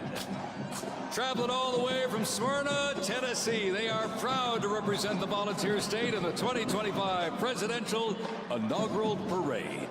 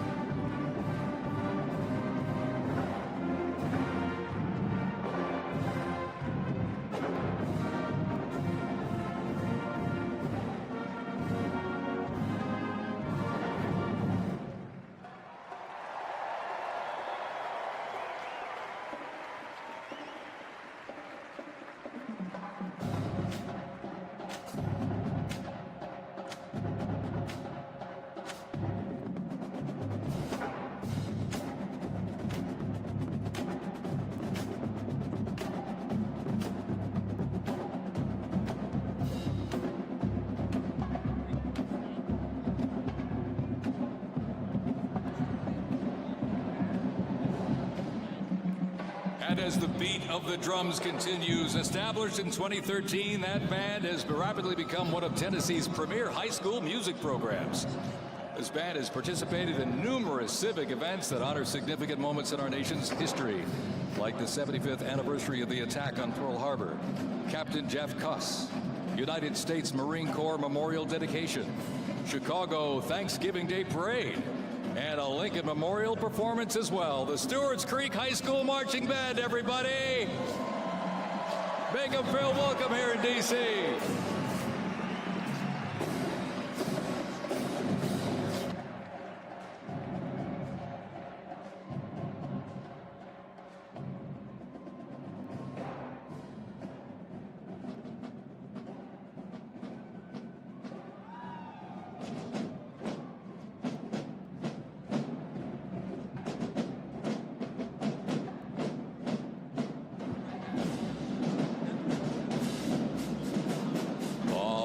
Ladies and gentlemen, now welcoming the Mississippi Valley State University Band.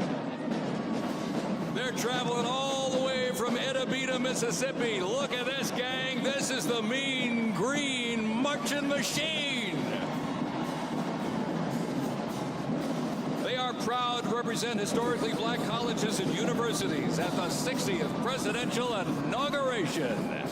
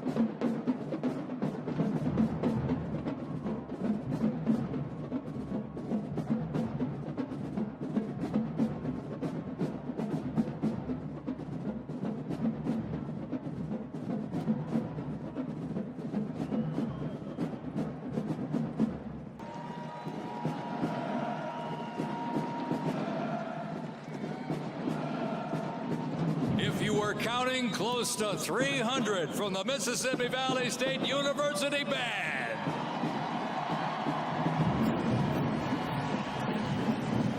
You know, since its founding, the band has consistently played a significant role at their university and across the United States. They have performed for athletic events, Mardi Gras parades, Rose Bowl parades, and many, many more.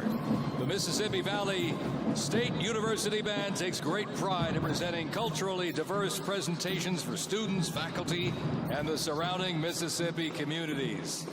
Take a look at that brass out there. Woo! That's just part of the big green marching machine. The Mean Green Marching Machine from Itta, Mississippi, ladies and gentlemen.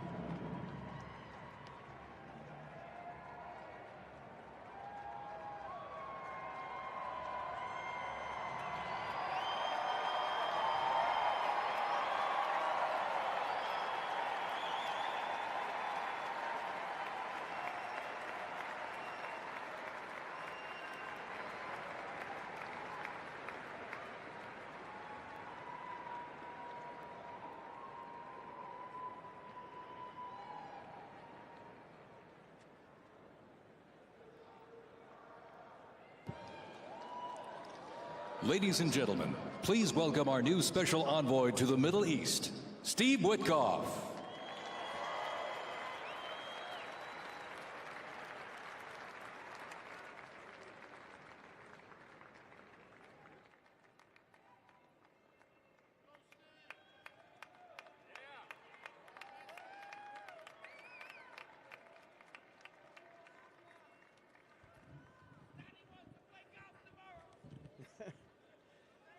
Good evening, everybody.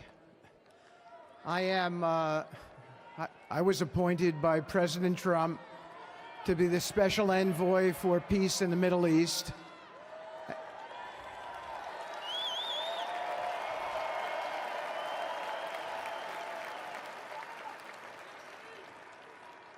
And I'd like to describe to you some of the things we're doing and how it informs on President Trump's policies.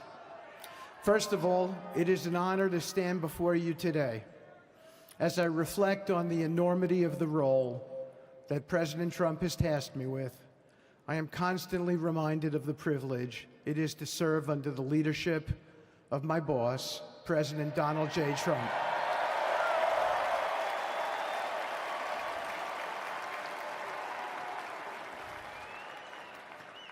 His presidency has provided a clear, bold vision for the Middle East, and it is this vision that guides every step I take in the mission.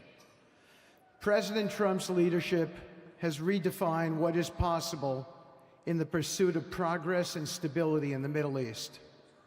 His decisive, pragmatic approach ensures that even the most entrenched conflicts are met with fresh perspectives and innovative strategies. His policies have already delivered remarkable successes, such as yesterday's release of hostages in Gaza.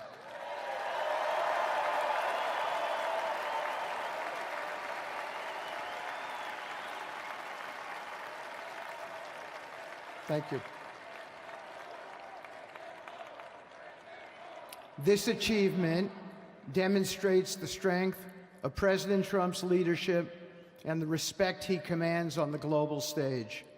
It is yet another example of his ability to deliver results in the most complex and challenging situations. The Abraham Accords, a testament to his vision and determination, have also brought historic progress to the region, transforming old rivalries into new alliances. These agreements are not merely symbolic. They represent a practical roadmap for peace, economic cooperation, and mutual respect across nations. My role, as President Trump has tasked me, is straightforward yet profoundly challenging: to turn his vision into actionable outcomes. He sets the agenda, he lays the framework, and he inspires people like me into bold action. My responsibility is to implement his vision, engaging with leaders across the region to find pathways towards sustainable peace and stability. And let me tell you, having Donald Trump as a boss makes this task not only possible, but far more effective.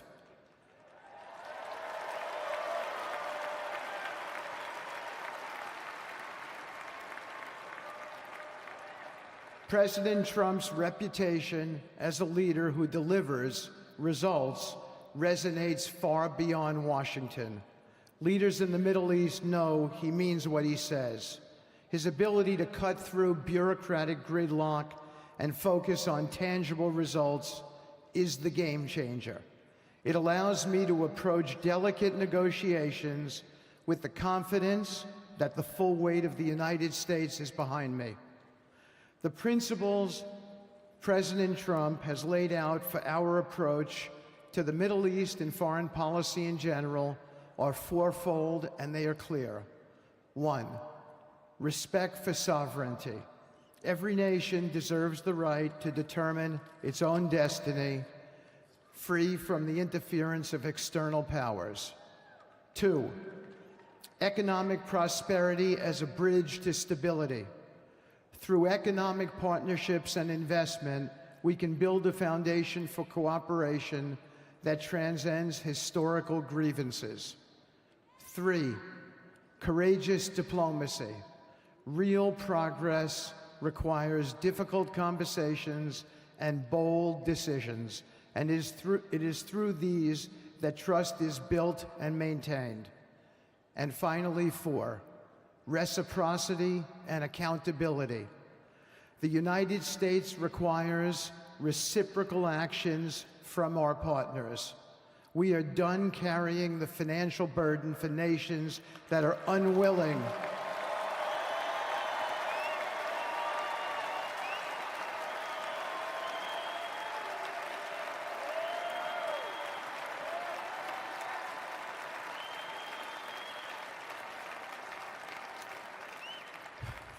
We are done carrying the financial burden for nations that are unwilling to fund their own progress.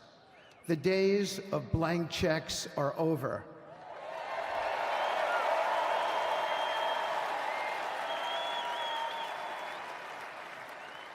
Partnerships under President Trump's leadership must be equitable, and contributions must reflect shared commitments to our goals. In my work, I've seen firsthand how these principles resonate. They provide a foundation that transcends politics and speaks to the shared humanity of all people in a region. Leaders across the Middle East recognize that this Trump administration is serious about results, not symbolic gestures, but real, meaningful progress that improves lives. Thank you.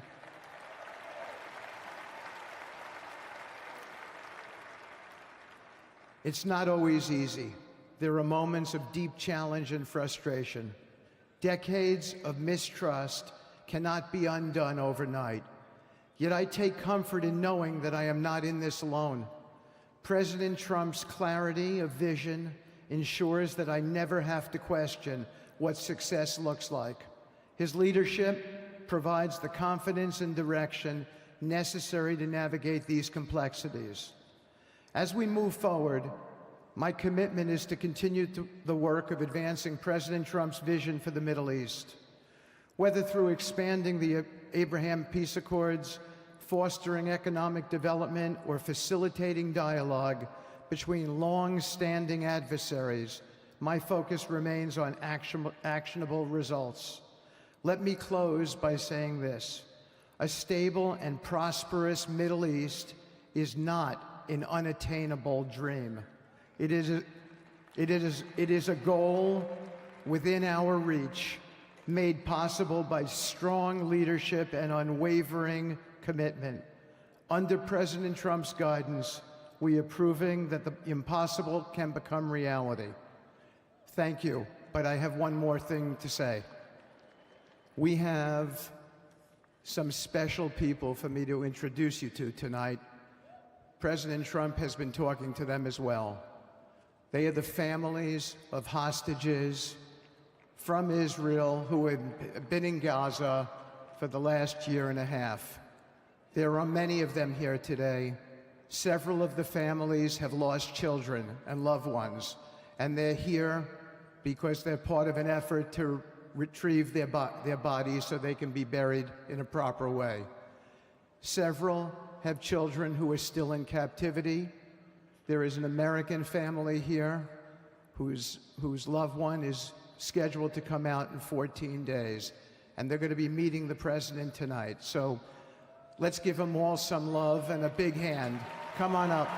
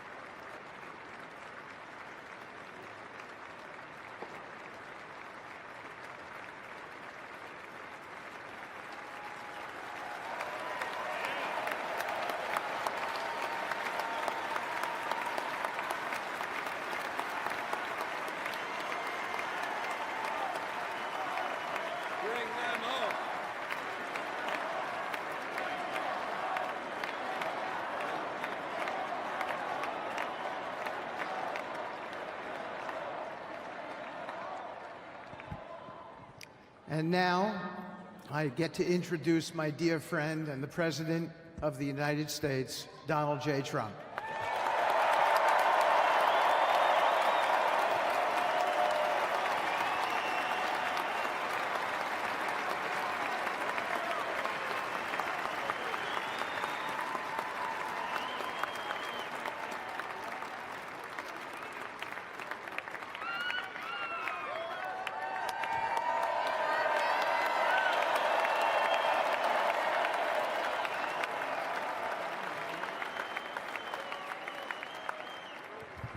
Thank you very much, everybody. Appreciate it. Thank you.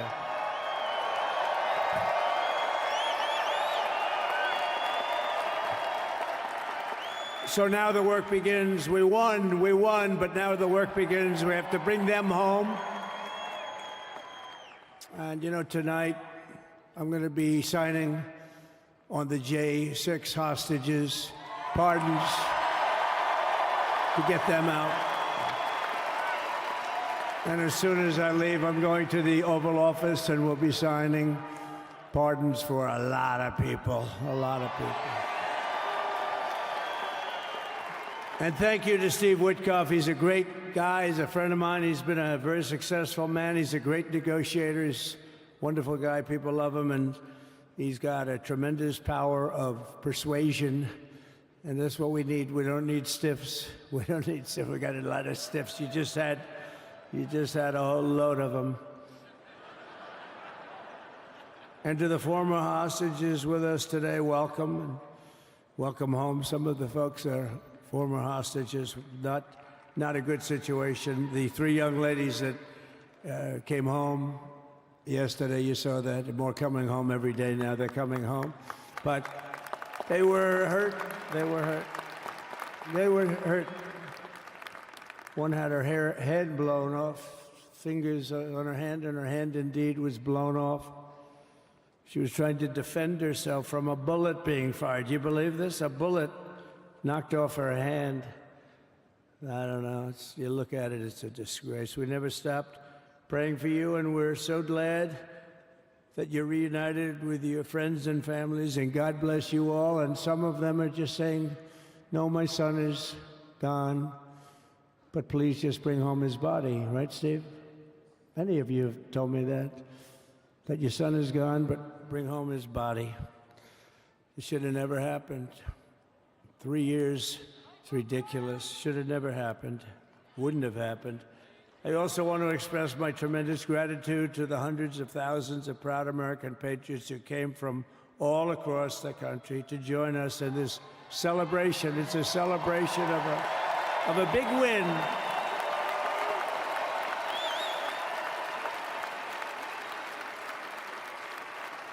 And you're witnessing the dawn of the golden age of America. That's what it's going to be. We're bringing it back. We're going to bring it back fast. We're going to bring it back fast. Let us also thank the incredible service members, National Guardsmen, Police, Secret Service, and law enforcement personnel who are keeping us all safe, even though they are great people. New York's finest. I grew up with New York's finest, and we got to give them their authority back. You won't have any crime. There'll be no crime. You give them little authority back. The whole way they run things in this country now, it's disgraceful. But it's going to change rapidly. We're going to make our cities safe again, too. Even though we're indoors, we've had a magnificent inaugural parade. And let's give a big round of applause. They were great. To all of the incredible performers and hardworking men and women who made it possible. Those people, really talented, amazing people. I also want to thank my wonderful family for being here, especially my beautiful wife, our First Lady, Melania.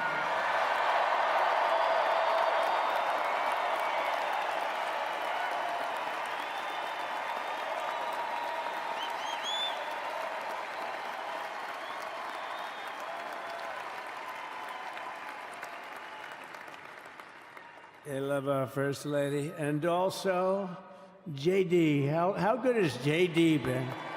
And his beautiful wife, Usha. How good is JB? JD has been great. He's another good negotiator, Steve. He's a great negotiator, too. We need negotiators in this country.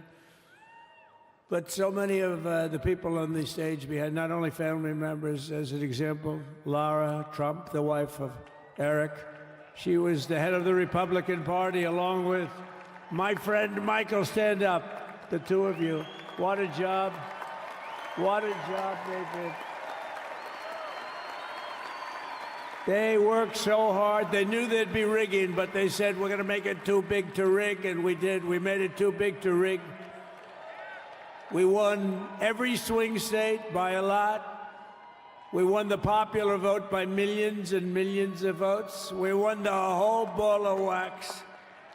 And now we're going to go and drill, baby, drill, and do all the things that we've wanted to do and bring your costs down, your prices down, and make our country safe.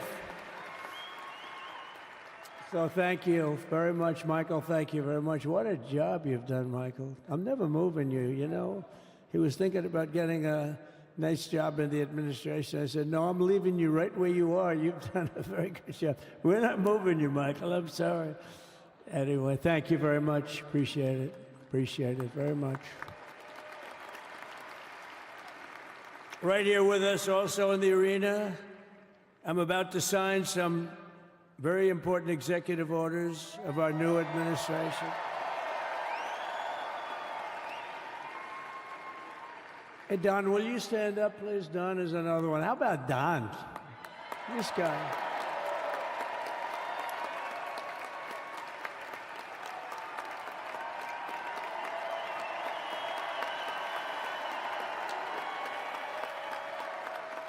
He's a popular one. He goes out and speaks. He gets a big crowd. He's a little on the rough side sometimes, but that's what you want. He's done a fantastic job, and he loves our country. Thanks, Don. Great job. You've done a great job. And Ivanka.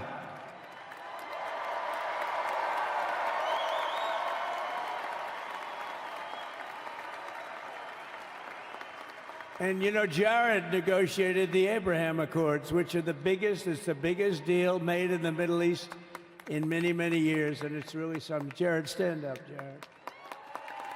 The Abraham Accords.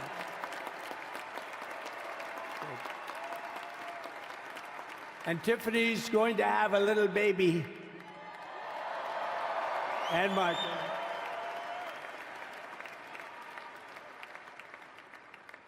And then I have a very tall son named Barron. Has anyone ever heard of him?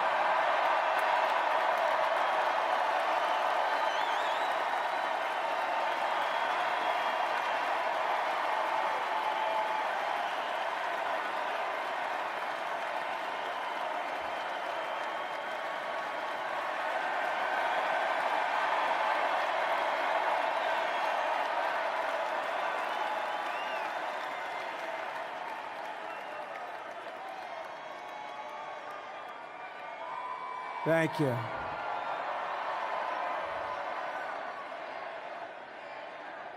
He knew the youth vote. You know, we won the youth vote by 36 points. And he was saying, Dad, you got to go out and do this one or that one. And we did a lot of them. And he respects them all. He understood them very well. And he said, Dad, you got to go out, do Joe Rogan, do all these guys. And we did. We did. And Joe Rogan was great. They were all great, right? Aaron, they were all good. He understood the market. Another famous one, how about Kai? Stand up, Kai.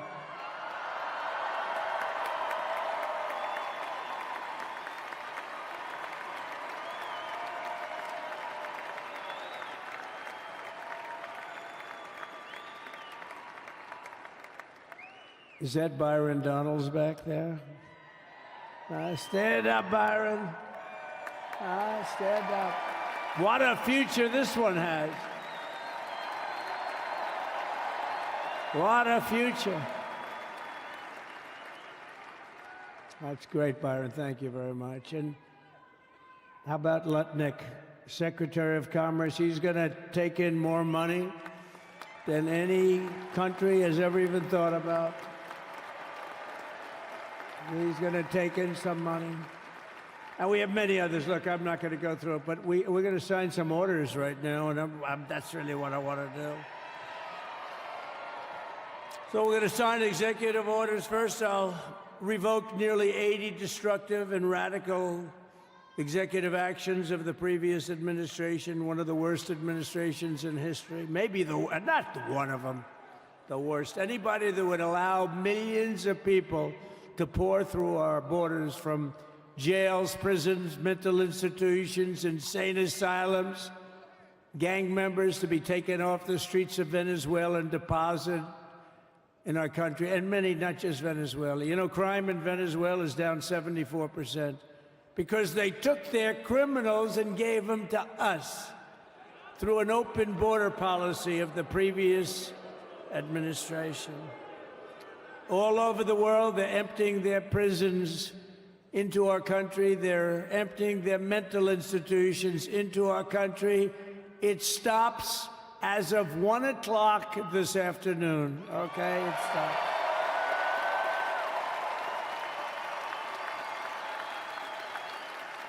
So I'm revoking nearly 80 destructive, radical executive actions of the previous administration. They'll all be null and void within about, what, 5 minutes? Is that them over there? 5 minutes?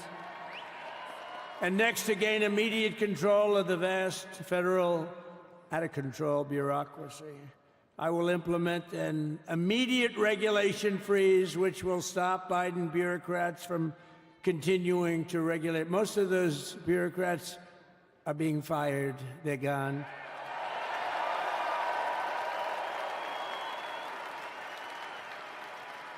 Should be all of them, but some sneak through, but we have to live with a couple, I guess. I'll also issue a temporary hiring freeze to ensure that we're only hiring competent people who are faithful to the American public, and we will pause the hiring of any new IRS agents. We will also require that federal workers must return to the office in person. And we're going to take the 88,000 people that they hired to go after you with guns. By the way, they're allowed to use guns and harass you like they were so many other people. Remember this. Okay, remember? Do you remember a little statement about tips? Does anybody remember that little statement? I think we won Nevada because of that statement. But they went out and harassed you over the tips. In other words, we are restoring control of our government to the people. We're going to take those 88,000. Let's see if they'd like to work on the border, because that's where we want them, really.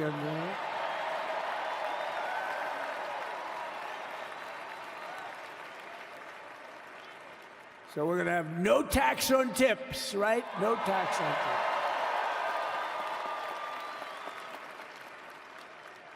And we may have, like the Speaker of the House, is he here? He's done such a good job. Is Mike here? He's around here someplace. I saw him just a little while ago. Hello, fellas. Look at you guys. Yeah, I know it. He's great. He's doing great. They're all doing good. The Republican Party has never been unified like it is right now. They want to save our country. And we're going to more than save it. We're going to make it greater than it's ever been before by a lot. Next, I'm going to sign a presidential memorandum directing every member of my cabinet to marshal every power at their disposal to defeat inflation and rapidly bring down the cost of daily life, because your costs have gone through the roof in the last 4 years.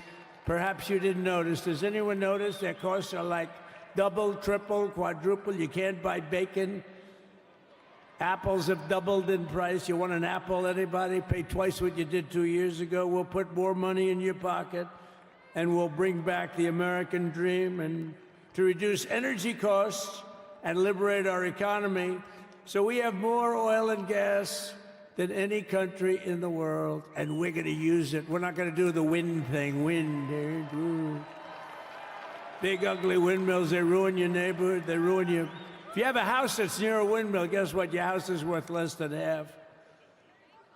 And did you see up in New England with the whales? You see what's happening? So they had 2 whales killed in about 14 years. Last year and the year before, total, they had 28. So if you're into whales, you don't want windmills either. and they're the most expensive form of energy that you can have by far. And they're all made in China, by the way, practically all of them.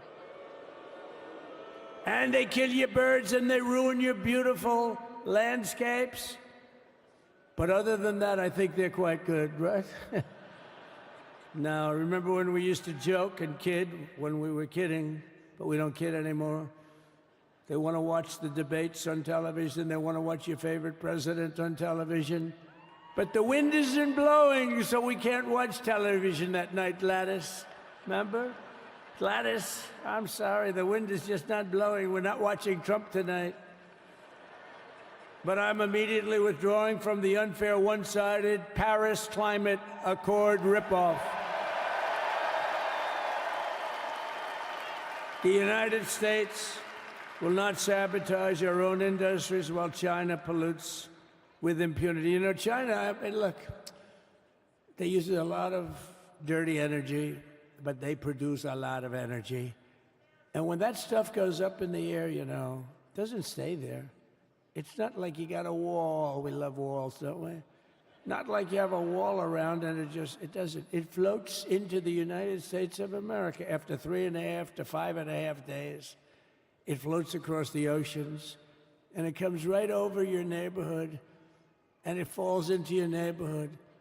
So they all say, we have to fight for cleaner air, but the other dirty air is dropping all over us. So what the hell are they talking about? Unless everybody does it, it just doesn't work. You know, we had the cleanest air and the cleanest water that this country's ever had under the Trump administration, and we didn't do anything to stop jobs and stop production. Believe me, you're going to see a lot of companies come pouring back because tariffs.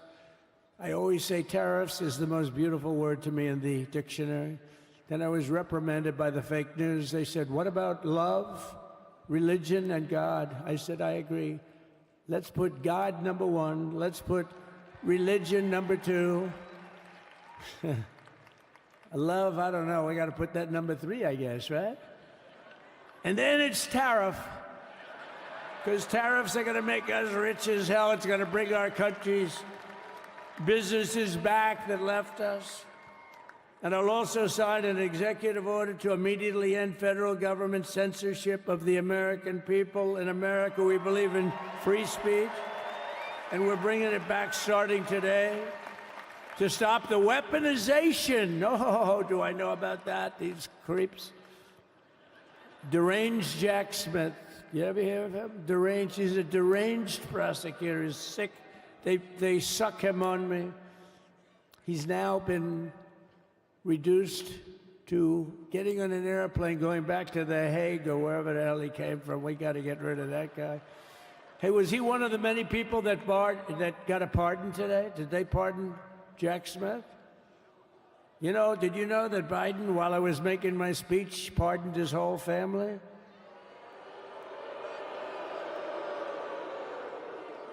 The brother, the whole deal was pardoned. Can you imagine that? While I was making my speech. Did everybody hear my speech? Did you like my speech?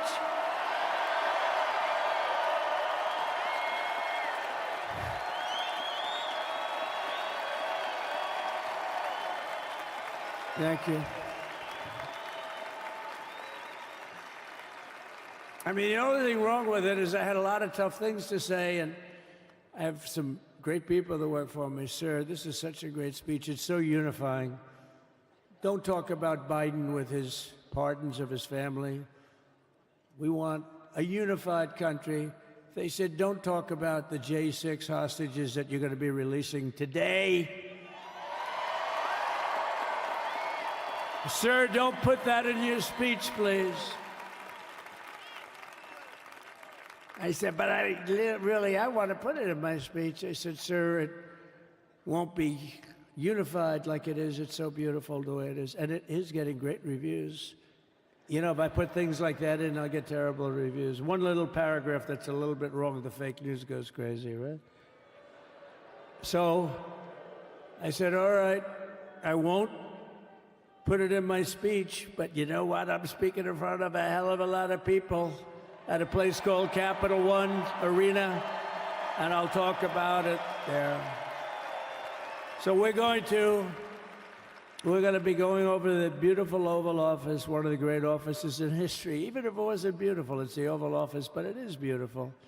And we love the Oval Office. It all starts with the wars start and end there. Everything starts and ends at the Oval Office. We love it. But we're going to go to the Oval Office. We're going to sign. We're going to release our great hostages that didn't do, for the most part, they didn't do stuff wrong. You take a look at what went on, and look what happens in other parts of the country. In Portland, where they kill people, they destroy the city, nothing happens to them. In Seattle, where they took over a big chunk of the city, nothing happened. Minneapolis, where they burned down the city, nothing happened. Essentially nothing happened. All they want to do is go after the J6 hostages. A 76-year-old grandmother was arrested the other day because she was looking, I think because she was looking at the Capitol or something like that. No, we're not going to put up with that crap anymore.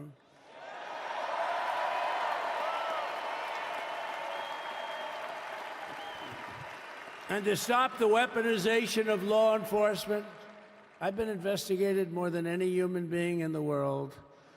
I believe I have the all-time record. Every day a subpoena. Every single day would get subpoenas. I was more than any person. Alphonse Capone, remember I used to talk about it? Now, Alphonse Capone, Scarface, he was a pretty rough guy. He was investigated about 1/100th what Trump was investigated. My father's looking down at me, my mother, how the hell did this happen? You know what it is? They investigated their political opponent, the opponent of Biden, and then ultimately Kamala. Has anyone ever heard of Kamala?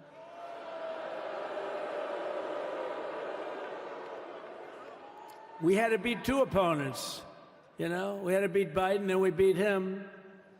Now he goes on top. The guy was like 39 points down. I think I could have beaten Trump. They should have left me in. I would have beaten. No, his debate performance wasn't the best, right? That's what killed him. And then they had a change, and that's like you get into a fight. The great Dana White spoke last night. We love Dana White, right? UFC. That's like he puts in two fighters. One of them's getting creamed, getting really beaten, and they say, all right, take him out. Let's put somebody else in to finish up the fight. That's what they did to us. They gave us somebody new, but we took care of both of them. So we beat actually two opponents. But to stop the weaponization of law enforcement and our government, I will also sign an order directing every federal agency to preserve all records pertaining to political persecutions under the last administration, of which there were many, and beginning the process of exposing any and all abuses of power, even though he's pardoned many of these people. Can you believe it? He's pardoned them. You know why he did it while I was speaking? Because that way I couldn't speak about it. I was speaking. I didn't know he did it. I finished my speech, and they said, sir, he pardoned his whole family. I said, ooh, can I go back out there and talk about it? Somehow that wouldn't be very elegant. Our First Lady would say, please don't do that. But we have plenty of time to talk about it, and we will. We're doing all of this on our very first day in office. You know, don't forget, we've been in this position, really, where we won the primaries in record time. We were the fastest win of a primary ever in political history, which is a very nice thing. It's nice to know. Well, the second election was rigged, so we knew we were doing well. And if it wasn't, you know what? If it wasn't, I would have never run. But this third one was just a monster. Boy, was that a big one, huh? That was a big one.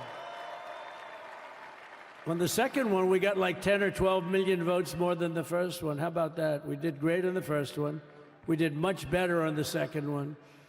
But bad did we do well on the third one. So we're gonna have some fun. It's very simple. We're gonna make our country great. We're gonna make our country great again. We're gonna make America great again. How good a name is MAGA, though, right? You know? I was going to say keep America great, but unfortunately it wasn't great. Can't say keep it great. It will be great again, but CAG, keep America great, CAG, I don't think it's ever going to replace MAGA. Does anybody like CAG? I don't think so. It's never replacing MAGA. Nothing will ever replace MAGA. MAGA was the most successful political operation, political movement in the history of our country, maybe in the history of the world. Let's see what happens, because we're not finished yet. We're not finished yet. We got a long way to go. But we're doing this on the very first day in office, and in just a few moments, I'm not only signing the release of the J6 hostages, I'm signing other things that you're going to love. Oh, you're going to be happy reading newspapers tomorrow, and the next day, and the next day, and the next day. So I just want to thank, I mean, look at this place. It's full to the rafters. You don't have any. Look at those people up there. You don't have any empty seats. And by the way, the Capital One owners, they are so good. We got to root for their teams because they have been so great to MAGA, to us. And I just want to thank Ted and everybody. You guys have been fantastic. And the ice hockey team's doing great. Ovechkin's pretty good, right? They're doing great. So I want to thank them, Capital One arena owners. They have been absolutely fantastic. And thank you once again to everyone. And I can only tell you, you're going to be very happy. You're going to watch a lot of good things happen. We got to stop some wars that are happening and going on. Some stupid things are happening. The war with Ukraine would have never happened, and it has. As you know, Israel would have never been hit on October 7th, and none of you would be up here. None of you would even know anything about this tragedy that you're going through right now. But Iran was broke. Anybody that bought oil from Iran, they couldn't do any business with us. You're not going to do business with America. China passed. Everybody passed. They were broke. They didn't have money for Hamas. They didn't have money for Hezbollah. And your sons would be alive, and they certainly wouldn't be incarcerated like they are. It's a shame, but we're getting a lot of people out in a short period of time. So I'm going to go right over to here, and I'm going to sign in front of you. Is that okay? Good.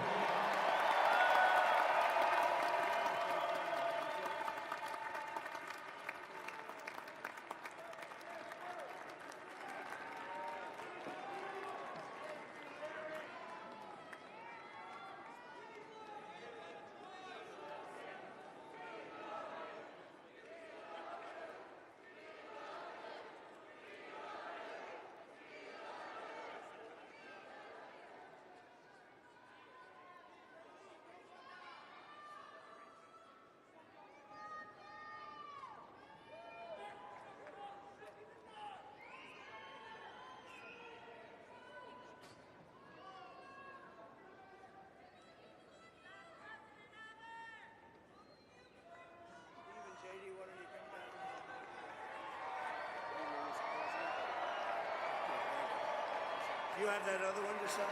Sorry, what's it? Do you have the other one to sign? We don't have it over here yet, sir. We'll have it for you back at the oval.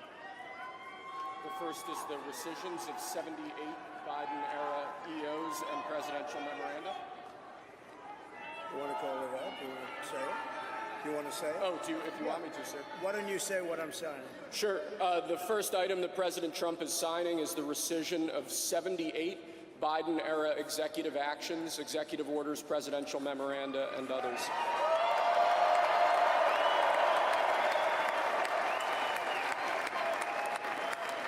Thank you, sir.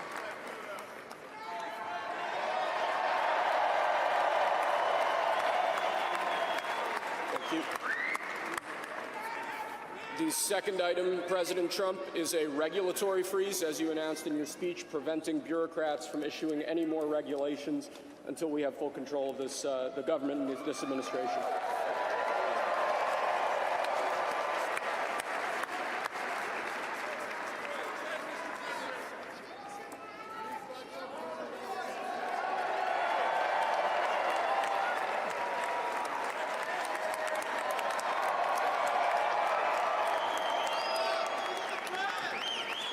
Thank you, sir.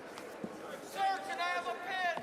The next item, sir, is a freeze on all federal hiring, excepting the military and a number of other excluded categories, again, until full control of the government is achieved and we understand the objectives of government going forward.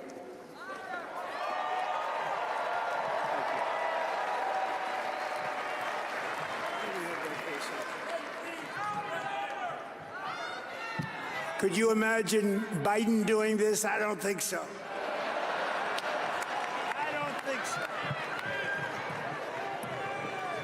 Sir, the next item, as you announced in your speech, is a requirement that federal workers return to full-time in-person work immediately.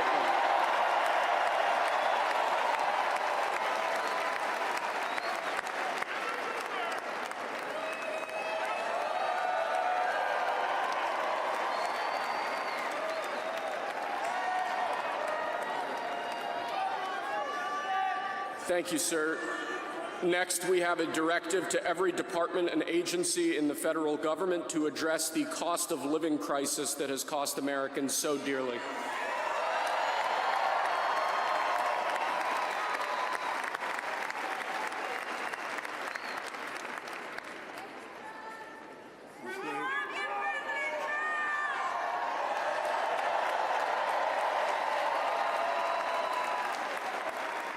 Thank you, sir. The next item here is the withdrawal from the Paris Climate Treaty.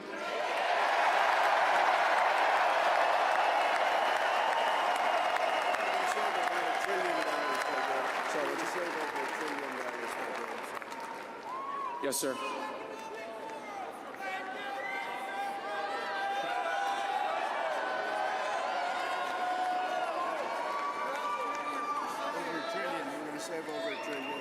We're going to save over $1 trillion by withdrawing from that treaty.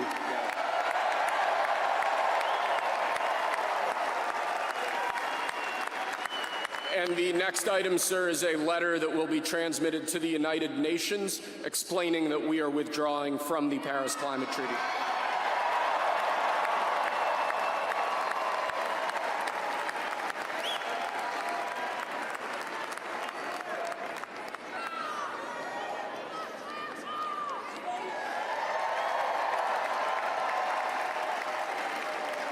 Thank you, sir.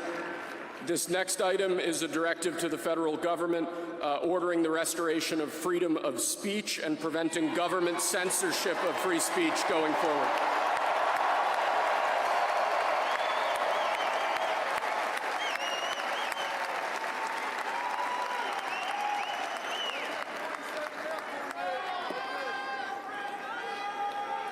And lastly, sir, before we go back to the Oval Office to sign a large number of other items, is a directive to the federal government ending the weaponization of government against the political adversaries of the previous administration, as we've seen.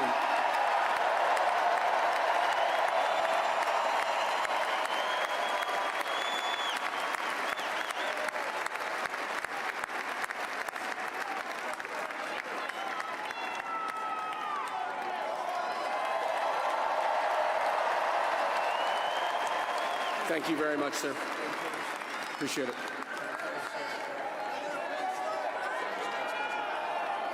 Pretty fun job.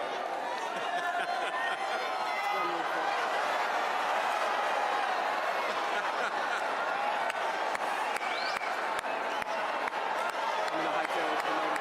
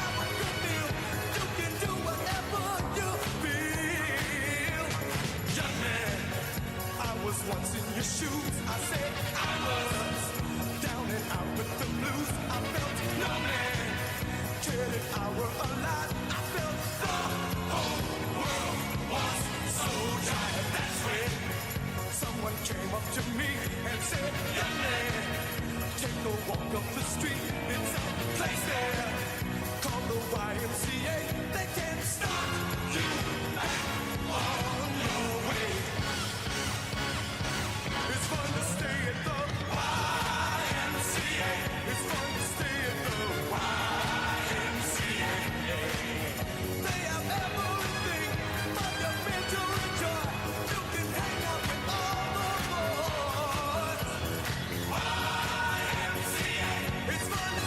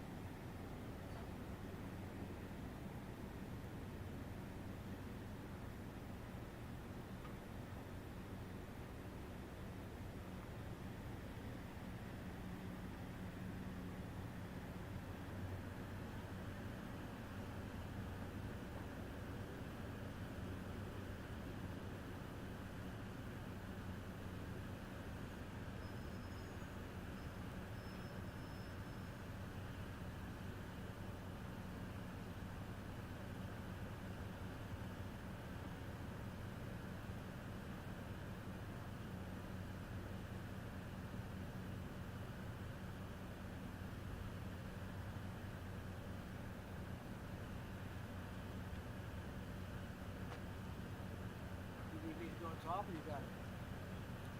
I should be able to just swing it in.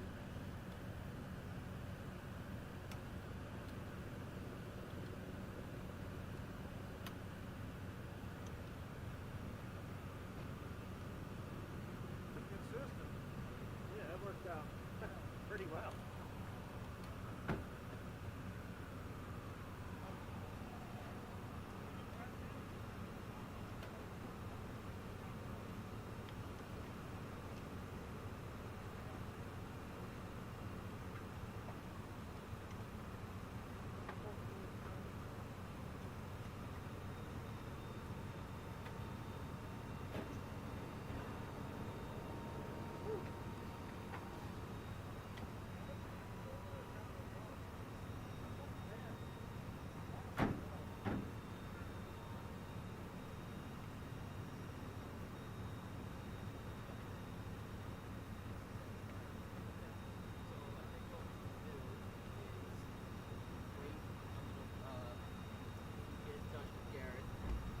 Sure we're good to cut everyone.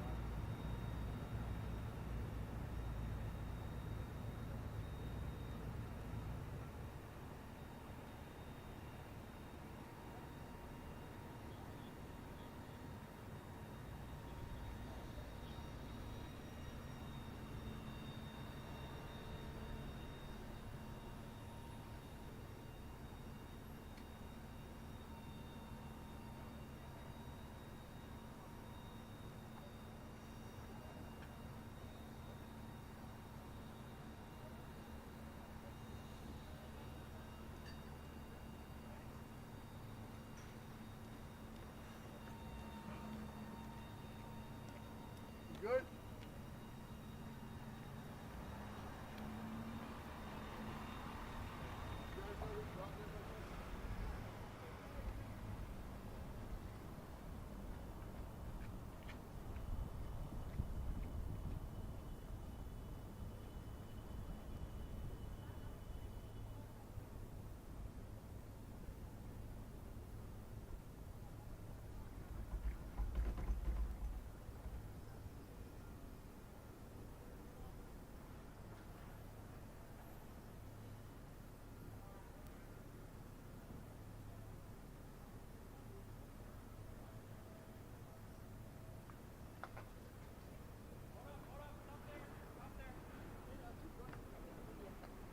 He was talking about the pedestrians. Oh. Hey, Sarge, you want me to put? I'm assuming you want me to put this back, right? Yeah. It's a little further up. It's the remnants of it, but it's from that ballard. I think it's windshield wiper fluid.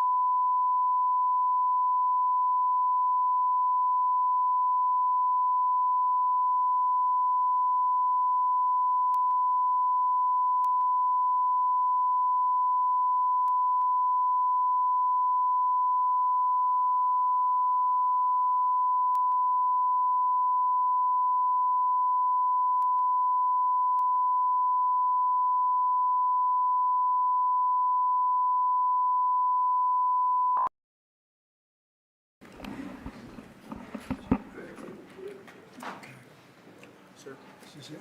Yes, sir. First, we have a list of pardons and commutations relating to events that occurred on January 6, 2021.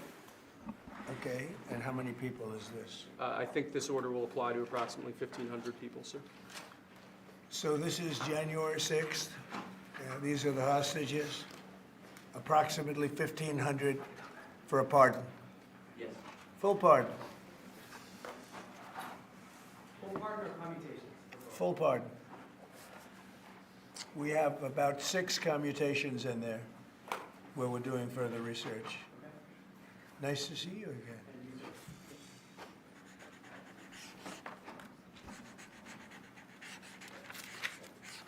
So this is a big one. Anything you want to explain about this? We hope they get them. We hope they come out tonight, frankly. They're expecting it. Approximately 1,500 people. Six commutations. Were there any cases you did not commute or pardon people? We're looking at different things, but the commutations would be the ones that we'll take a look, and maybe it'll stay that way, or it'll go to, full pardon. And the order does require the Bureau of Prisons to act immediately on receipt of the pardons and commutation orders. Sir, this is an Why don't we get that down so they can get them going right now? Yes, sir. Is that okay? Yep, absolutely. This is a proclamation guaranteeing the state's protection against invasion based on the current crisis at the southern border. It invokes various executive powers relating to the ongoing invasion at the southern border.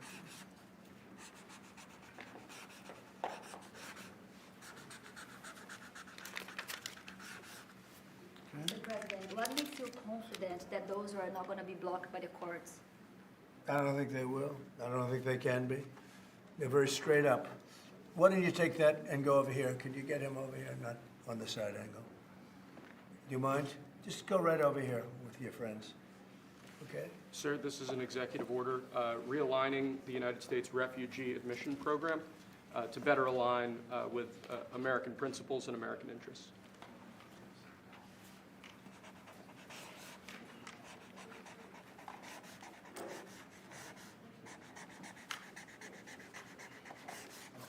Okay?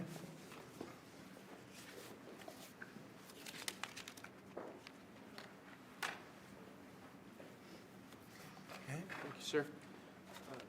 This next executive order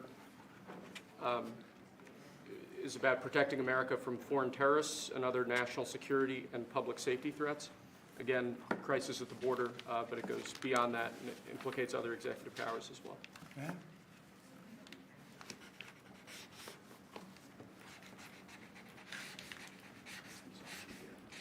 President Trump, if cartels are now going to be seen as foreign terror organizations, would you think about ordering U.S. Special Forces into Mexico to take them out? Could happen. Stranger things have happened. Mr. President, And that was actually sure that Maduro will accept Venezuelans? Say it. How will you make sure that Maduro will accept Venezuelans? Well, we're going to see on Venezuela. We're looking at Venezuela very strongly. It's a country I know very well for a lot of reasons, and it's, boy, it was a great country 20 years ago, and now it's a mess, right? Sir, can we expect ICE raids starting tomorrow in major cities? What does that mean? Can we expect ICE raids in major cities? I don't want to say when, but it's going to happen. Has to happen, or we're not going to have a country left. This is actually an executive order designating the cartels and other organizations to be foreign terrorist organizations. That's a big one. Yes, sir. People have wanted to do this for years. So they are now designated as terrorist organizations, foreign. And Mexico probably doesn't want that. But we have to do what's right. They're killing our people. They're killing 250, 300,000 American people a year. Not 100, like has been reported for 15 years. It's probably 300,000. This is an executive. You said Mexico doesn't want that. How are you going to deal with this? I don't know. You'll have to ask them. Sir, this is an executive order entitled Protecting the American People Against Invasion, which again deals with the southern border and the unprecedented admission of illegal aliens across the southern border.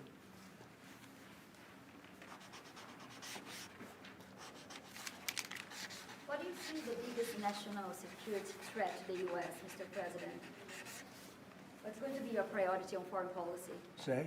What's going to be your priority on foreign policy? What do you see as the biggest Well, national foreign security policy is a threat? big statement. I mean, my priority on foreign policy, it's going to be to keep America safe. Very simple. It's a big question, though. That's a very big question. Who is going to be the first foreign leader that you plan to meet, or who are you going to call tomorrow on your first day in I've office? already been meeting people. I've been meeting them. I've been talking to them.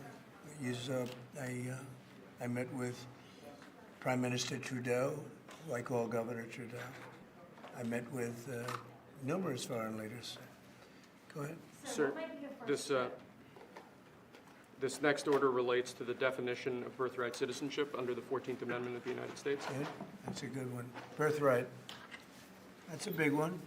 What about that one in the course? That one is likely to be challenged. Could be. We think we have good grounds, but you could be right. I mean, you'll find out. It's ridiculous. We're the only country in the world that does this with birthright, as you know. And it's just absolutely ridiculous. But, you know, we'll see. We have very good grounds. Sir, People have wanted to do this for decades. Sir, this is a proclamation declaring a national emergency at the southern border of the United States. That's a big one. A lot of big ones, huh? You know what that means, right? President Trump, did President Biden leave you a letter? He may have. Wait. Don't they leave it in the desk? I don't know. Oh. What's in there? Thank you, Peter. It could have been years before we found it. Wow. Thank you. What does it say on the outside? Maybe we should all read it together. Let's read it. Well, maybe I'll read it first and then make that determination. That sounds great.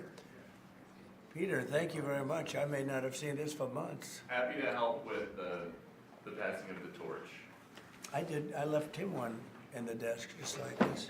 What did you talk to him about in the limo? Unification of our country. You know, I didn't know that he gave a pardon to his family because he did it during my speech. He didn't tell you in the limo? No, he didn't tell me. No. He did it. They released it during my speech. I mean, during my speech. So all I could do was say, excuse me, I'd like to come back and speak some more. So, no, we were surprised by that. It's bad precedent, obviously. Where are you thinking on tariffs on Mexico, given these actions you're signing on the border? Well, we're thinking in terms of 25% on Mexico and Canada because they're allowing vast numbers of people. Canada's a very bad abuser also. Vast numbers of people to come in and fentanyl to come in. When do you think you would enact those? I think February 1st. Are you planning on giving notice of that? I think we'll do it February 1st. 25% on both, sir? Sir, On each. On each, yes. this is an executive order taking a large number of executive actions to secure our southern border. Okay. Sounds reasonable. President Trump, we remember 4 years ago, Barack Obama had told you that the top threat to the country was going to be North Korea. Did Joe Biden tell you what he thinks the top threat to the country is right now? No. Why not? I think we have a lot of them. Right now, I think we have a lot. I think North Korea turned out to be good. I was very friendly with him. He liked me. I liked him. We got along very well. They thought that was a tremendous threat. Now, he is a nuclear power, but we got along. I think he'll be happy to see him coming back. And I think he has tremendous condo capability. He's got a lot of shoreline. Thank you, sir. Are we going to work with countries from South America to coordinate on immigration? About who? About immigration in general. This is an executive order. Sorry, sir. I'm fine with legal immigration. I like it. We need people, and I'm absolutely fine with it. We want to have it. We need it because we're going to have a lot of companies coming in to avoid tariffs. You know, if you don't want tariffs, all you have to do is build your plant in the U.S. So we're going to have a lot of workers coming in, but we have to have legal immigration. Do you have a date in mind for when you want to put on the China tariffs that you talked about? Which one? 60%? No. You're talking about which? Say it again. The China tariffs, the broad Oh, China? tariffs. Well, as you know, I put on large tariffs on China, and they've really been forced to leave them. And if we didn't leave them, you wouldn't have one steel mill that's open in this country because they were dumping massive amounts of steel. We've taken in hundreds of billions of dollars from China because they were unable to terminate the tariffs I put on China because it was too much money and the budgets didn't work and other reasons too. No, I mean, we're going to have meetings and calls with President Xi. I spoke to President Xi last week, as you know. Did you know that? I had a very good phone call. We're just done with NATO at this moment. Are you planning to meet your NATO allies soon? No, NATO has to pay more money. NATO has to pay 5%. We are, we're in the Ukraine war by $200 billion more than NATO. It's ridiculous because it affects them a lot more. We have an ocean in between. And we've spent $200 billion more on Ukraine than NATO has spent. And they've got to equalize. Did you talk to Xi about? Did you talk to Xi about the Ukraine war? Yeah. Because China and Brazil together has a proposal to bring Russia and Ukraine to talk. That's good. That's fine. I'm ready. When are you going to talk with the Brazilian president? How did Brazil get involved? Brazil's involved. This is a new one. When are you going to talk to Lula? Are you from Brazil? I'm from Brazil. Ah, When are you talking? that's why they're involved, I guess. When are you going to talk with the Brazilian president? How do you see your relationship with Latin America and Brazil? Great. Should be great. They need us much more than we need them. We don't need them. They need us. Everybody needs us. This is Mr. President, it sounds like you will not proceed with additional China tariffs necessarily, depending on how talks go with President Xi. Is that correct? What does that define that? Well, we are asking, you pledged in the campaign potentially a 10% tariff on China or as much as Because of fentanyl. Right. So I'm asking where you're. That's only because of fentanyl. There are other things too. Are additional And a very big thing is the Panama Canal. China controls the Panama Canal. What's that all about? They're not supposed to be good. When Jimmy Carter gave it, which was a terrible mistake, he didn't do it. He didn't give it to China. He gave it to Panama. And China controls the Panama Canal. So are China tariffs And we're not going to allow that to happen. Are they still on the table or is that? We're not going to allow that to happen. Thank you, sir. What can we expect of the countries in NATO that spend the least amount of money, like Spain, France, below the 5%? Spain is very low. And yet, are they a BRICS nation? What? They're a BRICS nation, Spain. You know what a BRICS nation is? Well, you'll figure it out. But, and if the BRICS nations want to do that, that's okay, but we're going to put at least a 100% tariff on the business they do with the United States. You know what the BRICS is, right? You guys know. Brazil, You know what I'm Russia. saying, right? You know what I'm saying. Sir, this is an So it's not even a threat. In fact, since I made that statement, Biden said, well, they have us over a barrel. I said, no, we have them over a barrel. And there's no way they're going to be able to do that. This is an executive order relating to. Tariffs, those countries, like Spain? As a BRICS nation, yes. But how They'll is have the 100% tariff if they so much as even think about doing what they thought. Can you explain how is And therefore they'll give it up immediately. So will China give it up. Sir, this is about reforming the system of hiring in the federal government to ensure that merit is the lodestar of hiring decisions As per opposed the Supreme Court. to other matters. Yes, sir. This is a big deal, merit. Our country is going to be based on merit again. Can you believe it? Mr. President, you had said you would end the Russia-Ukraine war on your first day in office. Where do things stand right now, and how do you intend? Well, this is only half a day. I have another half a day left. We'll see. We want to get it done. This is an order creating and implementing the Department of Governmental Efficiency, known as DOGE. Okay, that's a big one. Is Elon Musk going to get a West Wing office? No, he's getting an office for about 20 people that we're hiring to make sure that these get implemented. We have a problem in this country. You sign an executive order, it doesn't get done for 6 months. As an example, when we allowed the J6 hostages to go out, it might not be approved under the old days for 2 weeks, 3 weeks, 6 months. You know, they had a good ruling from the Supreme Court, and it's like nothing happened. That ruling was 6 months ago, you know that. And it was like they didn't have a ruling.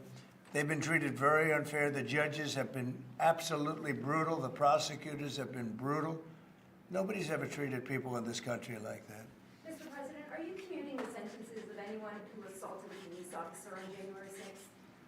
Well, we're looking at 2 police officers, actually, that Washington police officers who went after an illegal, and things happened, and they ended up putting them in jail. They got 5-year jail sentences. You know the case. And we're looking at that in order to give them we got to give them a break. But is there clemency in your actions today for anyone? Well, it would be a who pardon. assaulted That would be a police pardon. officer? The one I'm talking about would be a pardon. Here you go, sir. This is Should an there be punishment for the people who assaulted law enforcement officers that day? Well, I will say this. They've been in jail for a long time already. I see murderers in this country get 2 years, 1 year, and maybe no time. So they've already been in jail for a long time. These people have been destroyed. What they've done to these people is outrageous. There's rarely been anything like it in history, in the history of our country. And even people that were aggressive, and in many cases, I believe they happen to be outside agitators, but, you know, what do I know, right? But I think they were outside agitators. There were outside agitators involved. And obviously the FBI was involved because Ray admitted the FBI was involved. Didn't he say 23 people, indirectly or directly, were involved? And it was then 26. That's a lot of people. Now we have, we got to take care of these people have been treated so badly. It's never happened before. What happened in Seattle where they took over a big portion of the city? What happened in Portland where they burn down the city every day and people die? Nothing happened to anybody. But they go after these people violently.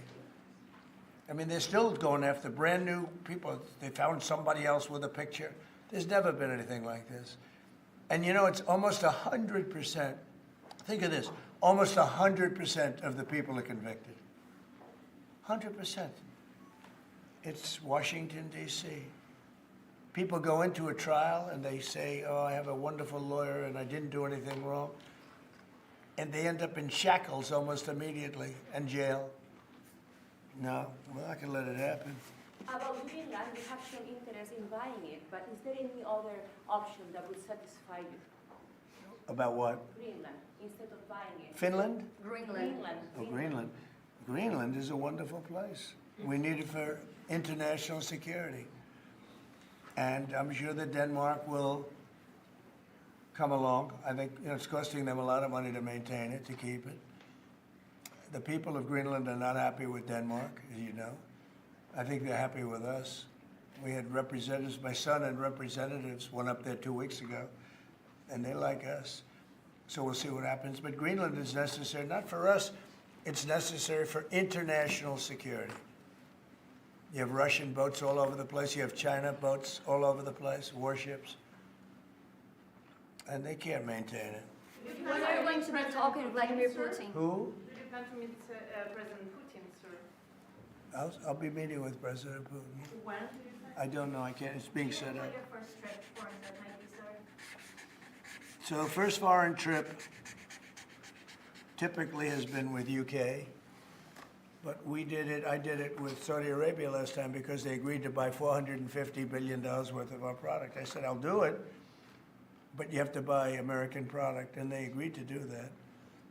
They bought $450 billion. It was the least reported story I've ever been involved in. And now, where are you planning to go now? Well, I don't know. If Saudi Arabia wanted to buy another 450 or 500, we'll up it for all the inflation. Mr. President, you say you were going think to I'd end the probably go war's first day. How do you plan to end the Ukraine war? Well, we're going to try and get it done as quickly as possible. Do you want to push Israel and Saudi Arabia? It should have never started. You know, the war with Ukraine and Russia should have never started. It would have never started if I were president. Will you push Israel and Saudi Arabia to normalize relations? I don't think I have to push them. I think it's going to happen, but maybe not quite yet. But they'll end up being in the Accords, the Abraham Accords. President Trump, I think Saudi Arabia will end up being in the Abraham Accords. This year? Could be, but, soon, not in a very long way. Ooh, look at that, it says TikTok. President My, what is that all about? First, we have Alaska, sir. This is an executive order relating to unleashing Alaska's potential as an energy reservoir for the entire nation. And what about Anwar? I believe that would be included in aspects of the order. So we're opening up Anwar. On the TikTok piece, President Trump, you and your members of your team now used to warn about the dangers of TikTok spying on Americans. What changed that you're not worried about that anymore? Well, it depends on the deal. I mean, I may not do the deal or I may do the deal. TikTok is worthless. Worthless. If I don't approve it, it has to close. I learned that from the people that own it. If I don't do the deal, it's worthless, worth nothing. If I do the deal, it's worth maybe $1 trillion, $1 trillion. So if I do the deal I'm talking about doing it for the United States. If I do the deal for the United States, then I think we should get half. The TikTok CEO, In other words, I think the U.S. should be entitled to get half of TikTok. And congratulations, TikTok has a good partner. And that would be worth, could be $500 billion or something. It's crazy. The numbers are crazy. But it's worthless if the president doesn't sign, then it's worthless. If the president does sign, it's worth maybe $1 trillion. So I think, like a joint venture, I think we would have a joint venture with the people from TikTok. We'll see what happens. I mean, that's one of many ideas I've had. The CEO now, did he say that he's open to that idea? Who? The CEO of TikTok is around. Oh, I think he'd probably like it. Because he's got nothing. I mean, they really have nothing. It's passed in Congress. It gives the president a right to make a deal or to close it. And we have 90 days to make that decision. But I could see making a deal where the U.S. gets 50% of TikTok, polices it a little bit or a lot, depends on them. But remember, they make telephones in China. They make all sorts of things in China. Nobody ever complains about that. Here they're complaining about this. There's so many different products made in China, and nobody ever complained about it. The only one they complain about is TikTok. And TikTok is largely young people. I guess I have a warm spot for TikTok that I didn't have originally. But, I went on TikTok, and I won young people up by 36%, Peter. And Republicans typically don't do too well with young people. But it's a different Republican Party. Would the U.S. government buy a portion of TikTok then, or how would it get that 50%? No, you'd take 50% of TikTok for the approval that TikTok could continue in business. And they'd have a great partner. The U.S. would be their partner. But the U.S. essentially would be paid for doing that half of the value of TikTok. Would there be a private sector owner as Could well in be, the yeah, US? could be a lot. Tell you what, every rich person has called me about TikTok You wanted to block TikTok. Why did you change your mind? because I got to use it. And remember, TikTok is largely about kids, young kids. If China's going to get information about young kids, I don't know. I think, to be honest with you, I think we have bigger problems than that. But when you take a look at telephones that are made in China and all the other things that are made in China, military equipment made in China, TikTok, I think TikTok is not their biggest problem. But there's big value in TikTok if it gets approved. If it doesn't get approved, there's no value. So if we create that value, why aren't we entitled to like half? Sir, if they don't take the deal in 90 days, will you shut them down? Does Biden ever do news conferences like this? How many news conferences, Peter, has he done like this? Like this? None. 0. And it would be 0 for the next infinity. For infinity, it would be 0. Mr. President, you plan to talk to President Musk going to help implement the executive orders? I think you mentioned No. implementation. Elon, no. Elon's very busy sending rocket ships up to various places with lots of satellites on them. What is your reaction to the confirmation of Marco Rubio, and what does it mean for Latin America? Which one? Marco Rubio. Marco Rubio. You said Marco. Marco. Rubio. Yeah, I think he's great. I think Marco's doing a fantastic job. I think he's going to get a lot of votes. I think he's going to be at 90% or something. I mean, I'm hearing very good. People know him. They know him in the Senate. They know he's good. He's doing a good job. I don't know. I can't tell you. I don't know what's going to happen with that. He's got some very strong ideas, though. Marco. You signed the Which one did you sign, Mr. President? Did you sign the TikTok order? Yeah. Yes, that was just. President Marco Rubio's ideas is Just signed it. How many still did you sign? changing Are you going to Venezuela, sign? changing power. Are you still committed with Maduro leaving power in Venezuela? Well, we're going to find out about that, too, because we're going to probably stop buying oil from Venezuela. We don't need their oil. Another embargo like the first term? Well, it could be, but we don't want to buy, we don't have to buy their oil. We have plenty of oil for ourselves, so President Trump, that'll change Venezuela quite a bit. President Trump, there was a lot of concern about this during the campaign. A question that only works today. Are you a dictator on day one? No. I can't imagine even being called that. No, I believe in the sanctity of the vote. The Democrats didn't because they cheated like dogs, but I believe in the sanctity, and this was too big to rig. This last election was just too big to rig. Mr. President, But no, we live in climate really change. the opposite. When do you plan to speak to President Putin? Could be very soon. And you talked a bit about Ukraine and Russia, but how long do you think it would take to end that conflict? And I have to speak to President Putin. We're going to have to find out. He can't be thrilled. He's not doing so well. I mean, he's grinding it out, but most people thought that war would have been over in about 1 week. And now you're into 3 years, right? So he can't be thrilled. It's not making him look very good. Now, eventually, you know, I mean, it's a big machine, so things will happen. But I think he'd be very well off to end that war.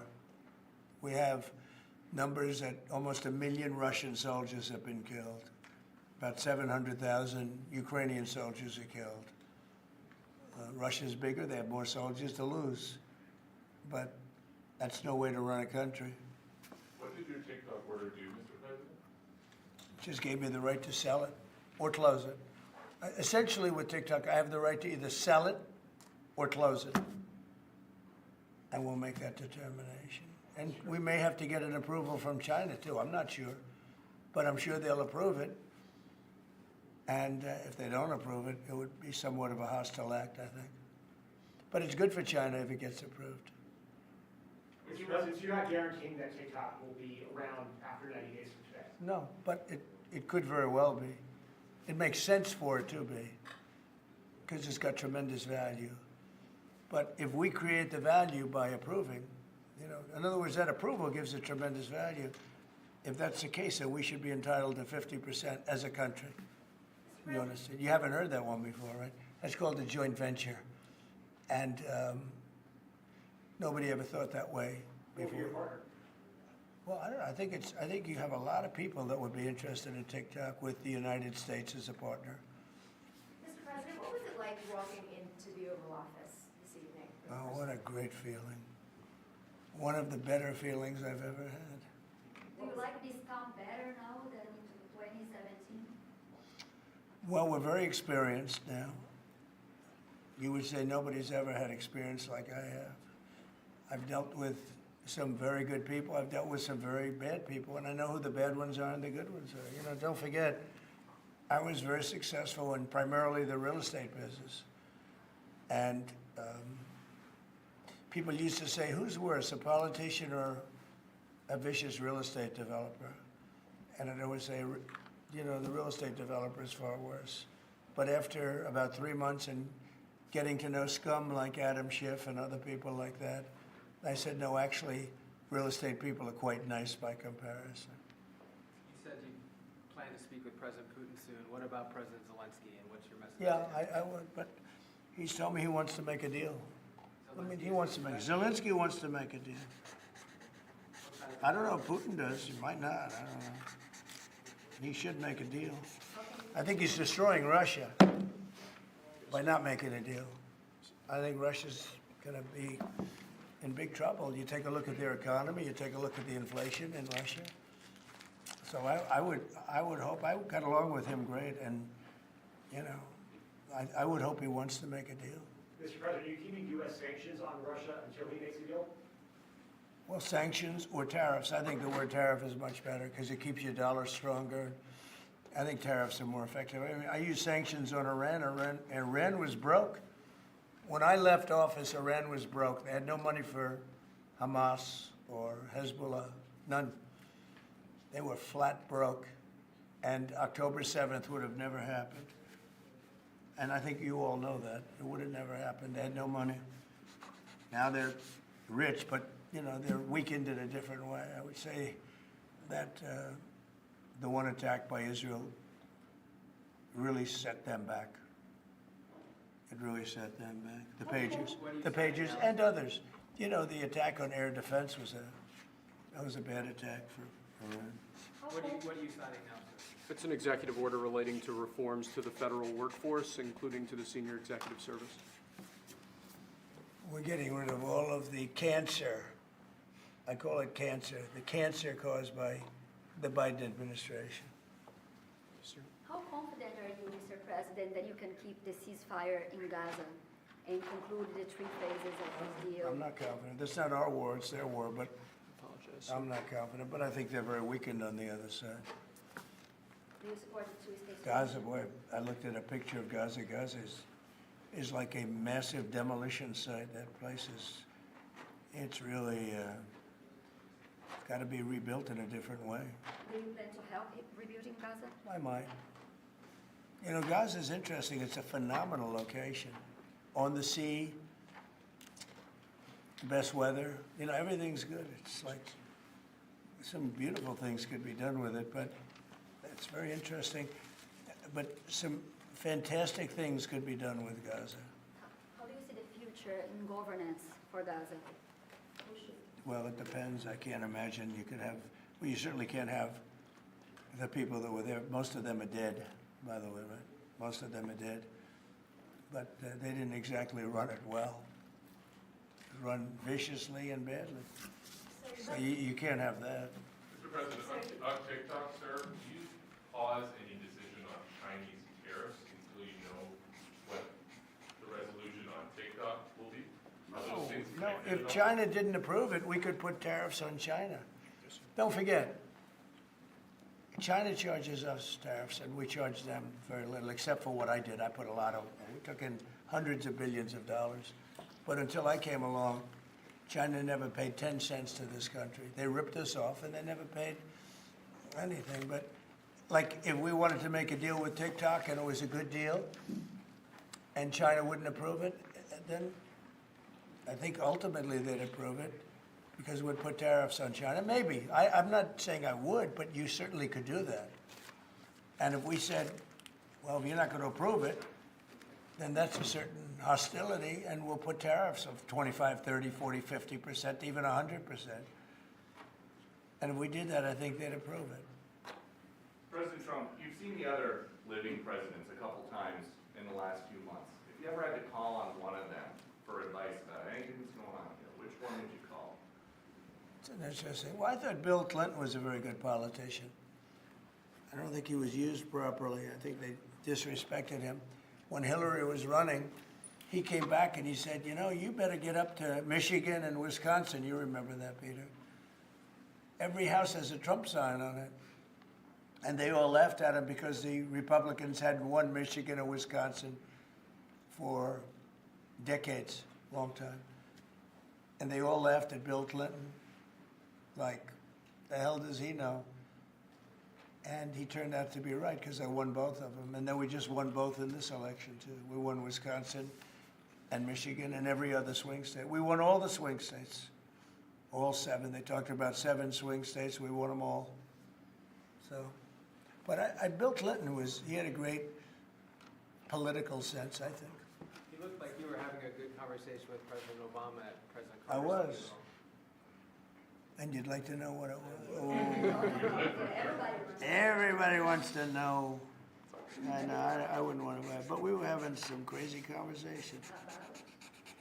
Why do you asking a question like that? I don't think you want to know.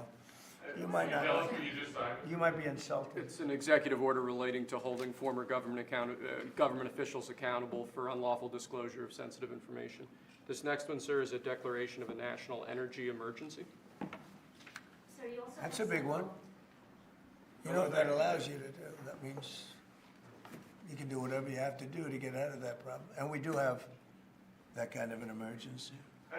President Trump, at some point will you use your powers of the presidency to tell Americans who are concerned about drones? Yeah, A few weeks good. ago, Yeah. what exactly I was will. happening? Can you tell us now? In fact, I'd like to know because I just got here. What do you think? I just came here. I've been here for what, 15 minutes now. Do people listening, because this is going out live. And I got to read this letter too. Because of you, I found this letter. I can read it for you. It's interesting. Yeah, I know you would. Your father would too. But is it anything, these drones, is it anything that people need to be worried No, about? I think it's terrible. I would like to find out what it is and tell the people. And can you commit to some kind of... In fact, I'd like to do that. Could we find out what that was, Susie? Okay? Yeah, why don't we find out? Immediately. I mean, I can't imagine it's an enemy or there would have been, people would have gotten blown up all over. Maybe they were testing things. I don't know why they wouldn't have said what it was. They had a lot of them flying over Bedminster, which is interesting, right? And with the events today and yesterday, was everything moved inside just for cold weather, or was there some kind of security concern? No security. Because they had everything shut down to drones. You can shut that down pretty easily if you're sophisticated. They're very sophisticated, these people. No, it was just cold weather. And we made a good move because, first of all, I thought it was incredible in the Capitol today. You know why I liked it? Because I got great reviews on that speech. I got great reviews. Can you believe it? They actually were fair. Maybe the fake news is changing. Unleashing energy production. Unleashing energy production. But I thought it was, I think having it in the Capitol is great. Obviously, you can take care of the people you have to take care of. The city was booming. And if we would have done it outside, people would have been hurt because it was really cold. It was looked sunny. But when you stood outside for 10 minutes, people were running back in. It was really cold and really windy. The wind brings it down a lot. So we made the right decision. You couldn't have stayed. I don't think you could have had it out. You know how cold it was today. It was, people went out for a little while just to test it. They couldn't stay out more than 10 minutes. They all came back in. So we would have had a disaster if we did that, and people would have been hurt. President, the unlawful disclosure, EO, is that related to the Hunter Biden situation? Which one? The one on unlawful disclosures by federal officials, is that related to No, I think it's just more general than that. It's not Hunter Biden. I was surprised that President Biden would go and pardon his whole family because that makes him look very guilty. I could have pardoned my family.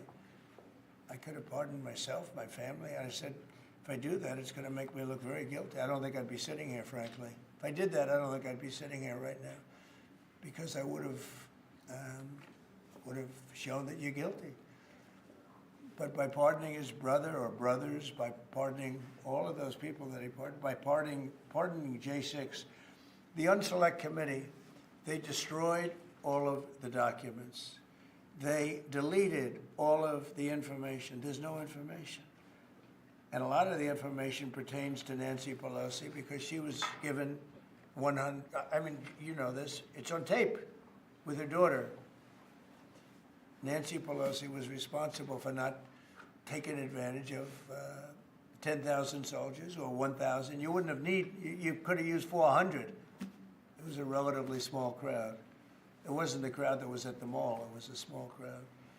So I was a little bit surprised that he did it because it makes him look guilty. I mean, he's going to have to live with it. Now, with that being said, it's unbelievable precedent it creates for a president. But the precedent is unbelievable. Now maybe every president that leaves office, they're going to pardon every person they ever met so they don't have some lunatic like deranged Jack Smith, who's a total lunatic, by the way. Not a smart guy either, he's a dummy. But we beat the hell out of him. And I helped my reputation. Do you think you'd have to do the same thing at the end of this term? Well, I guess now I have precedent to do it. I wouldn't want to do that. No, I think it makes you look very guilty. I think it makes Biden look very bad, very weak, and very guilty. And, I mean, he pardoned everybody. How about this J6 committee? Why is he pardoning them? The reason is because if you delete and destroy documentation, everything, they have nothing because they were guilty as hell.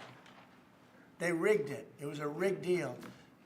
And when you do that, they look very bad, but I was a little surprised he did it. Liz Cheney, I mean, she's a lunatic.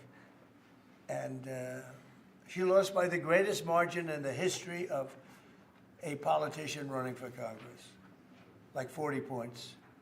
The reason it was the greatest is because anybody losing that badly is going to drop out. But she's a nut job. She doesn't drop out. You know, she just keeps chugging forward. And she lost by almost 40 points. That's the biggest number anybody's ever lost by. But why would Biden do that? He pardoned her and pardoned everybody. The reason is that they destroyed documents. And if you're even in a civil case, which this wouldn't be, I mean, people go to jail for a long time for doing that. What's this one? That's unleashing American energy, sir. It relates to easing permitting processes and other regulatory systems to ensure that we can produce energy efficiently to drive the American economy forward. President Trump, looking around the office, we noticed some changes from the way that Biden had it set up. Can you confirm that you have added back the Diet Coke play? I think this, first of all, I just got here. So my people came in. They have extraordinary decorator sense, right? Let me just see some of the pictures. Oh, that's a good one. I could live with him. I could live with George Washington, I can tell you. I could live with Thomas Jefferson. I could live with most of them. They took a very safe route. They don't have any bad ones up there. Withdrawing from What is this one? Withdrawing from the World Health Organization, sir. Ooh, that's a big one. So we paid $500 million to World Health when I was here, and I terminated it. China, with 1.4 billion people, we have 350 to pay. We have, nobody knows what we have because so many people came in illegally, but let's say we have 325. They had 1.4 billion. They were paying 39 million, we were paying 500 million. It seemed a little unfair to me. So that wasn't the reason, but I dropped out. They offered me to come back for 39 million. In theory, it should be less than that, but you know. And when Biden came back, they came back for 500 million. He knew that you could have come back for 39 million. They wanted us back so badly, so we'll see what happens. Pretty sad though, think of it. China pays 39 million and we pay 500 million. And China's a bigger country. Mr. President, you spoke about inflation today in your remarks. What actions are you taking today that will have a direct impact for Americans on their everyday costs to bring the costs down? The biggest thing and factor for inflation is energy. They screwed up my energy policy. And then they went back to it. You know, they heard it really badly, and then they went back to it, and they started drilling more, but by that time it was too late.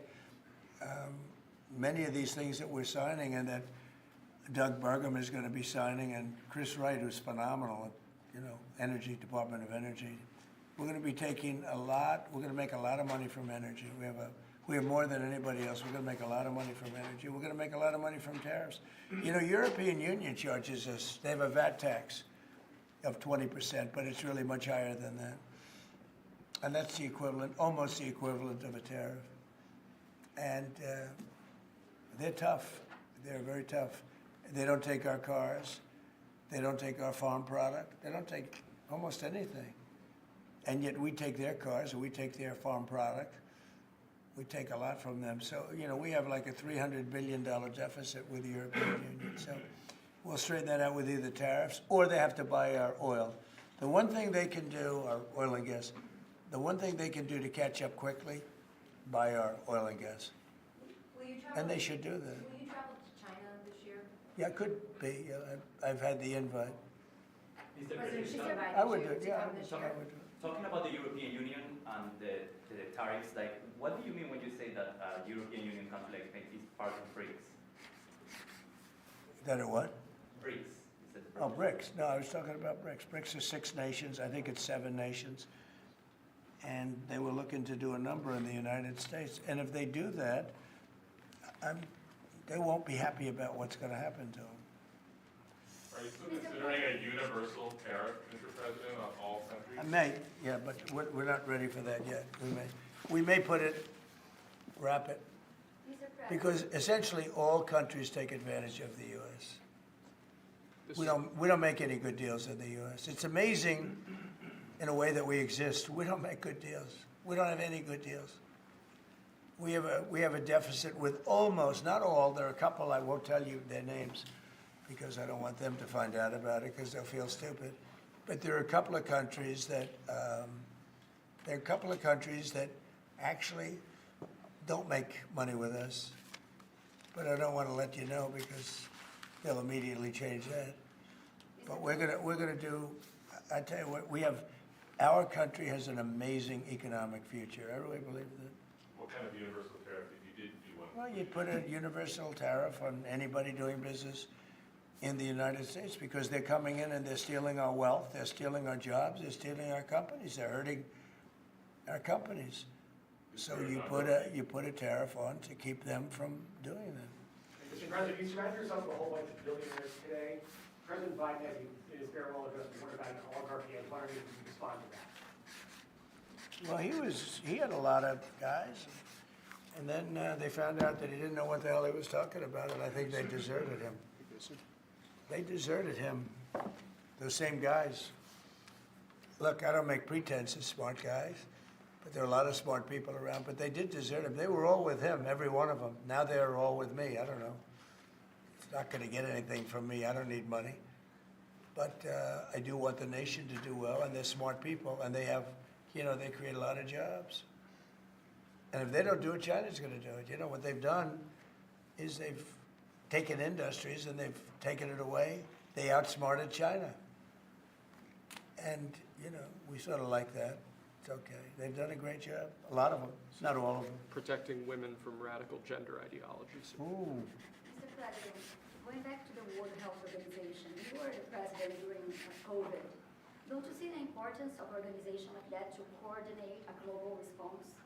Sure, I do, but not when you're being ripped off like we are by the World Health. World Health ripped us off. Everybody rips off the United States, and that's it. It's not going to happen anymore. Thank you very much, everybody. All right, guys, let's go. One last one, sir. This is your Martin Luther King Day proclamation. Thank you, Press. Thank you, sir. Thank you, Press. Thank you very much. Thank you, guys.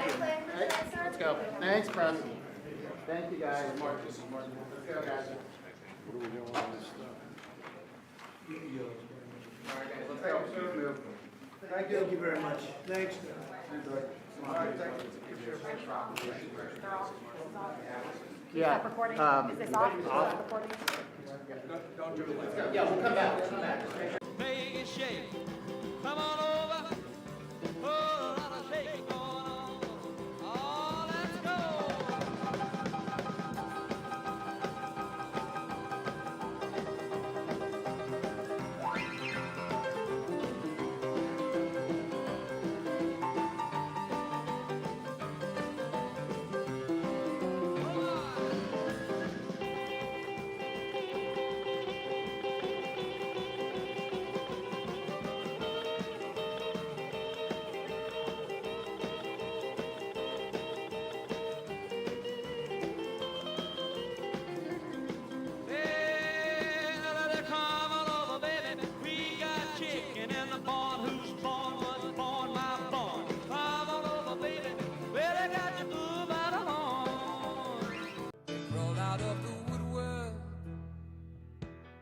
And they whispered into your parade, and they set you on the treadmill.